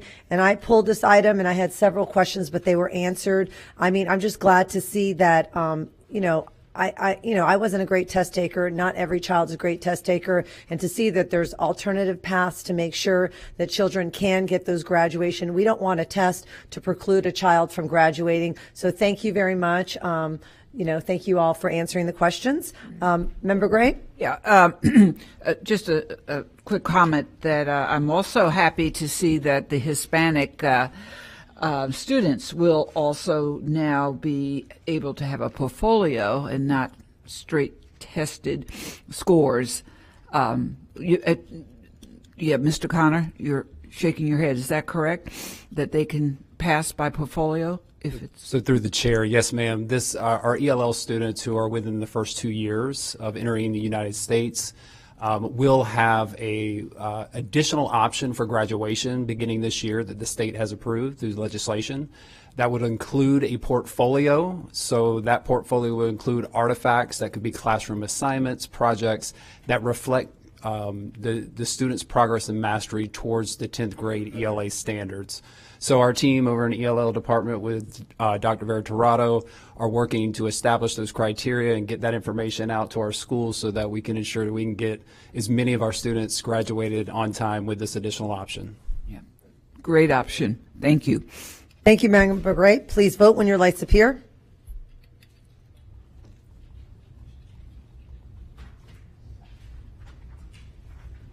And it passes unanimously. 108 Sole Source 22233 SSDSK purchase of Packback Digital Instant Student Feedback and Teacher Grading Assistant from Packback. Superintendent Davis will highlight this item. Yes, ma'am. This is another opportunity to assist students who are taking accelerated courses, whether it be ACE, IB, dual enrollment, or AP courses. We do know that the ACE exam is a all written response examination. So being able to leverage this platform through digital writing and also for digital scoring allows our students to look at their mechanics in real time, allows to help them with critical thinking, and it also allows and saves teachers a sufficient number of time with writing facilitation, assigning frequently content, then also being able to leverage the rubrics to evaluate writing. So this is real-time direction for our students as they interact with this platform. And this was brought to us from our teachers from both Leonard and Middleton who identified this as a resource. So then we got a cohort of teachers together in this district, and 88% of them said, you know what, this would help us tremendously. So this is a pilot to be able to leverage impact around 32,000 students in our district. This is used through University of South Florida, also Miami-Dade College, and HCC is using this as well. And we also have Orange County and Osceola County using this within a district. Thank you, Superintendent Davis. I need a motion and a second to approve item C-108. I have a motion by Member Washington, and I have a second by Member Gray. Member Vaughn, you pulled this item. Do you have any questions or comments? I did. Thank you so much. I was really on the fence about this one because it's hard for me to justify another computer program, especially when it comes to writing. However, you did impress upon me that this was heavily wanted by the teachers who were excited that we have their buy-in, that they will really utilize this when it comes to grading and some of the challenges, as well as supporting our students who are in accelerated programs. So I'm going to vote yes for this, but I think we did talk about next year coming back with statistics, feedback from the teachers to make sure that this is a good fit, as well as, because I mean, right now we're just going off of colleges to see if it's actually been impactful. So making sure that now that it's geared towards, you know, our students in public 9 through K, is this 9 through K or? Yeah, 9 through 12. 9 through 12. 9 through K, got it backwards. Okay. So I just want to make sure that next year, you know, this is as impactful as we hope it's going to be. So thank you so much. Thank you, Member Vaughn. Member Perez? Just for clarification for the community, can you explain where the financial impact is coming from, please? Yes, through the chair. This is coming out of our supplemental academic instruction restricted categorical. So these funds are used for specific for something like this in terms of supplementing the instruction that occurs in the core. So it's a perfect fit for these funds. Again, it is not an impact to the unrestricted general fund. So that completes that. Thanks. Thank you. Thank you, Member Perez. Member Gray?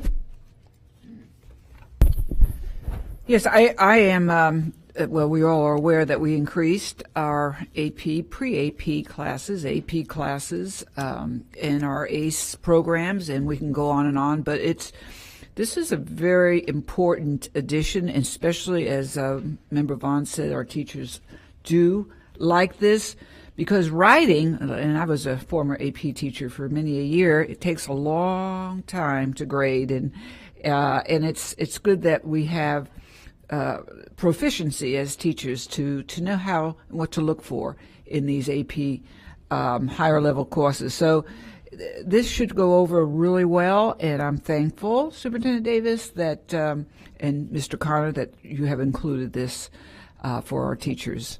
Thank you. Thank you, Member Gray. And I also wanted to comment that, you know, the one program that we used, paper, last year, that was a great use tool for a lot of students. And now that we're not sure if we're going to be able to, we're not sure what the future lies in that. This is really important to have that. With the number of AP, IB, the expansion of ACE program, we want to make sure the students are successful, and that includes a lot of writing. So especially with the IB and the growth in all the programs throughout the district, and all the, you know, dual enrollment classes that our students are taking, writing is just very essential, and I think this would be a great asset and value for our schools. So thank you. Please vote when your lights appear. It's a race to the finish line. Lynn. And it passes unanimously. 303, the Turnaround School Supplemental Service Applications, TSSSA, for Hillsborough County Public Schools for 2022-2023. Superintendent Davis will highlight this item. Yes, ma'am. This is a additional funding source that select schools get from the state of Florida related to school turnaround initiatives. These are criteria for implementing district turnaround plans. Also, this is for schools that have earned 3 consecutive grades below a C, or a school that may have improved to a C and exited turnaround status for the last 2 years. And what this does is provide clarity on how they provide interventions, resources to our students, also how they leverage money to engage our community, and at the same token, how they continue to make certain that they identify to be able to recruit and retain personnel within their schools. So this is all plans that are approved by the board, and then we'll send to the Department of Education as well. Thank you, Superintendent Davis. I need a motion and a second to approve item C303. I have a motion by Member Washington, and I have a second by Member Gray. Member Gray, you pulled this item. Do you have any questions or comments? Thank you, Madam Chair. I did have a question, and I have a comment first. I want to thank Joanne Perino, who was an ultimate taskmaster to put all this together, all of these courses. But my question, Superintendent Davis, it's not very difficult, and I would suppose I could have asked Ms. Brown earlier, but is this a way for our low-performing schools do we plan on this to be sustaining their higher academic? So it's good, the funding is good, but can we sustain all these services? And you might want to describe all the various services that these schools get. So this is additional funding that's identified by the state, and they hit criteria for schools that met the threshold that are previously mentioned. And in the district, 18 schools meet that threshold that have been in that underperforming status and that need additional supports. So what this funding does is around $4.5 million that comes to our school district, and their role and responsibility is to determine how they will expand the learning time, how will they enrich the learning time, are there supplemental materials they use to be able to fill gaps based on the content that we had to adopt. Are there proactive ways to use funding to engage our communities, whether we're going to our communities, to our families, or they're coming to us, and how they can continue to be thought partners and engage our community. So this is all to be able to take a holistic approach of the community so the school doesn't have to work in isolation, and give them additional funds to be able to leverage it. Every school has different needs and their unique perspectives, so these plans are not copy and paste in any way, shape, or form, and they're often reviewed by Ms. McCray and her regional superintendents, or Sue as well, to be able to make sound decisions moving forward. So, and that begs the question, were these schools once transformation schools, and then they got to the turnaround and the revenue came in? The majority of these schools are transformation.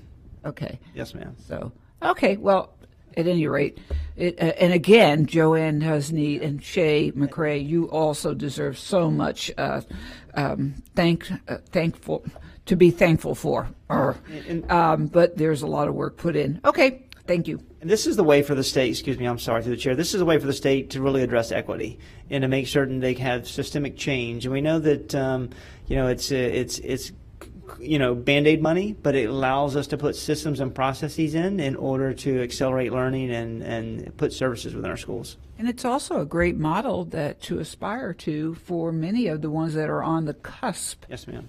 It's really a community school type model. Yep. So, okay. Thank you, Madam Chair. Thank you. Please vote when your lights appear.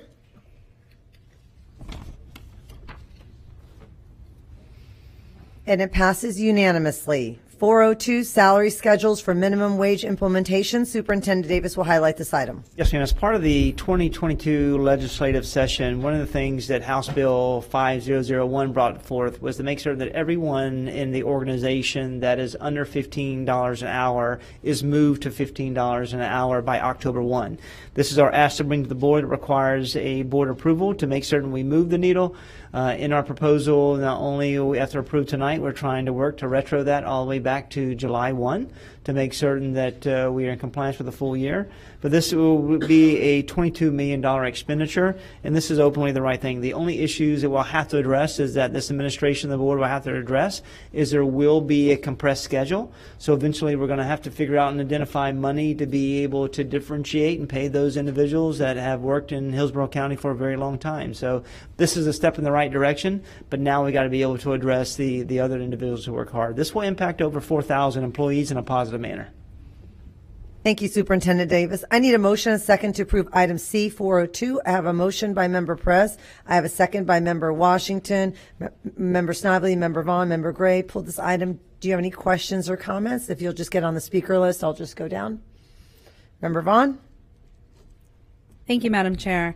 I wanted to clarify some things because we've talked about this amount a lot. We've had a lot of conversation about this money in general when we're talking about the budget holistically and moving pieces and the per pupil funding and how that is giving us less revenue because of the fact that we were anticipating this. However, this number is substantially smaller than the number we've talked about previously. So I'm wondering, is that because we're anticipating doing some more retroactively that will come before us again? And this number is anticipated to grow, or is this the final number? Because we've talked about 46 million, we've talked about more money than 22 million. And then I guess I want to understand 14 from the general fund plus an additional 8,000 from other funds. So now we're talking about overall the $15 an hour raising people up from our general fund is now $14 million is what it's going to be taking away?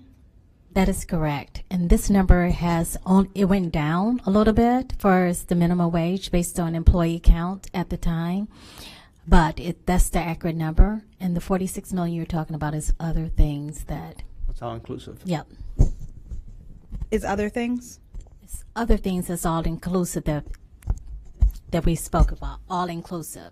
But this 14 million is this 22 million is what is mandated from the state to give everyone up to $15 an hour minimum wage requirement.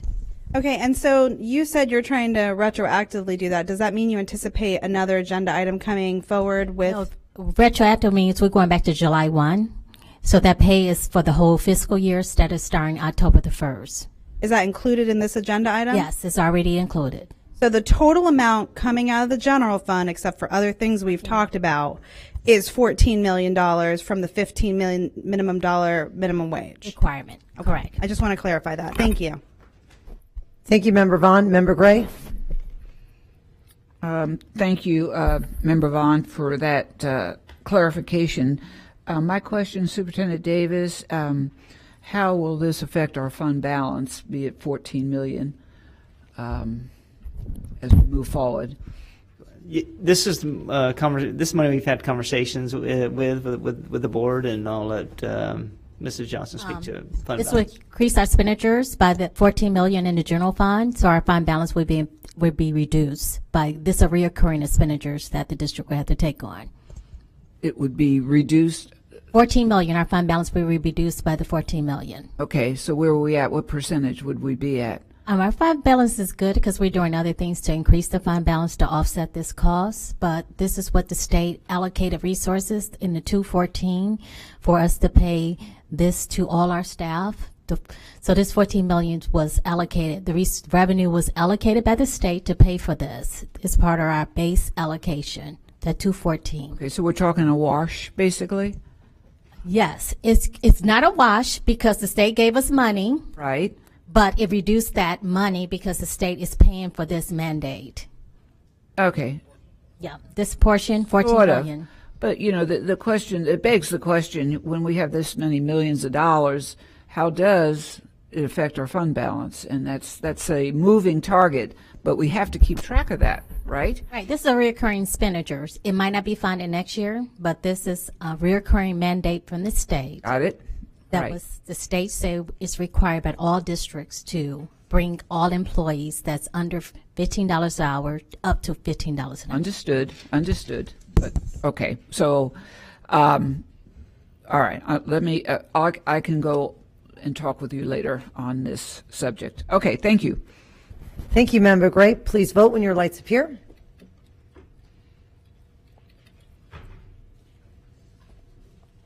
And it passes unanimously.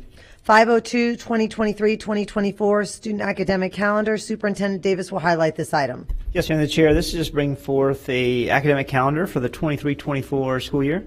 There was a committee that adjourned of district staff, of divisional representation, of teachers, of CTA members, all to be able to come and review the calendar for approval. We just want to make certain we approve this to be able to articulate the days for next year to our community.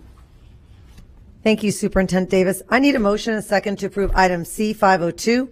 I have a motion by Member Perez, and I have a second by Member Gray. Member Snively and Member Vaughn, you pulled this item. Do you have any questions or comments? Thank you, Madam Chair. I just want to highlight the fact we approved the calendar last year. We had a lot of concerned parents, even though we pulled it and highlighted, who were concerned about winter break, the end of the second 9 weeks, starting so close to the end of the holiday. This one is again on Friday the 22nd, which I think the next day you roll into the weekend is Christmas Eve. So it causes a lot of anxiety from families who are attempting to travel, as well as our staff members who have to work up to the very last day. And if they celebrate the holiday, they don't really have time to prepare for it. So I just want to clarify, like I did the last time we approved these calendars, that this isn't just something that we arbitrarily choose, that the reason we've chosen this date is to make sure that exams are finished beforehand, because people want to make sure that when the break starts, that's taken care of, and that we have done everything we can to move these dates and make them as accommodating, but because of how many hours we have to do per the state and per the exams, we have very little flexibility, and that's why we've chosen these dates. Is that correct? Yes, ma'am. Okay. I want to highlight these because we're going to get a ton of frustrated emails about this as it gets closer and next year comes and people start to realize, and I just want to get this on everybody's radar that we had a discussion about it, we've talked about it, and that's the reason behind these dates. Thank you. Thank you, Member Vaughn. Please vote when your lights appear.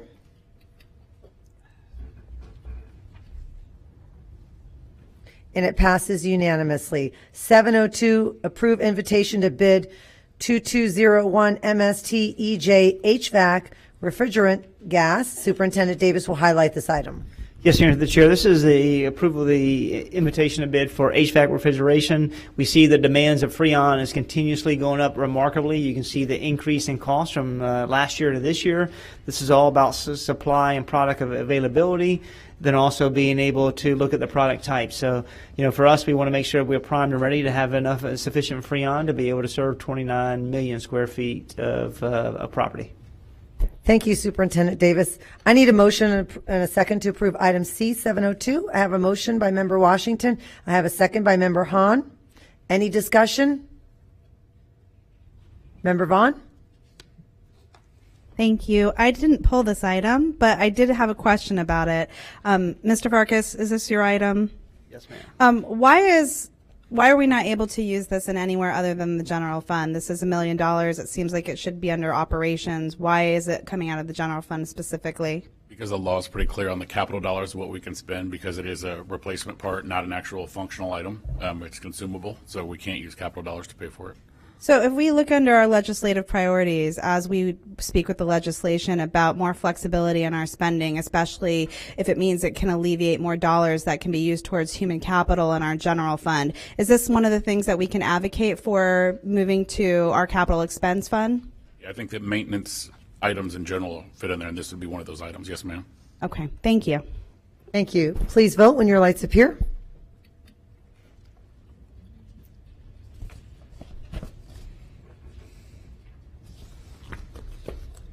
And it passes unanimously. 703, approve the invitation to bid 22193 MST CH HVAC spot coolers rental and purchase. Superintendent Davis will highlight this item. Yes, ma'am, the chair. This is an opportunity for us to continue to rent spot coolers for our schools. We know that when you're in Tampa, Florida, when you're in Florida, it's hot during the summer and it transitions. With having so many different AC units that we're trying to keep afloat, bringing in spot coolers when there's multiple days of AC issues out of schools allows us to create that comfortable position. So bring it to the board for approval, and then this is out of capital funding for $869,000. Thank you, Superintendent Davis. I need a motion, a second, to approve item C703. I have a motion by Member Gray, and I have a second by Member Washington. Member Vaughn, you pulled this item. Do you have any questions or comments? I do have just a comment. Because there are so many air conditionings out in my district, we are running a ton of chillers and spot coolers, but the biggest concern is that we don't seem to have the internal infrastructure to manage those, because so many of my schools are concerned that when they run these, it trips the electric and turns off the power in the entire building. So they have to continually either retrip the power to get it back on so they have power at their school, or they can't actually run these chillers that we've rented for a lot of money that are supposed to be cooling their classroom, and instead they sit in 98-degree classrooms. So my question is, as we spend this tremendous amount of money out of general fund to cool these classrooms, are we going to be addressing the actual wiring that can't seem to support these to make sure that when schools have them at the school site, they work? So it's capital funds is the first part. Oh, thank you. It's okay. But the other part of that is you're exactly right. The other distinction I want to make is that these are water-cooled spot coolers.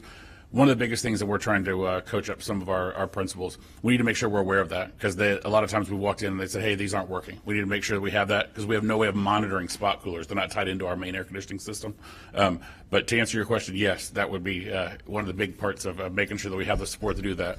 You've seen at other schools in your area, Buchanan, for instance, where we've had to do generators to support that as opposed to just doing the current infrastructure. So we've done generators at Turner Bartels, at Buchanan, places like that, when we've had to do that when the infrastructure can't handle it.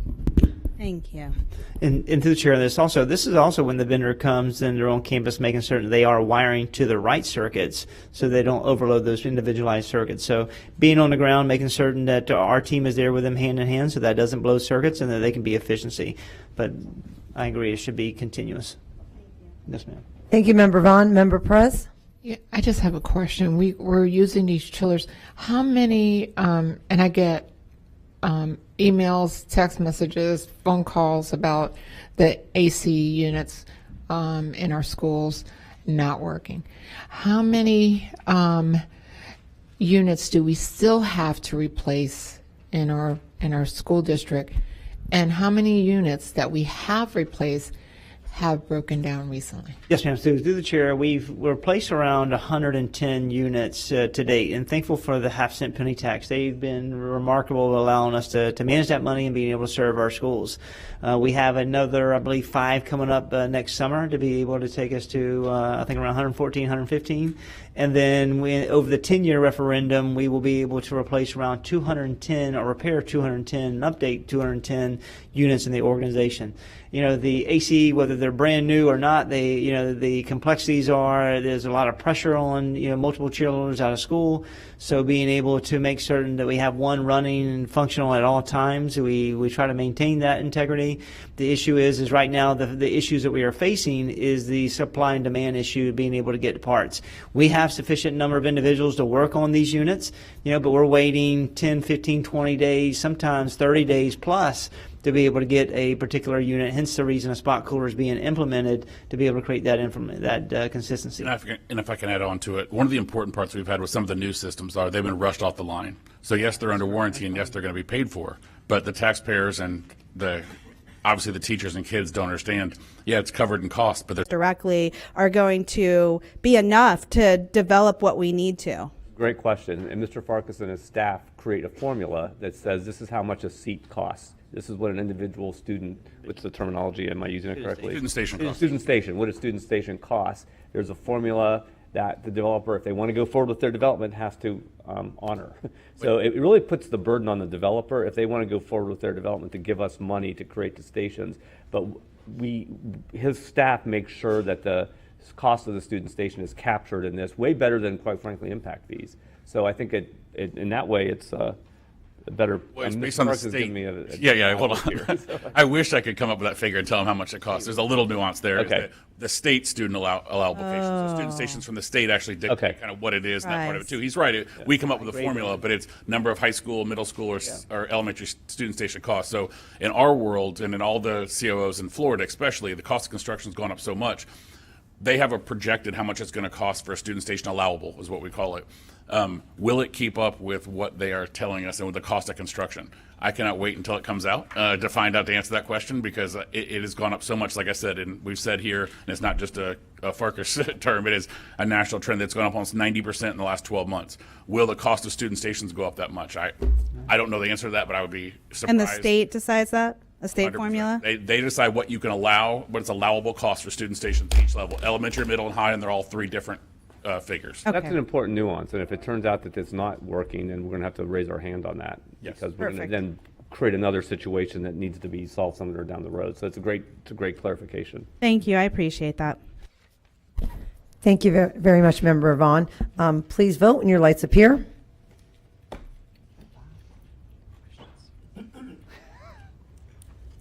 And it passes unanimously. 1001, increase the expenditures for piggyback 20206, PGB LG, computer hardware, supplies, and services. Superintendent Davis will highlight this item. Yes, ma'am. This is an expenditure for vehicle for technology-related expenditures to be incurred through site-based decisions. This is where school-based leaders have different categorical fundings, whether it be through Title funding, Title I funding, grant funding, ESSER dollars that they receive, also Perkins dollars, or they have money through their PTA dollars, all to be able to spend. And we want to make sure they're spent through and buying and purchasing technology that are approved by a technology division. So bringing an $8 million expenditure will allow us to allow schools to purchase computers for student stations, to be able to purchase software, also to be able to have laptop carts, printers. All these expenditures have been approved. This is not district money. This is school-based funding, bringing it to the board for approval this evening.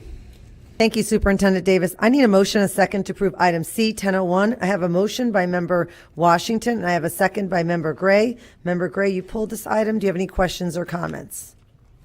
Thank you, Madam Chair. One question I have, Superintendent Davis, through you to perhaps Chris Farkas. Under capital funds, you have the referendum. I'm just wondering what figure, how much money did we get from the referendum monies? And the second question is on that, are we still on, maintenance, delayed maintenance? When we talk about referendum monies, what's the clarification and the delineation of the money you're getting towards $8 million from referendum monies? So it's a combination of it. So we originally promised the taxpayers it was going to be $25 million we were going to spend on IT, was our total from referendum funds. But we also have millage funds. So we've spent both of that on there. That's why you'll see three sources that are on there: capital funds, general funds, and federal grants. So we will keep track and make sure we don't exceed the $25 million for the referendum funds. But there's also millage funds that we've helped to support Tom and his crew to do that. One of the other ways we've been able to help is by front loading a lot of the reimbursables. You have to pay it up front, then you get the 80% reimbursement. We were able to do that. And so the overall cost ends up being a little bit less. But to answer your question is, we have a separate account for our referendum that pays every penny. That's what citizen oversight looks at and all that part of it too. So there's a line item that's for IT to make sure we don't exceed what that allowable was. Okay, and that's the answer that I was hoping for. The other question, and this is really not a question, it is a conundrum. Superintendent Davis, we realize that their technology expenses are coming upon us, and for the record, right now we are saying yes, the board is in agreement. Technology is very, very behind in our district. So we're getting more equipment, more parts and tools to update our equipment, which is needed. But the problem really lies, and this can't be solved right here and now, but now we're hearing from schools, and I'll just say 3 of the schools that I know of, the actual techs, the technology folks who can fix such things, that even new Chromebooks, was at Chimino. We don't have enough techs to keep up the maintenance of the computers and the all the technology. So we need to start thinking proactively. We're paying them $18.46 an hour. They're very hard to find, these techs. They're pretty smart fellows and women.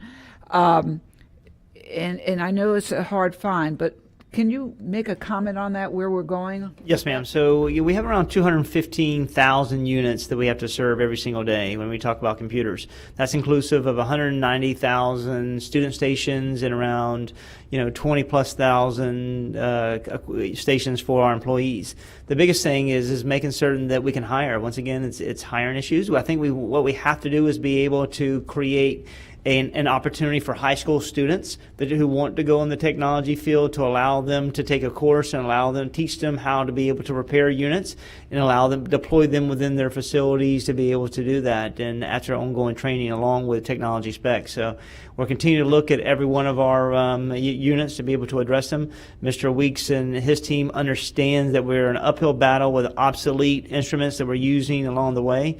Historical, we had some individuals speak tonight about all of the new initiatives that we bring in place that are best for children, best for kids, are having a hard time keeping up with the old infrastructure. That's why we're pulling out infrastructure, putting new infrastructure in, and at the same token replacing all the Wi-Fi hotspots within all of our schools. So all of these initiatives are taking place, and then we've got to get to, hopefully next year we'll get to Synergy, which was approved in 2019. It's been so many years that has been on standstill. So we're trying to implement it. This is why Gradebook went this year, and the whole suite will go next year, because we need it to be more competitive, more compatible, and to be a one-stop shop to be able to sign in and interact with our staff. And I appreciate that answer. I think looking forward, looking in the future too, this is an idea, and Mr. Farkas, you can remark on it. Since we do have referendum revenues, and since we have restricted ESSER 1, 2, and 3 are restricted, we can't use it for personnel hiring. So can we not ask the referendum committee, oversight committee, possibly, if that would be a way that we can find some revenue to pay for techs? Just an idea, and then I'll... It definitely is allowable if the oversight committee and the taxpayers agree to that. The only pushback I would have is because of the cost of construction's gone up so much, if it doesn't level out, we're going to have a challenge to meet some of the promises we made with air conditioning and things like that. So assuming that those costs even out, we continue to, because we can't keep going on that construction, it most assuredly is something we can ask oversight for and talk to the community about. Yeah, and I'll be at the next meeting, so maybe I'll be brave enough also to ask at that time. Thank you, Madam Chair. Thank you, Member Gray. Member Vaughn? Yeah, I was just curious because Member Gray had questions. It shows the financial impact, but it doesn't tell us how much from where, and I'd like to know exactly how much is coming out of the general fund for this item, this $8 million item. Absolutely. We can provide that. Yeah, Mr. Weeks, Dr. Weeks.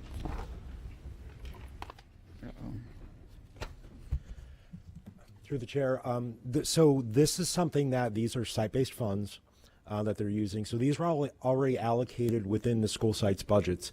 So we work with the school sites. We ask them to try to forecast a specific dollar amount.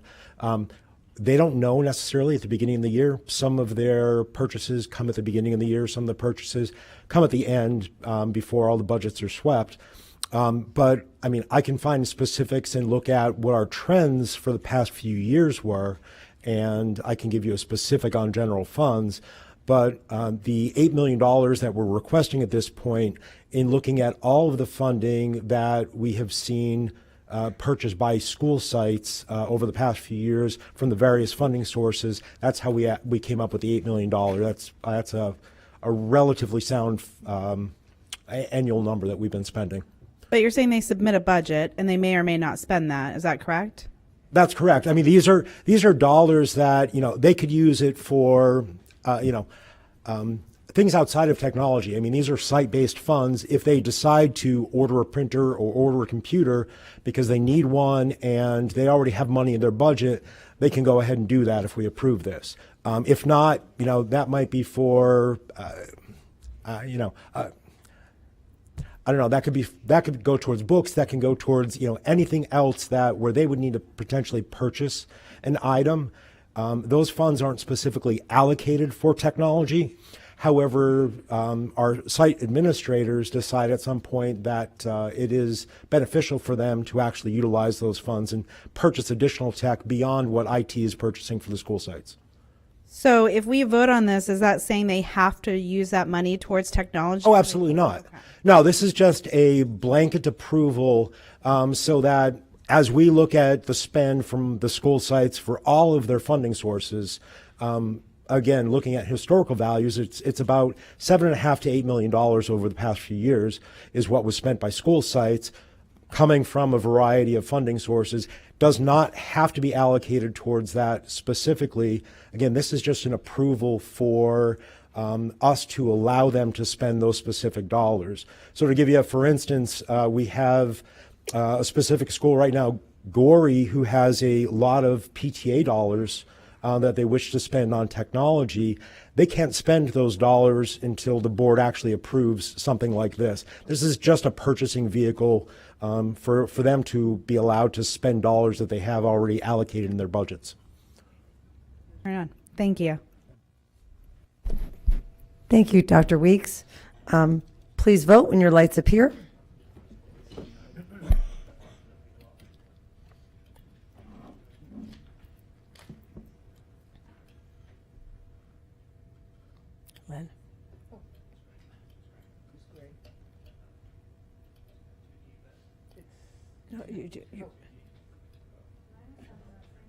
And it passes unanimously.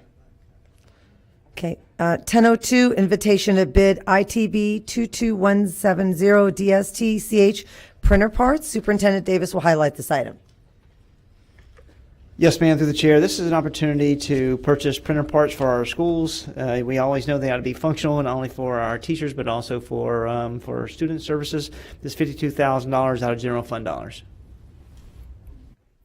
Thank you, Superintendent Davis. I need a motion and a second to approve item C 1002. I have a motion by member Gray, and I have a second by member Hahn. Member Snively pulled this item. Does anybody have any questions or comments? Please vote when your lights appear.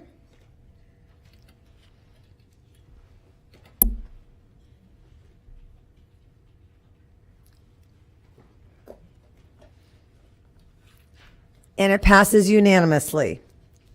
1003, invitation to bid 2219 DST IV IBM software subscription renewals. Superintendent Davis will highlight this item. Yes, ma'am. This is our IBM software licensors, which is so important for maintenance and coverage of all of our softwares for our daily operations. What this does is helps us with Lawson, payroll, HR, financial systems, student information systems, and teacher and principal dashboards, and provides district reports. This is greatly needed. This is our current ERP and SIS system. This is a $607,000 expenditure that is budgeted. It just allows us to function every day. Thank you, Superintendent Davis. I need a motion and a second to approve item C 1003. I have a motion by member Hahn, and I have a second by member Gray. Member Snively pulled this item. Does anyone have any questions or comments? Please vote when your lights appear.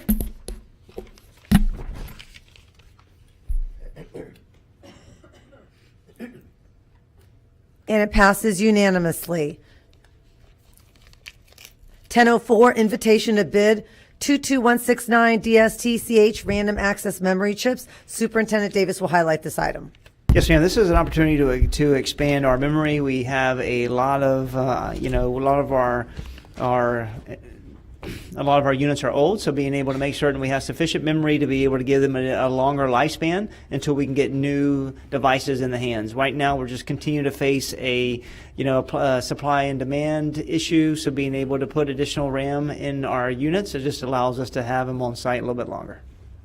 Thank you, Superintendent Davis. I need a motion and a second to approve item C 1004. I have a motion by member Hahn, and I have a second by member Washington. Member Snively pulled this item. Does anyone have any questions or comments? Please vote when your lights appear.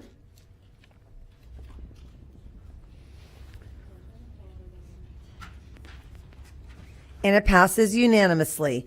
10:05, invitation to bid 22167 DSTCH computer parts. Superintendent Davis will highlight this item. Yes, ma'am. As I said earlier, there's 215,000 computers within our school district. This is to bring to the board an opportunity for us to have funding to be able to address any repair parts. This is from keyboards to batteries to charging units to any of our broken units, any of our broken screens, to be able to make certain that every one of our units are functional for our students and for our teachers.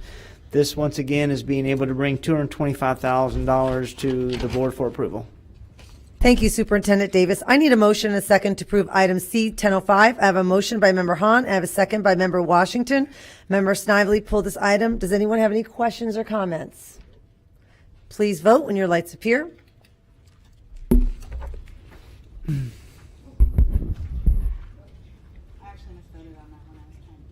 Okay, just for the record, Member Vaughn, would you like, let's go ahead and revote. Let's go ahead and revote. The record's clear. Okay, we're going to go ahead and reset. Please vote when your lights appear.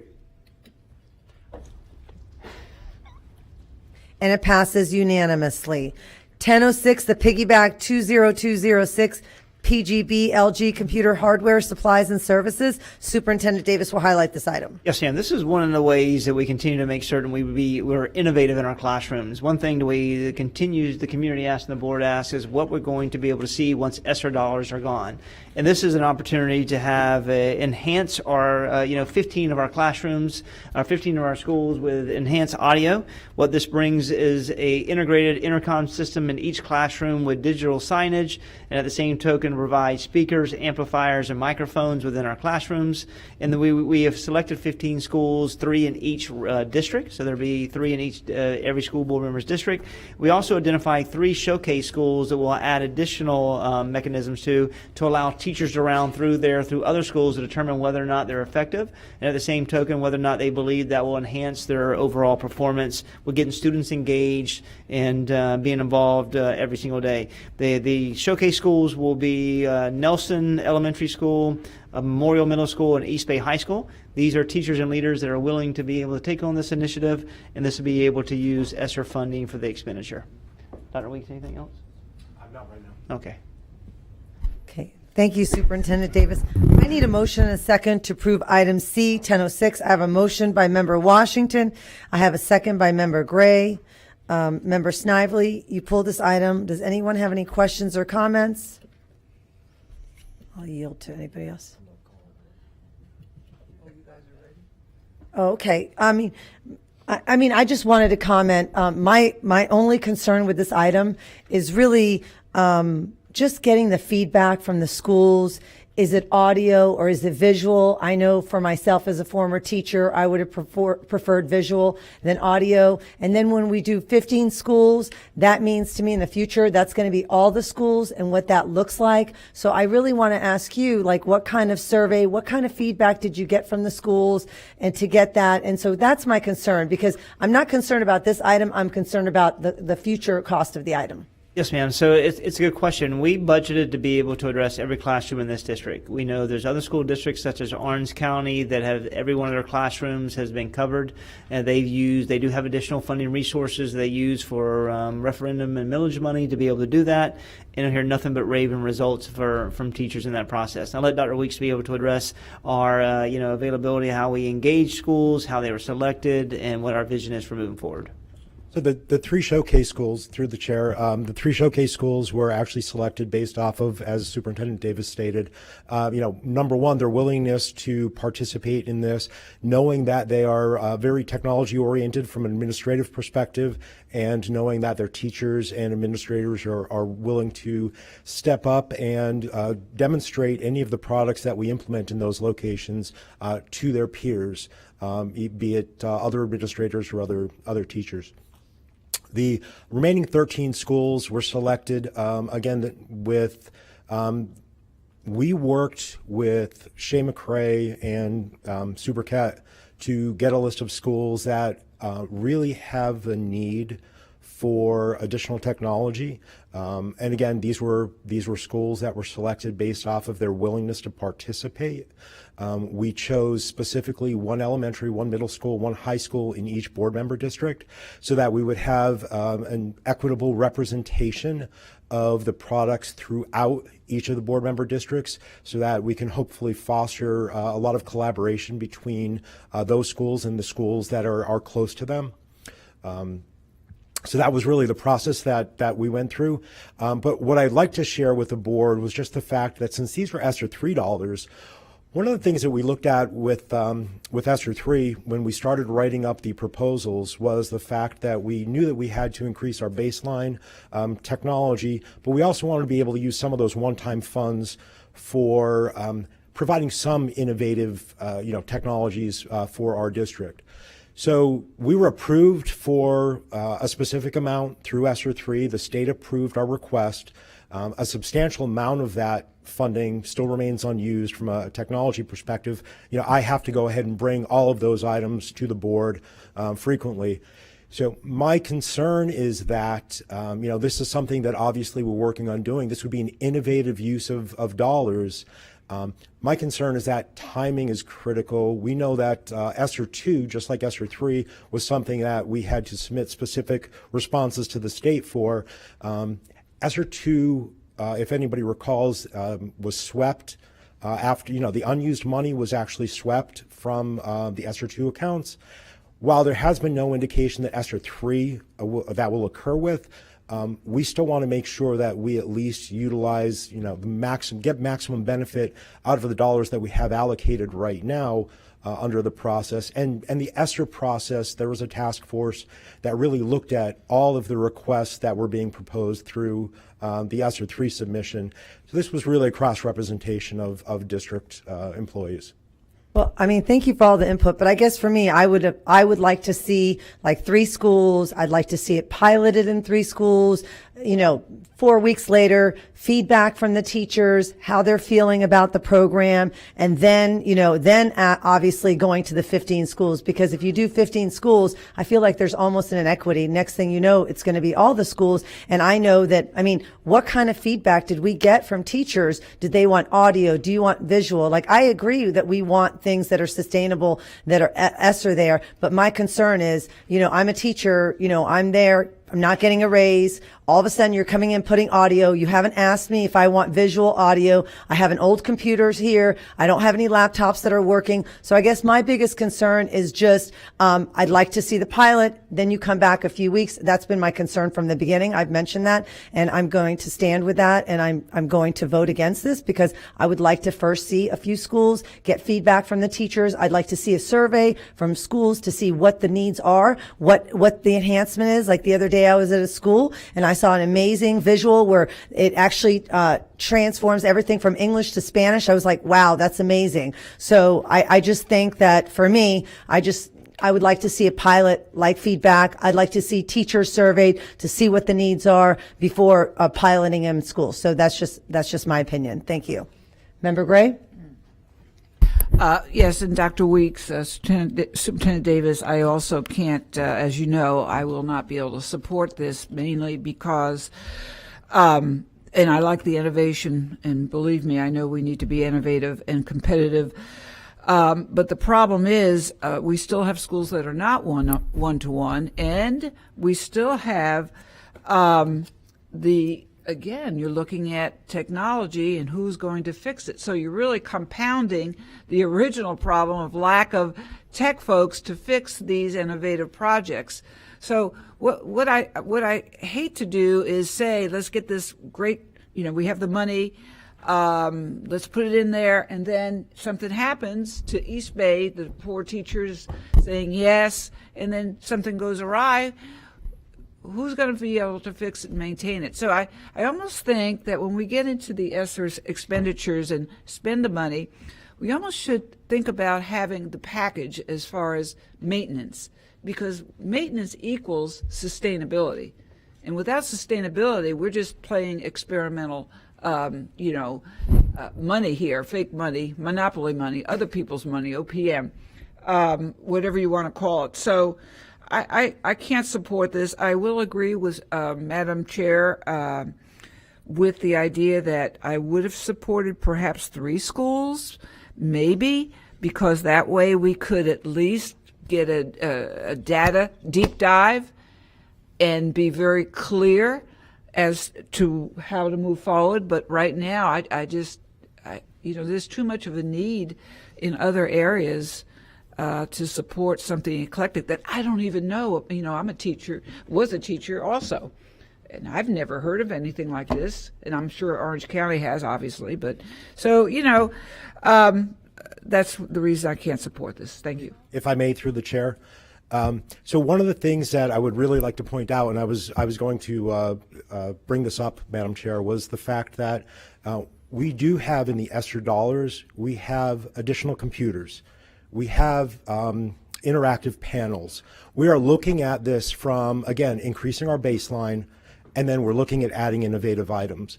So for us, when we're doing the audio enhancement piece, it's going to take us some time to put that piece in place. In talking to the vendor, it's generally 1 to 2 months to actually outfit any given school. For us, I think we can maximize our benefit by pushing this out to a number of schools at this point, and then looking at that data coming in. And audio enhancement has been around. I mean, the technology has been around for a long time, and there's research that shows that there is.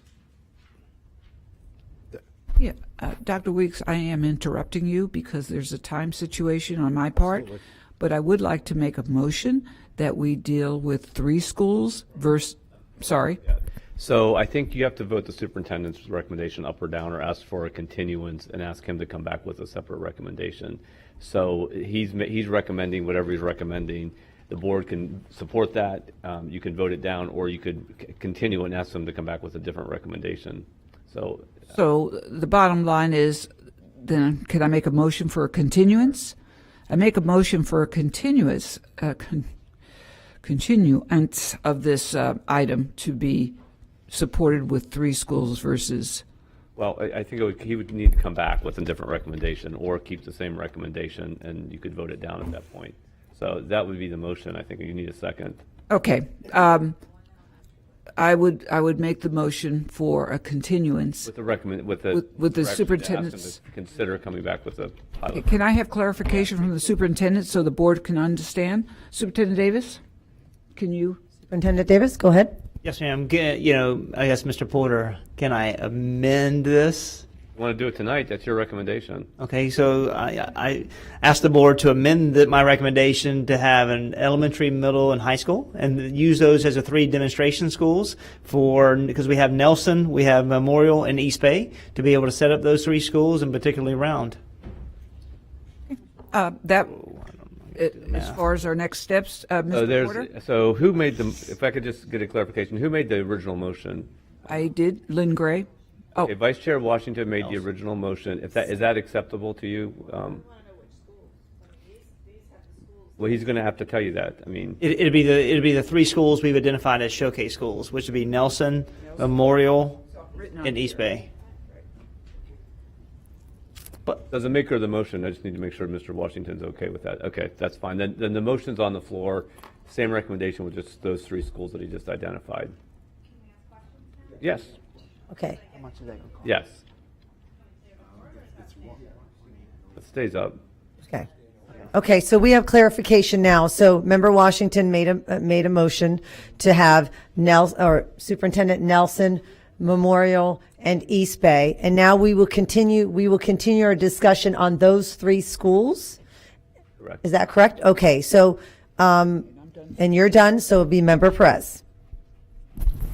Yeah, so my question was a little off of the 3 schools, but mine says with the sustainability, because this is with ESSER dollars.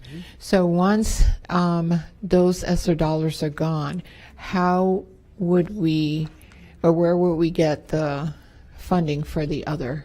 Yes, ma'am. This will be our equipment that's installed into our facilities, and we could potentially use capital to be able to serve them. There's a warranty maintenance agreement that we have. Then after that goes dormant, then we'll be able to leverage other pockets of money to be able to serve it and keep it operational. Okay, that was my question. Thank you, Member Perez. Member Washington?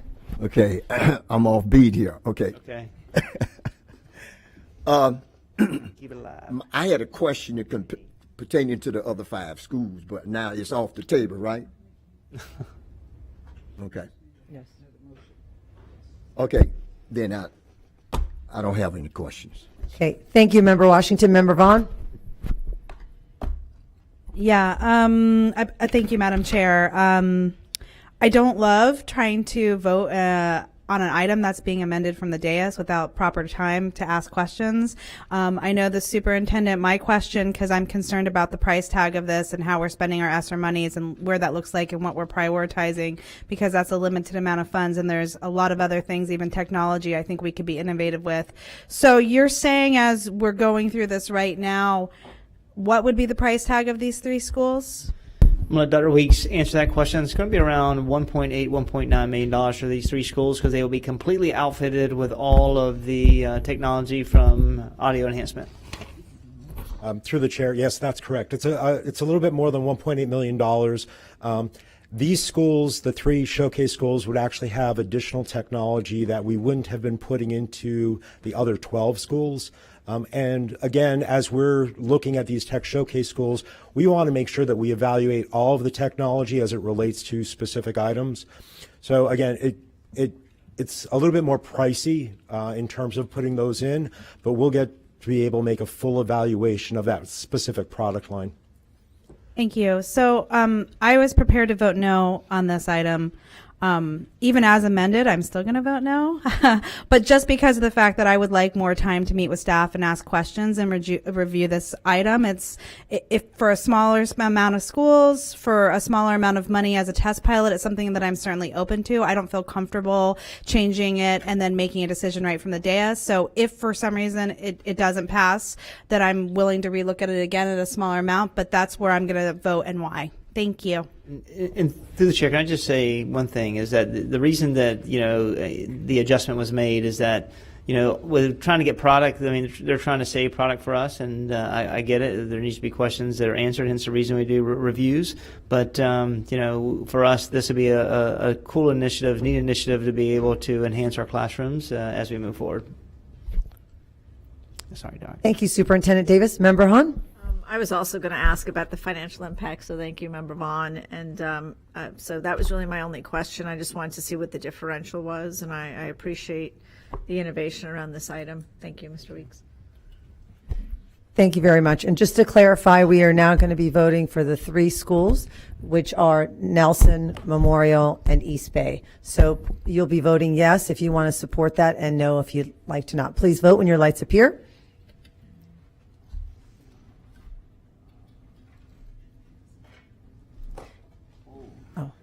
The motion tied, and that means it fails. And so the appropriate thing to do would be bring this back at the next board meeting when there's a full board. Okay, thank you. So we will bring it back to the following meeting. Thank you. Okay, we will move on to the next item, which is 1102, which is discuss board member participation at workshops. Mr. Jim Porter, our school board attorney, will highlight this item. Yeah, board members, we just need some clarification of how you want to go forward in the future. Prior to COVID, virtual participation was relatively rare and didn't occur very much. During COVID, there were executive orders and obviously circumstances that led not just this school board, but a lot of local governments to embrace technology and use virtual participation. That's over now, but we're still seeing a lot of, or not a lot, but there's still the opportunity for the board to participate virtually. There's been some question about whether the board wants to continue with that practice or not, and we just need clarifications from this board about how you want to govern yourselves. So the question before you tonight is whether you want to continue to allow virtual communication at workshops. Okay. Thank you, Mr. Porter. Member Hahn? Thank you, Member Combs. We spoke about this, discussed it, and came to a consensus at our last retreat. So, which was that we were no longer going to be doing virtual during a board meeting, but we could do it during a workshop. So could you please explain why this is coming to a board meeting? Because there's been some not complete understanding or clarity about that consensus. And so for the purposes of moving forward, we need to have affirmative board action about that. So there was not understanding that there was consensus. That's my understanding, yes. Okay. Well, I guess for me, I completely understand when we discuss the rationale around not having virtual during a board meeting, because there may be some questions around confidentiality and just the nature of the state laws and since COVID and all that. So I understood that, but workshops are a much more relaxed situation. It's more informational. We're not voting. There doesn't need to be, it's, and I think that, for some of us, we do want to participate and listen. And, I know when and just last time I had a child homesick, and I wanted to participate in the Career and Tech Ed workshop. And again, it's informational. And, I think it is more casual. I think we're all trying to juggle a lot of things. And if there's some flexibility around that, it's, greatly appreciated. And I appreciate the consideration, that my colleagues would give to that flexibility. Thank you. Okay. Yes. There hasn't been a motion yet, so. Because you're not responding to a recommendation from the superintendent, so at some point you're going to need a motion in a second, yeah. So, what's that? Yeah. Okay, thank you. Someone wants to make a motion now, it's completely appropriate, but. I can't, you can make a motion next. I just wanted to say that I understand, but I think as a board member, like I was out at a school today and I go to community events all the time, but really that's not my job. My job is really to look at the agenda and to be present at board meetings and workshops. And I understand that challenges occur, but what happens is often it's very distracting for the people that are there. For me, as a chair, when there's workshops and 2 or 3 people are online, it's very challenging for people to be able to speak, to interact, to get that feedback. And then it makes it unfair when people are actually online and then maybe somebody's out of town and they can't be online. So I think, our main job is really to be present. And I understand things occur, an emergency occurs. So I want to ask you, Mr. Porter, legally, what do you recommend? So legally, as we talked about, and Dr. Hahn alluded to this, for actual board meetings, there's guidance from the Attorney General about when you can do virtual and when you can't. It requires typically a medical situation, and the person that's remote has to be on video at all times, and they need to have the board be video at all times. It's less of an issue at workshops, but the better practice is to be there because there are sunshine law implications. It's not strictly illegal, but as board members, the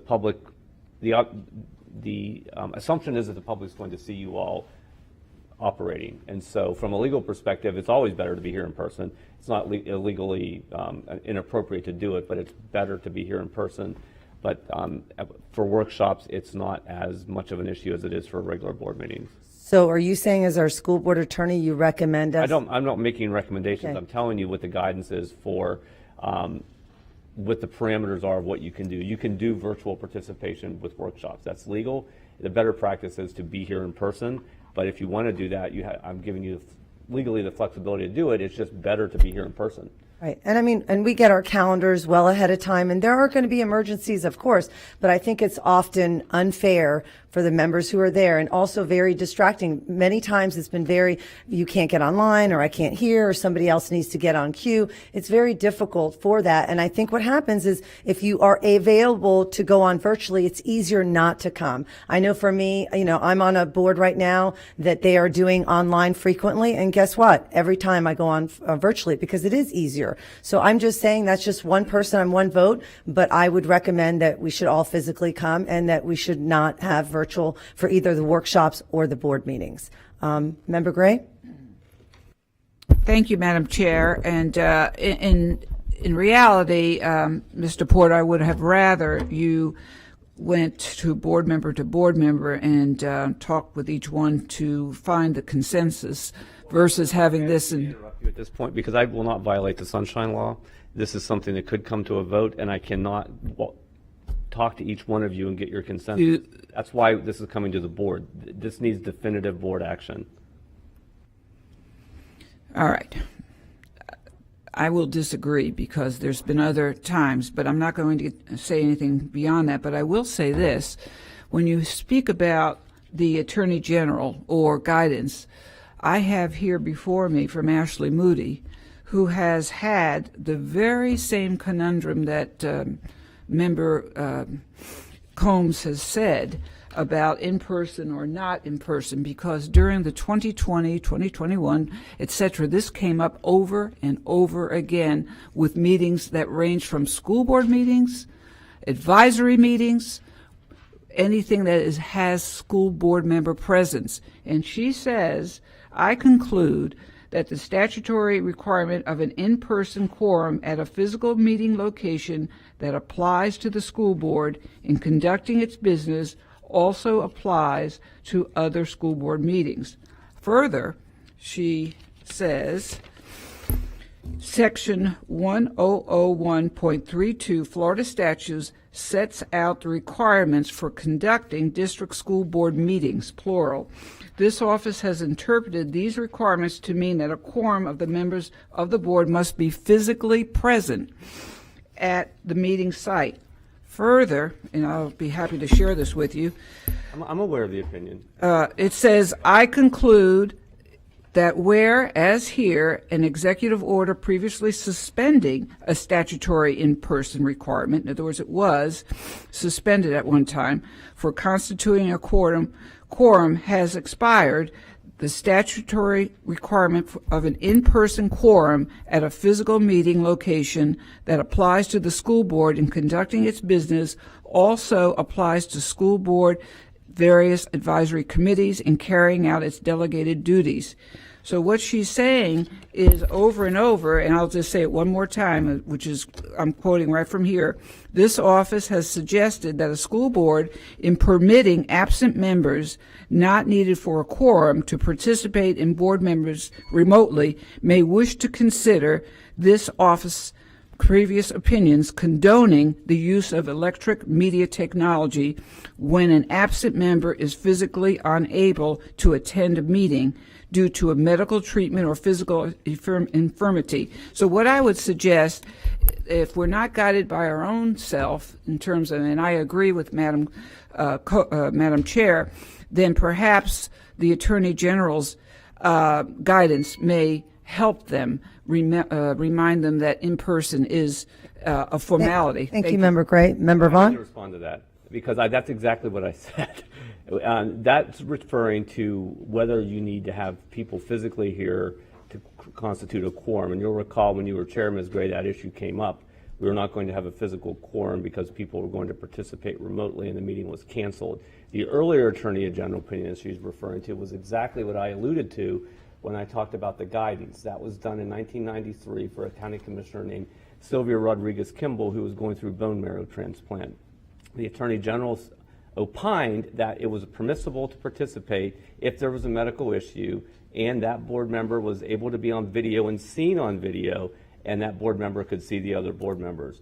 Again, my advice is that it's better to be here in person, but there are opportunities to do it virtually if this board wants to do that for workshops, not for board meetings. So I want to make sure we're all consistent on that and understanding. And just to guide you on the actual date, this was January 28th, 2021. Correct. And she refers to earlier guidance from the Attorney General, which was from 1993.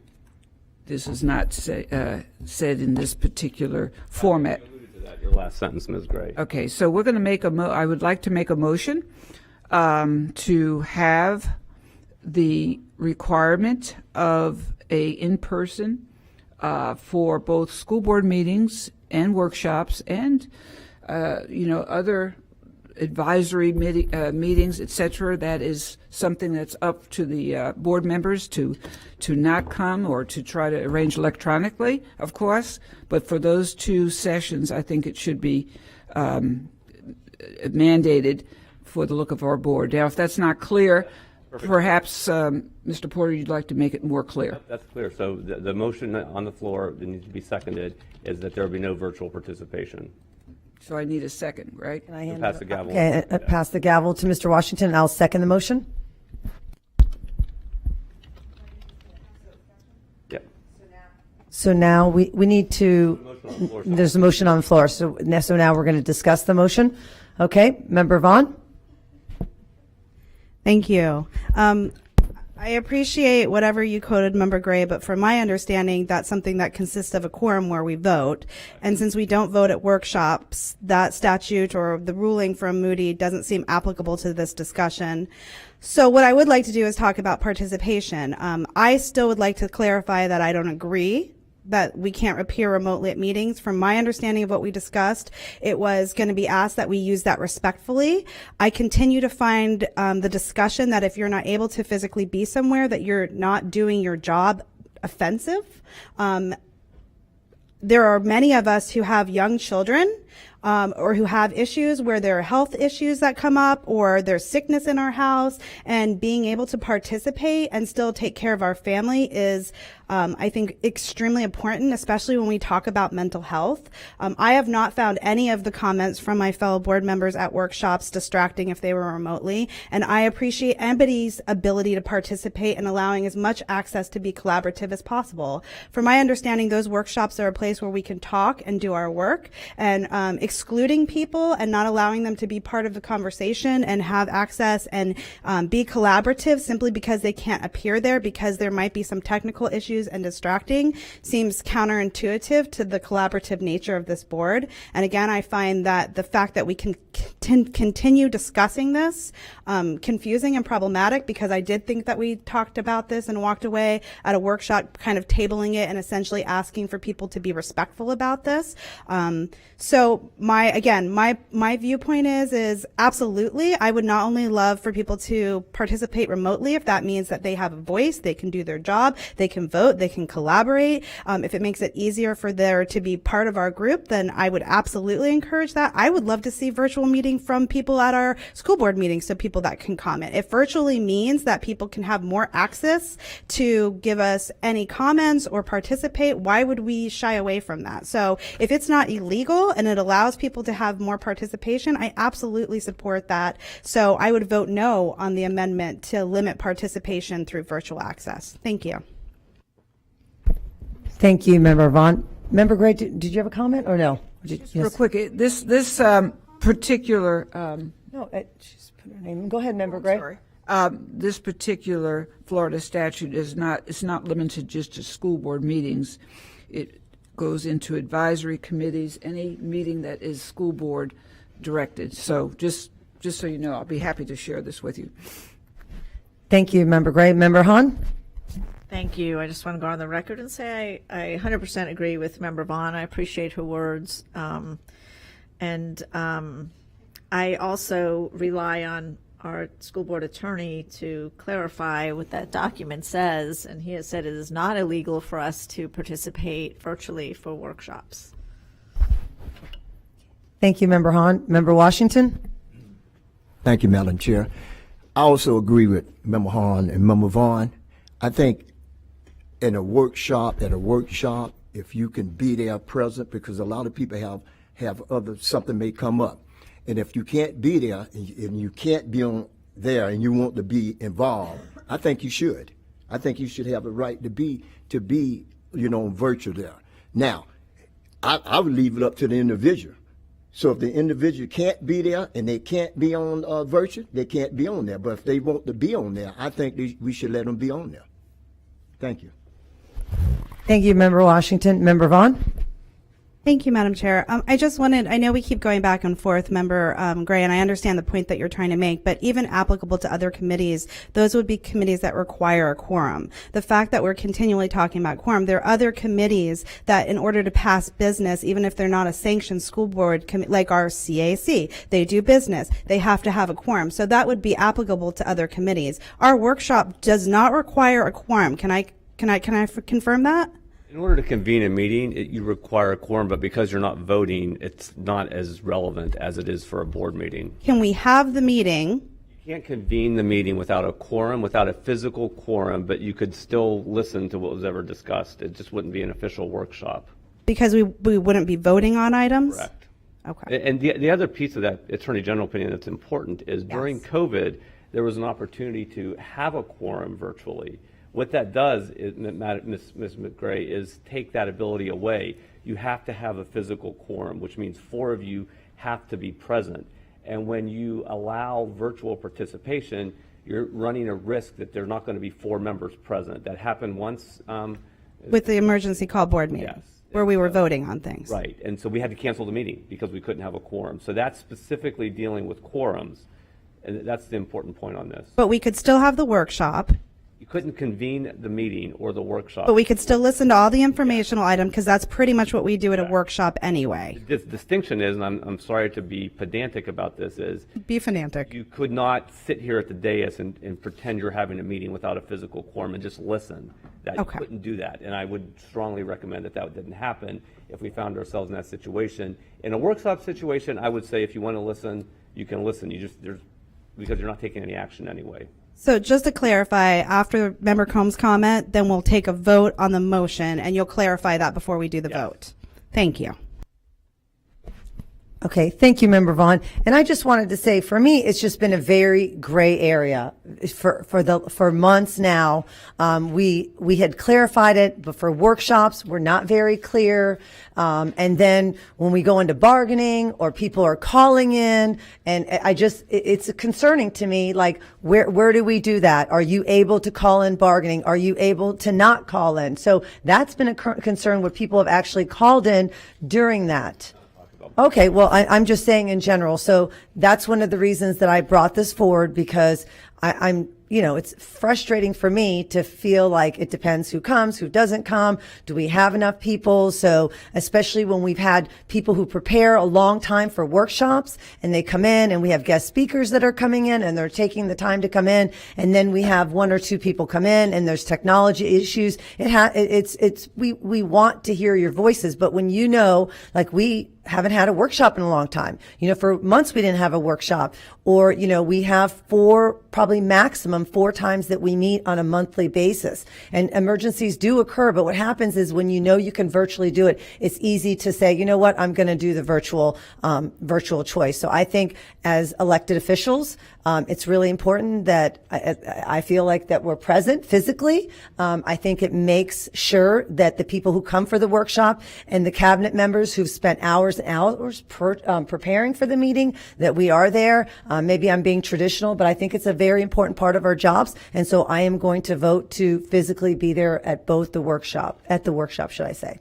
And I appreciate you bringing this in, because I think for a long time it's been great. And whatever we decide, then we have it clear, and then we can just move forward and move on from then. But I just think that it's been very gray for the last couple months, and I just want clarity.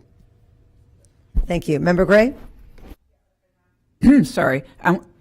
I'm glad that you mentioned the preparation from the cabinet and from the speakers that come, because we think of ourselves so much because we are right now talking about what's best for ourselves, and every one of us have contingency emergencies of one sort or another. There's no question. I mean, grandkid, we can go on and on. So we all have those life events, but we all also should be reminded as a board, the perception of our board when we are not united in physical form, it's not a strong one. I mean, that's the reality. Look at the Board of County Commissioners. Look at the City Council. If you see 2 board members missing, what is that? Well, the public wonders. I mean, it doesn't look like it's a strong, unified board. Well, not really. But more than that, and Member Combs, you did bring this up, it's our staff prepares so diligently to prepare to help us know the right material, to help us make the right decisions. They are there, and they work very hard in that capacity. And actually, when I was sharing with one of the members about this vote, that's the first thing they said, well, how can a board member not come? I mean, we spend so much time preparing, and I'm thinking, I don't know. But at any rate, it used to not be like this. And Mr. Porter, you've been around. We never had board members miss workshops or what was it, the school board meetings. I've never seen anything on my own end, and I think it makes us look weak. I mean, I'm just, there's strength in numbers. But anyway, that's my 2 cents. Thank you. So the motion on the floor is to not allow virtual participation at workshops. If you don't want to allow virtual participation, vote yes. If you want to, if this motion fails, there'll have to be another motion. So if you don't want to allow virtual participation, if you're supporting Member Gray and the chair, you should vote yes on this. If you're wanting to have virtual participation, vote no.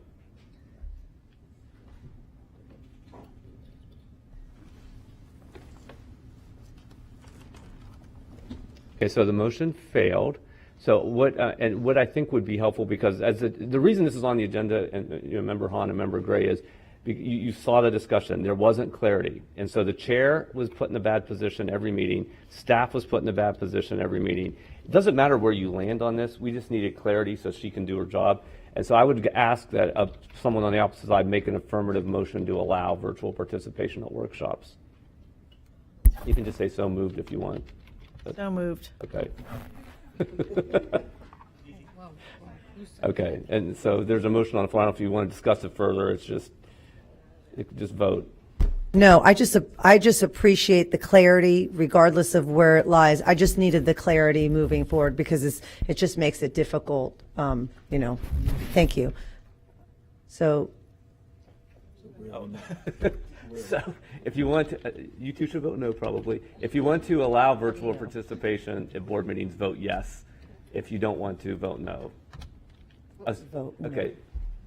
If you want to allow virtual participation, vote yes. If not, vote no. I would, based on the previous discussion, I won't tell you how to vote. Okay. I think you two should vote no. So it passes. So we will allow virtual at workshops, and that's 4 votes. Washington, Vaughn, Perez, and Hahn voted yes, and then Member Gray and myself, we voted no for the virtual. So we will, so done. So we never have to discuss this, or at least for a while. Okay. Thank you very much. Okay, we will move on to the informational item. The City of Plant City's long-range school plan. Superintendent Davis will highlight this item. Yes, ma'am. This is an opportunity for us to provide the board information about the Plant City's long-term range plan. Overall, we're going to definitely need to be able to expand schools in the Plant City region. I'm going to let Mr. Farkas talk about this actual initiative. At the same token, being able to identify how the Tyndale Oliver report has been part of this process. Thank you so much, Mr. Superintendent Davis. This is Tyndale Oliver, which is now Banesh. If you see the name, it's the same company that changed their name. This is part 2 of our long-range planning study, and we knew there was growth in the southern part of the county. They wanted to make sure that we had growth, and we captured it for Plant City. If you look on page 2 of the study, the summary of the study, there's a table, ES1. ES1 clears 3 different scenarios: a moderate, high, and exceptional growth. Moderate, which is a 4% increase for Plant City, means that we need an elementary and a high school in the next 15 years. If there's high growth in Plant City, then we're going to need 2 elementary, 1 middle, and 1 high. And then exceptional growth means we need 6 schools in Plant City, 11% growth, 4 elementary, 1 middle, and 1 high. So in the lowest projection, we're going to need another high school and elementary. In the worst case scenario, there'd be 6 schools that are needed in Plant City. They factored in many factors in there that were the number of charter schools, the growth, the people that attend public schools, and that part of it too. It is a very important study as we plan going forward. We work with the City of Plant City very well. Mr. Davis has led that charge with Mayor Rick Lott and the Plant City staff. But we're excited about the study, and we think it helps us as we plan going forward for the growth that's going to happen in Plant City in the coming years. Thank you very much, Mr. Farkas. Okay, Superintendent Davis, we'll now move on to your comments. Pablo, you ready? All right, this evening I have an opportunity to provide updates for the school district, along with making certain that we acknowledge some of our consent agendas and also provide an update on our boundary initiatives that we have going on right now. The first one is all about district updates and highlights that covers every one of the goals in our strategic plan. And I want to take the time to, in a moment, to celebrate Hispanic Heritage Month. It starts September 15th through October the 15th. We'll be celebrating the achievements of our Hispanic Floridians and others. This is a way to show our district values, multicultural, multinational attributes of our Hispanic students, families in our community. We will have, celebrations and acknowledgments and resources provided this entire month in our schools. We have toolkits for our teachers to be able to leverage and access resources and activities. We also have Latinos in America, which is a PBS documentary screening for educators to be able to leverage and use. We have school celebrations that we'll be able to highlight, and then also being able to look at Hispanic Heritage student and educator spotlights that we will recognize throughout the month. So, this is an opportunity to continue to celebrate the majority of our community and the students that we serve and recognize their hard work as we move forward. Also, we have some highlights in our consent agenda that we want to be able to recognize. We have Plant High School students to be attending the 44th annual convention of the Western International Band Clinic in Washington. We have Newsom taking a field trip to the University of North Florida Honor Chorus Invitational in Jacksonville, and then Sumner being able to attend a field trip with the Special Olympics State Bowling Competition. Good luck. We hope they bring back the victories. And then also we have tonight recognized the name of a press box after Chamberlain High School Brad Holmes press box. He is the general manager of the Detroit Lions. I like the Tigers, but the Lions. He's coming to play the Bucks. We thank him, but go Bucks.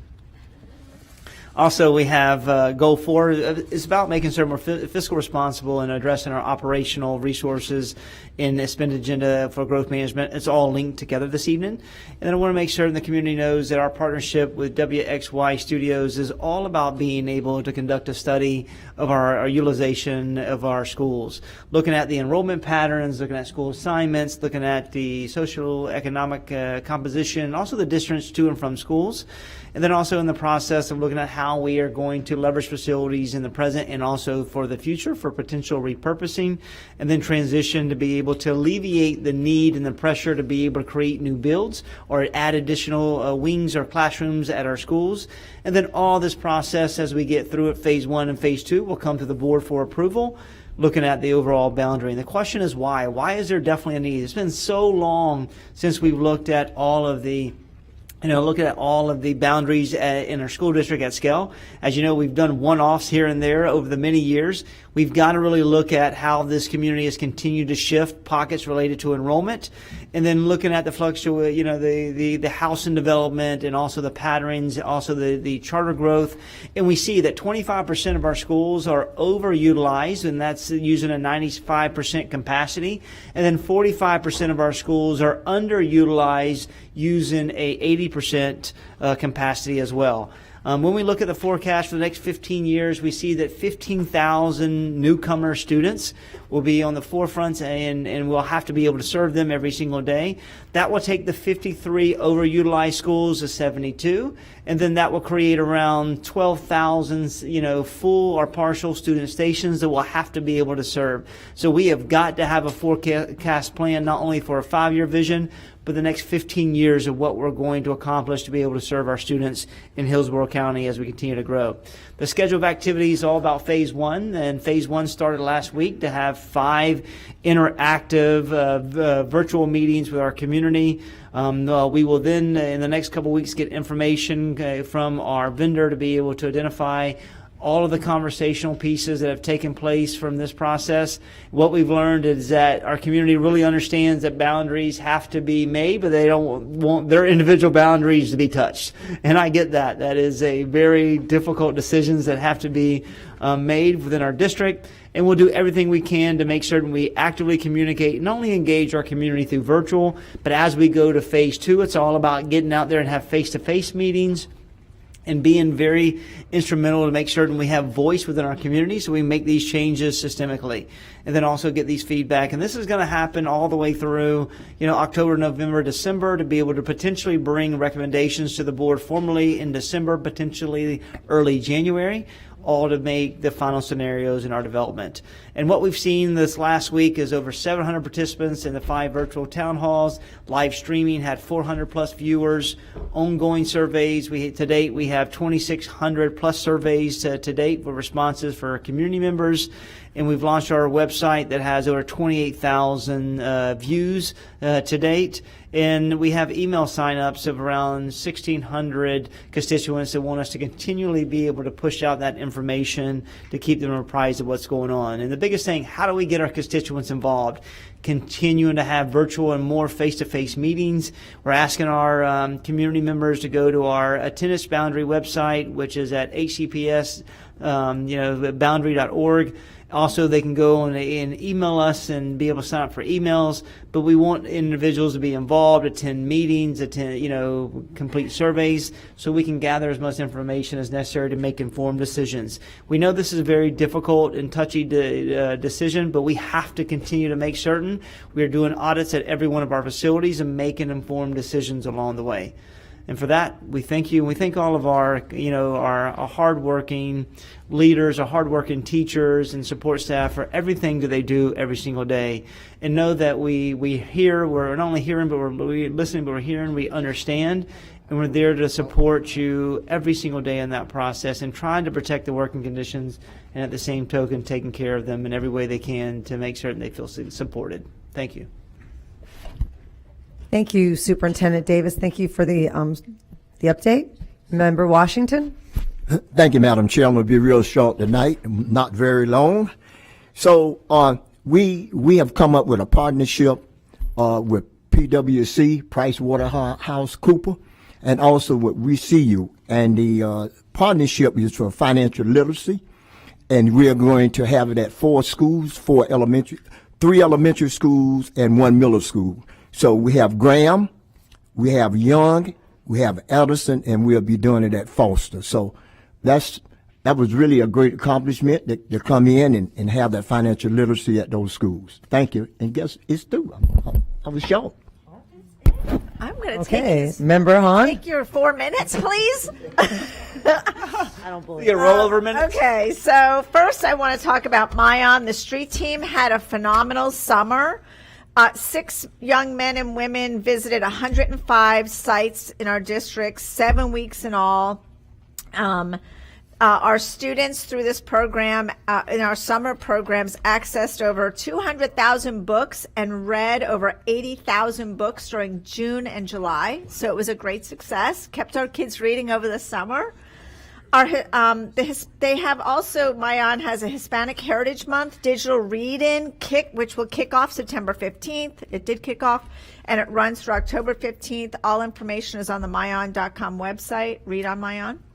Last week, I had a wonderful morning with the superintendent and Miss Gray at Charamonte Elementary School, where the Republic Title, National Title Company, came to the school and presented us with a $25,000 check to be used for new music instruments at Charamonte and Pierce Elementary Schools. So a big, big thank you to the South Tampa Chamber of Commerce and the wonderful CEO, Kelly Flannery, for facilitating that partnership. It's going to make a huge difference in those programs at those schools. During the 2022 legislative session, the Florida House included a new initiative in the 22-23 budget for local support grants. We worked with our partners and we submitted a $7.2 million funding request for a gym at Tinker K-8 School, which is on MacDill Air Force Base. We had more than 900 funding requests for that grant. Only 20% was selected, and we were selected. So I'm very excited to say that we were approved, and this will help us add a gym at Tinker's campus to adequately provide K-8 accommodations for our students. So really excited about that. We're in communication with the MacDill Air Force Base leadership to move the project forward. Also want to thank the Bullard Family Foundation for their donation of thousands of books for the Early Childhood Literacy Fair. Thank you, Thaddeus Bullard and the Bullard Family Foundation. The next Early Childhood Literacy Fair is October 15th at Lanier. I'll share more information at the next school board meeting.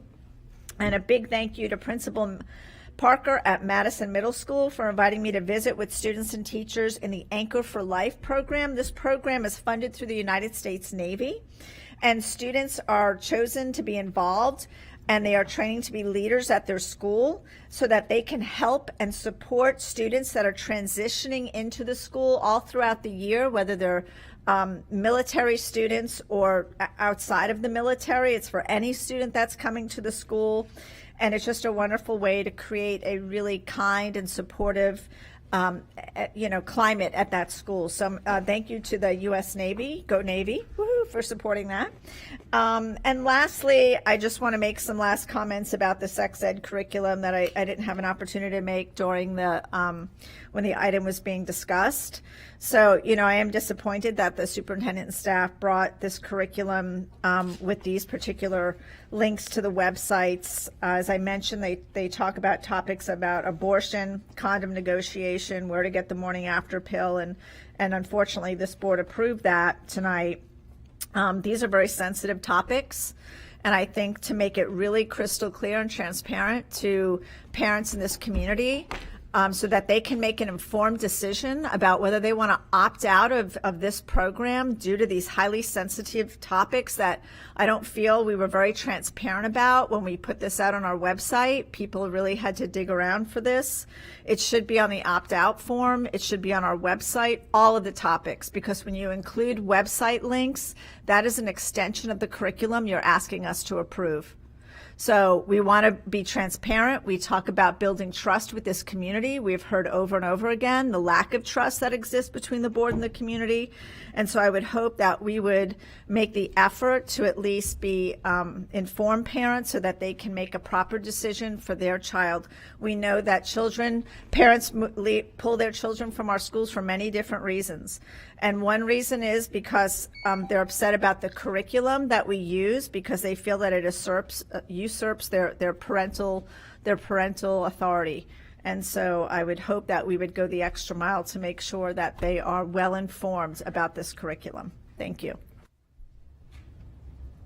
Thank you, Member Hahn. Member Perez? Thank you, Madam Chair. So on October 8th, from 12 to 3, actually, we're going to be having a mental health support, a family event. I'm going to be hosting in the community along with my very special guest, Susan Valdez, Representative Susan Valdez. We're going to be there at Pierce Middle School, and we're inviting the community to come out to learn how to reduce the stigma, eliminate barriers, and access services in our schools and through our community partners that are going to be there. But that's going to be October 8th from 12 to 3. And come out. Nuevo Sol 97.1 will be out there with us. And we'll be providing music, and we'll be just there with our providers. So I really hope that the community comes out and joins us. So this morning, in celebration of Hispanic Heritage Month, we had some café con leche this morning with some of the staff, and it was really good. So, bringing that culture here into our schools. I also, we're going to be having a door contest here in Hillsborough County district offices between September 15 and October 15. We will be decorating our doors for Hispanic Heritage Month, and the judging is going to be conducted on Tuesday, October 4th, and you could enter it by going to the link, all district offices door decorating contests, and send in your entry form. This decorating starts Friday, September 23rd, and all doors must be completed by October 7th. And the judging will take place October 14th. And also, Superintendent, I made a school visit to Strawberry Crest. Now, when I visit schools, is very different. I don't go for hugs and kisses. I go to see what our schools need. And I took some pictures. I'll send them to you. But one of the issues I have is that there's blinds missing, especially from the first floors. Windows. Second is that one of the doors that was, access doors, it's just they're just broken. So if the kids go out of the access doors, they stay open. They don't shut. That's number 2. And number 3 is that there was a door with a plywood piece, that's been there for a year and a half now. Nobody's come to replace the window. So my concern with that is that, we've, the school safety issues for our children. I know that we've received some money through the state, and if you could speak to that, I appreciate it. That possibly will help with this security issues, because I know the blinds are just not in that school. It's in several schools. And those gates that they break easy because the kids, like any kids, they're hard on those gates. But can you speak to that for a moment, please? Yes, ma'am. Well, first and foremost, through the chair, we get additional funding from the state for safety and security. We get a little bit over, I think, around $11 million from the state to be able to address, school hardening, to be able to make certain that we stand up in compliance with making certain we have an asset at every one of our schools to address that undesired behavior. The only thing we ask our schools to do as we continue to implement and create the safest environment, if there's issues, is continue to put in the maintenance requests, and those MRs should be addressed in a very timely manner.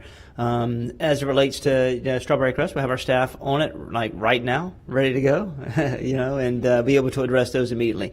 I know that there was a request at the last board meeting about a particular situation, and our staff is being able to survey our schools to determine how we can continue to address it. But safety is our greatest priority. If we know about it, we'll address it, and I continue to ask our school-based leaders to be advocates for their schools and their children, and to make certain that there's an issue that they call our regional superintendents, they call our chiefs, they call operations. There's so many individuals on this front row that their cell phones work all the time, and so they can let us know so we can be advocates for them and be able to address their facilities. And one of the issues also is that there's a lot of desks, and the hard corners, the safe corners for our students, that they seem very difficult to get to, just in case the kids had to get there quickly. So if we could address the issues with the blinds, that would be one safety concern that would be addressed for the safety of our children, especially on that first floor. Absolutely. Okay, thank you. Thank you, Member Perez. Member Vaughn? Thank you. First, a couple things I wanted to highlight was I think all of us attended the Education Foundation Power Education Lunch, which was phenomenal, and I just want to express how glad I am that they're a partner with us and all the amazing things they do for our schools. I could put up a bunch of pictures, but I think they've circulated around the internet enough, but I wanted to just say again how much I appreciate that partnership and what a great lunch that was. They always have phenomenal speakers, and it was empowering, hence the name, the Empower Lunch. Next, I wanted to kind of talk about, I had the opportunity to go to Moore Elementary. I have one picture, and I just wanted to highlight the amazing things happening at that school. Principal Brown is just such an amazing leadership. We've talked a little bit about positive behavior models and things in schools, and they have the house system, but recently the reason I went there was they had this pep rally where the kids were just so engaged, and for the first time, each house elected student leaders, and the kids were so excited to be elected into leadership, and the entire school was excited. One girl was crying that she had been voted in, and it was so emotional, and I just wanted to really talk about the great things happening at Moore under the leadership of Principal Brown and her entire staff. Everybody was so fantastic, and I was so honored to be able to attend that. And then I'm glad that both the superintendent highlighted the boundary analysis, and in conjunction with Member Hahn's conversation about transparency and trust within our community, because as we originally talked about the boundary analysis, one of the reasons I was really supportive of it was because I thought we were going to talk about building equity into our boundary lines.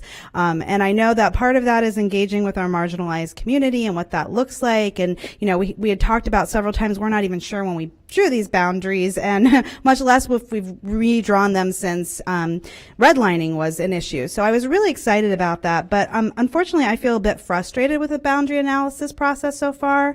I'm frustrated with the timeline on it. I feel like December, based on the amount of information that we've gotten so far, is being fast-tracked. I find the fact that we're only having virtual meetings right now concerning, especially when we talk about the digital divide and how many parents aren't able to access maybe these meetings or even take the survey. I want to know, are we sending the survey home with children for parents who aren't able to access that because they don't have internet access or they don't have a device?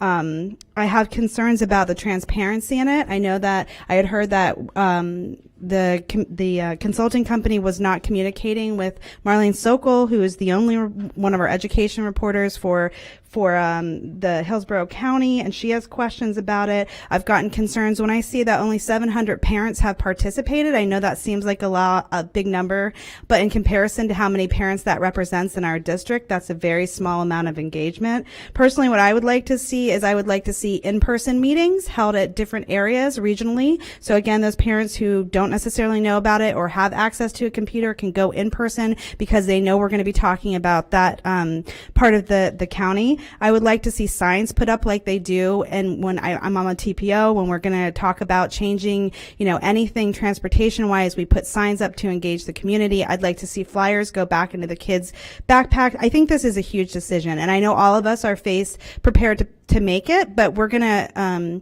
miss an opportunity to re-engage with the community and build their trust if we don't handle this carefully and with fidelity. And if people don't feel like they're engaged in it and we rush through this because we want to close schools and save money, it's going to be problematic and it's going to come back to hurt us and to haunt us. And we should be very intentional about this. So I know we're in the early stages, but I would like more information about that. I'd like to see a lot more community engagement. I am going to, you know, ask that we slow this down a bit. I don't understand. Originally, I thought we were talking about the 24-25 school year being implemented, and now we're talking about rushing it out for the next school year.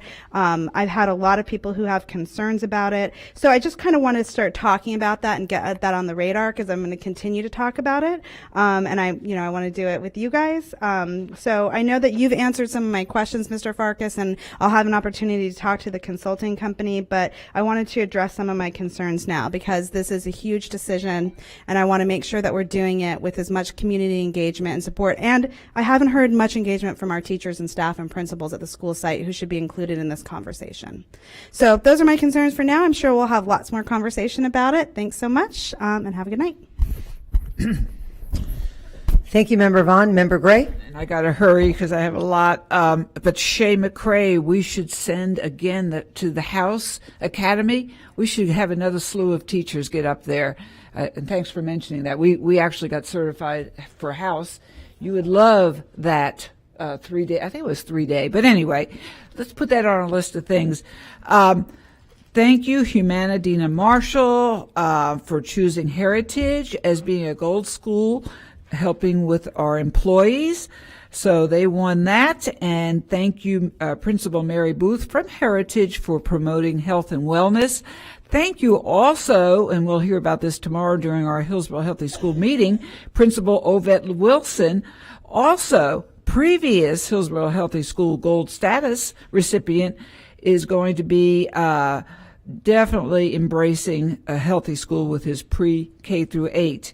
And the reason why, this is just one reason, and Dr. Ross will put a noose around my neck if I don't read them all, but I'm just going to read one. The reason why we're paying attention to health and wellness, obviously, for our students, which is not obvious, is almost 40% of our students have an acute health condition. So, if we do the math, so 50% is 110,000. So if you do 40%, we're looking at almost 90,000 of our students have an acute health condition. And I can go on with asthma, diabetes, seizures. I mean, she has them categorized. So it's serious. So we do have to work on, and that's the physical part. And certainly, Member Perez, you've done a great job with the mental part, and I haven't forgotten that either. But it's happening in our schools. So beyond anything exciting, and every one of these board members are doing tremendously great work and excitement. But we had, and I'm going to call it Miles of Smiles, but Miles at elementary school, starring Lanita Lucas, put on one heck of a community outreach. I don't even know if maybe we had 1,000 families. We had 42 agencies for child and health services, free. From Dr. Ross, and I call her Nurse Nancy, but we had all kinds of physicals. We had the mental health people there doing mental health analysis. Anyway, show us, Pablo, just put on, you got it ready? Okay, here, it's right in front of me. All right, so look at these clothes. I mean, it was all given from so many different wonderful partnerships. But these are just a few photos. And the line, and I didn't have the photo for the line, but it was around the building. And Shay, if I've missed anything, let me know. Shay McCrae was there as well, with her son practicing basketball. But look at all this. We hired 60, Superintendent Davis, I believe it was 60 employees, bus drivers, food service. We did it all. I mean, here I say we. Lanita, forget me. Lanita did it all. Lanita Lucas. She won't even take any credit, but we're going to give it to her. And our family and community engagement, now check this out. They gave us all the clothes on the right-hand side. And we had partners like Idlewild was there. We had Children's Board there. Everything that you can think. Which one? Oh, and the Hillsborough Sheriff Department. They're feeding Tampa Bay, but they came with so many loads of supplies for these families. It shows you how many of our families in our district have high needs, and it is getting more and more so. So I do believe, and Shay, you actually should be up here, that we're having 3 more big ones, and we're going to put them in different. Yeah. So, I mean, it's only going to get bigger, but we do want to thank Lanita. She is everywhere and doing everything for our students and our families. Last, kindness counts. All right. Thanks, Ward Cox. He's been working on kindness since I've been here, 2016, but his affirmations like caring beats conflict, daily acts of kindness, National Day of Kindness. You know, really, we're trying to teach our kids, of course, kindness and each other to be kind, thoughtful, and do something nice for someone every day, at least one person. Thank you. I better be quiet. Bye. Thank you, Member Gray. And just, a reminder, this is Hispanic Heritage Month, and we need to make sure we celebrate on October 4th at Webb Middle School. We'll be having Hillsborough County Community Celebration, and we already have about 15 schools that are going to be celebrating, and they're going to be on stage. I have about 18 schools that are going to set up a table, and we're really excited, and just please continue to get the word out. I also, last week, I visited quite a few schools, but I did meet 4 new leaders at Hillsborough High School, Jefferson High School today, James Elementary and Memorial Middle School. And Superintendent Davis, you're putting the right leadership in the right places, because I can really go in and I can just sense the feeling and the schools and the momentum in all those schools, and they're just all doing very well. The one thing that I saw at Memorial that I was really surprised last week is when I met the science teacher, as she was speaking in English, everything was being translated behind her in Spanish. And as we had that conversation, it was amazing. And when I asked how many students were bilingual, it was almost the entire class. And when I asked how many students had just come to the United States in the last year, half of them raised their hands. And so I also think, and I want to, bring my thoughts out to Puerto Rico as they go through another natural disaster with hurricane, one, and flooding that's unsustainable. I mean, and electricity so out. We just have to remember how lucky we are and how do we have to continue to embrace, we're looking at 38% and upwards of our students being Hispanic and making sure that we do that. I was also able to see the library refresh today at Jefferson and at James, and then a couple weeks ago at Cleveland. It's amazing to see the libraries, the new furniture, and just making sure, literacy is so critical, and to make sure that students have an amazing spot there is very important. And then finally, thank you, Member Vaughn, to talking about the Hillsborough Education Foundation and Kim Joel and all the sponsors who supported that. I said as soon as my daughter graduates next year, I definitely am going to get involved and do a Take Stock in Children. That is such a great program, and I was so moved by the speakers. And I also just wanted to say a shout out. Our teachers just work tirelessly, and I was so happy to see that Michelle Cherney from Alonzo High School was recognized for her volunteering at with HEF since 2013 and over 453 hours of volunteering, making sure that teachers have supplies and materials, and that's what our teachers do over and over. So thank you, everybody, and I hope you have a wonderful evening, and this meeting is adjourned.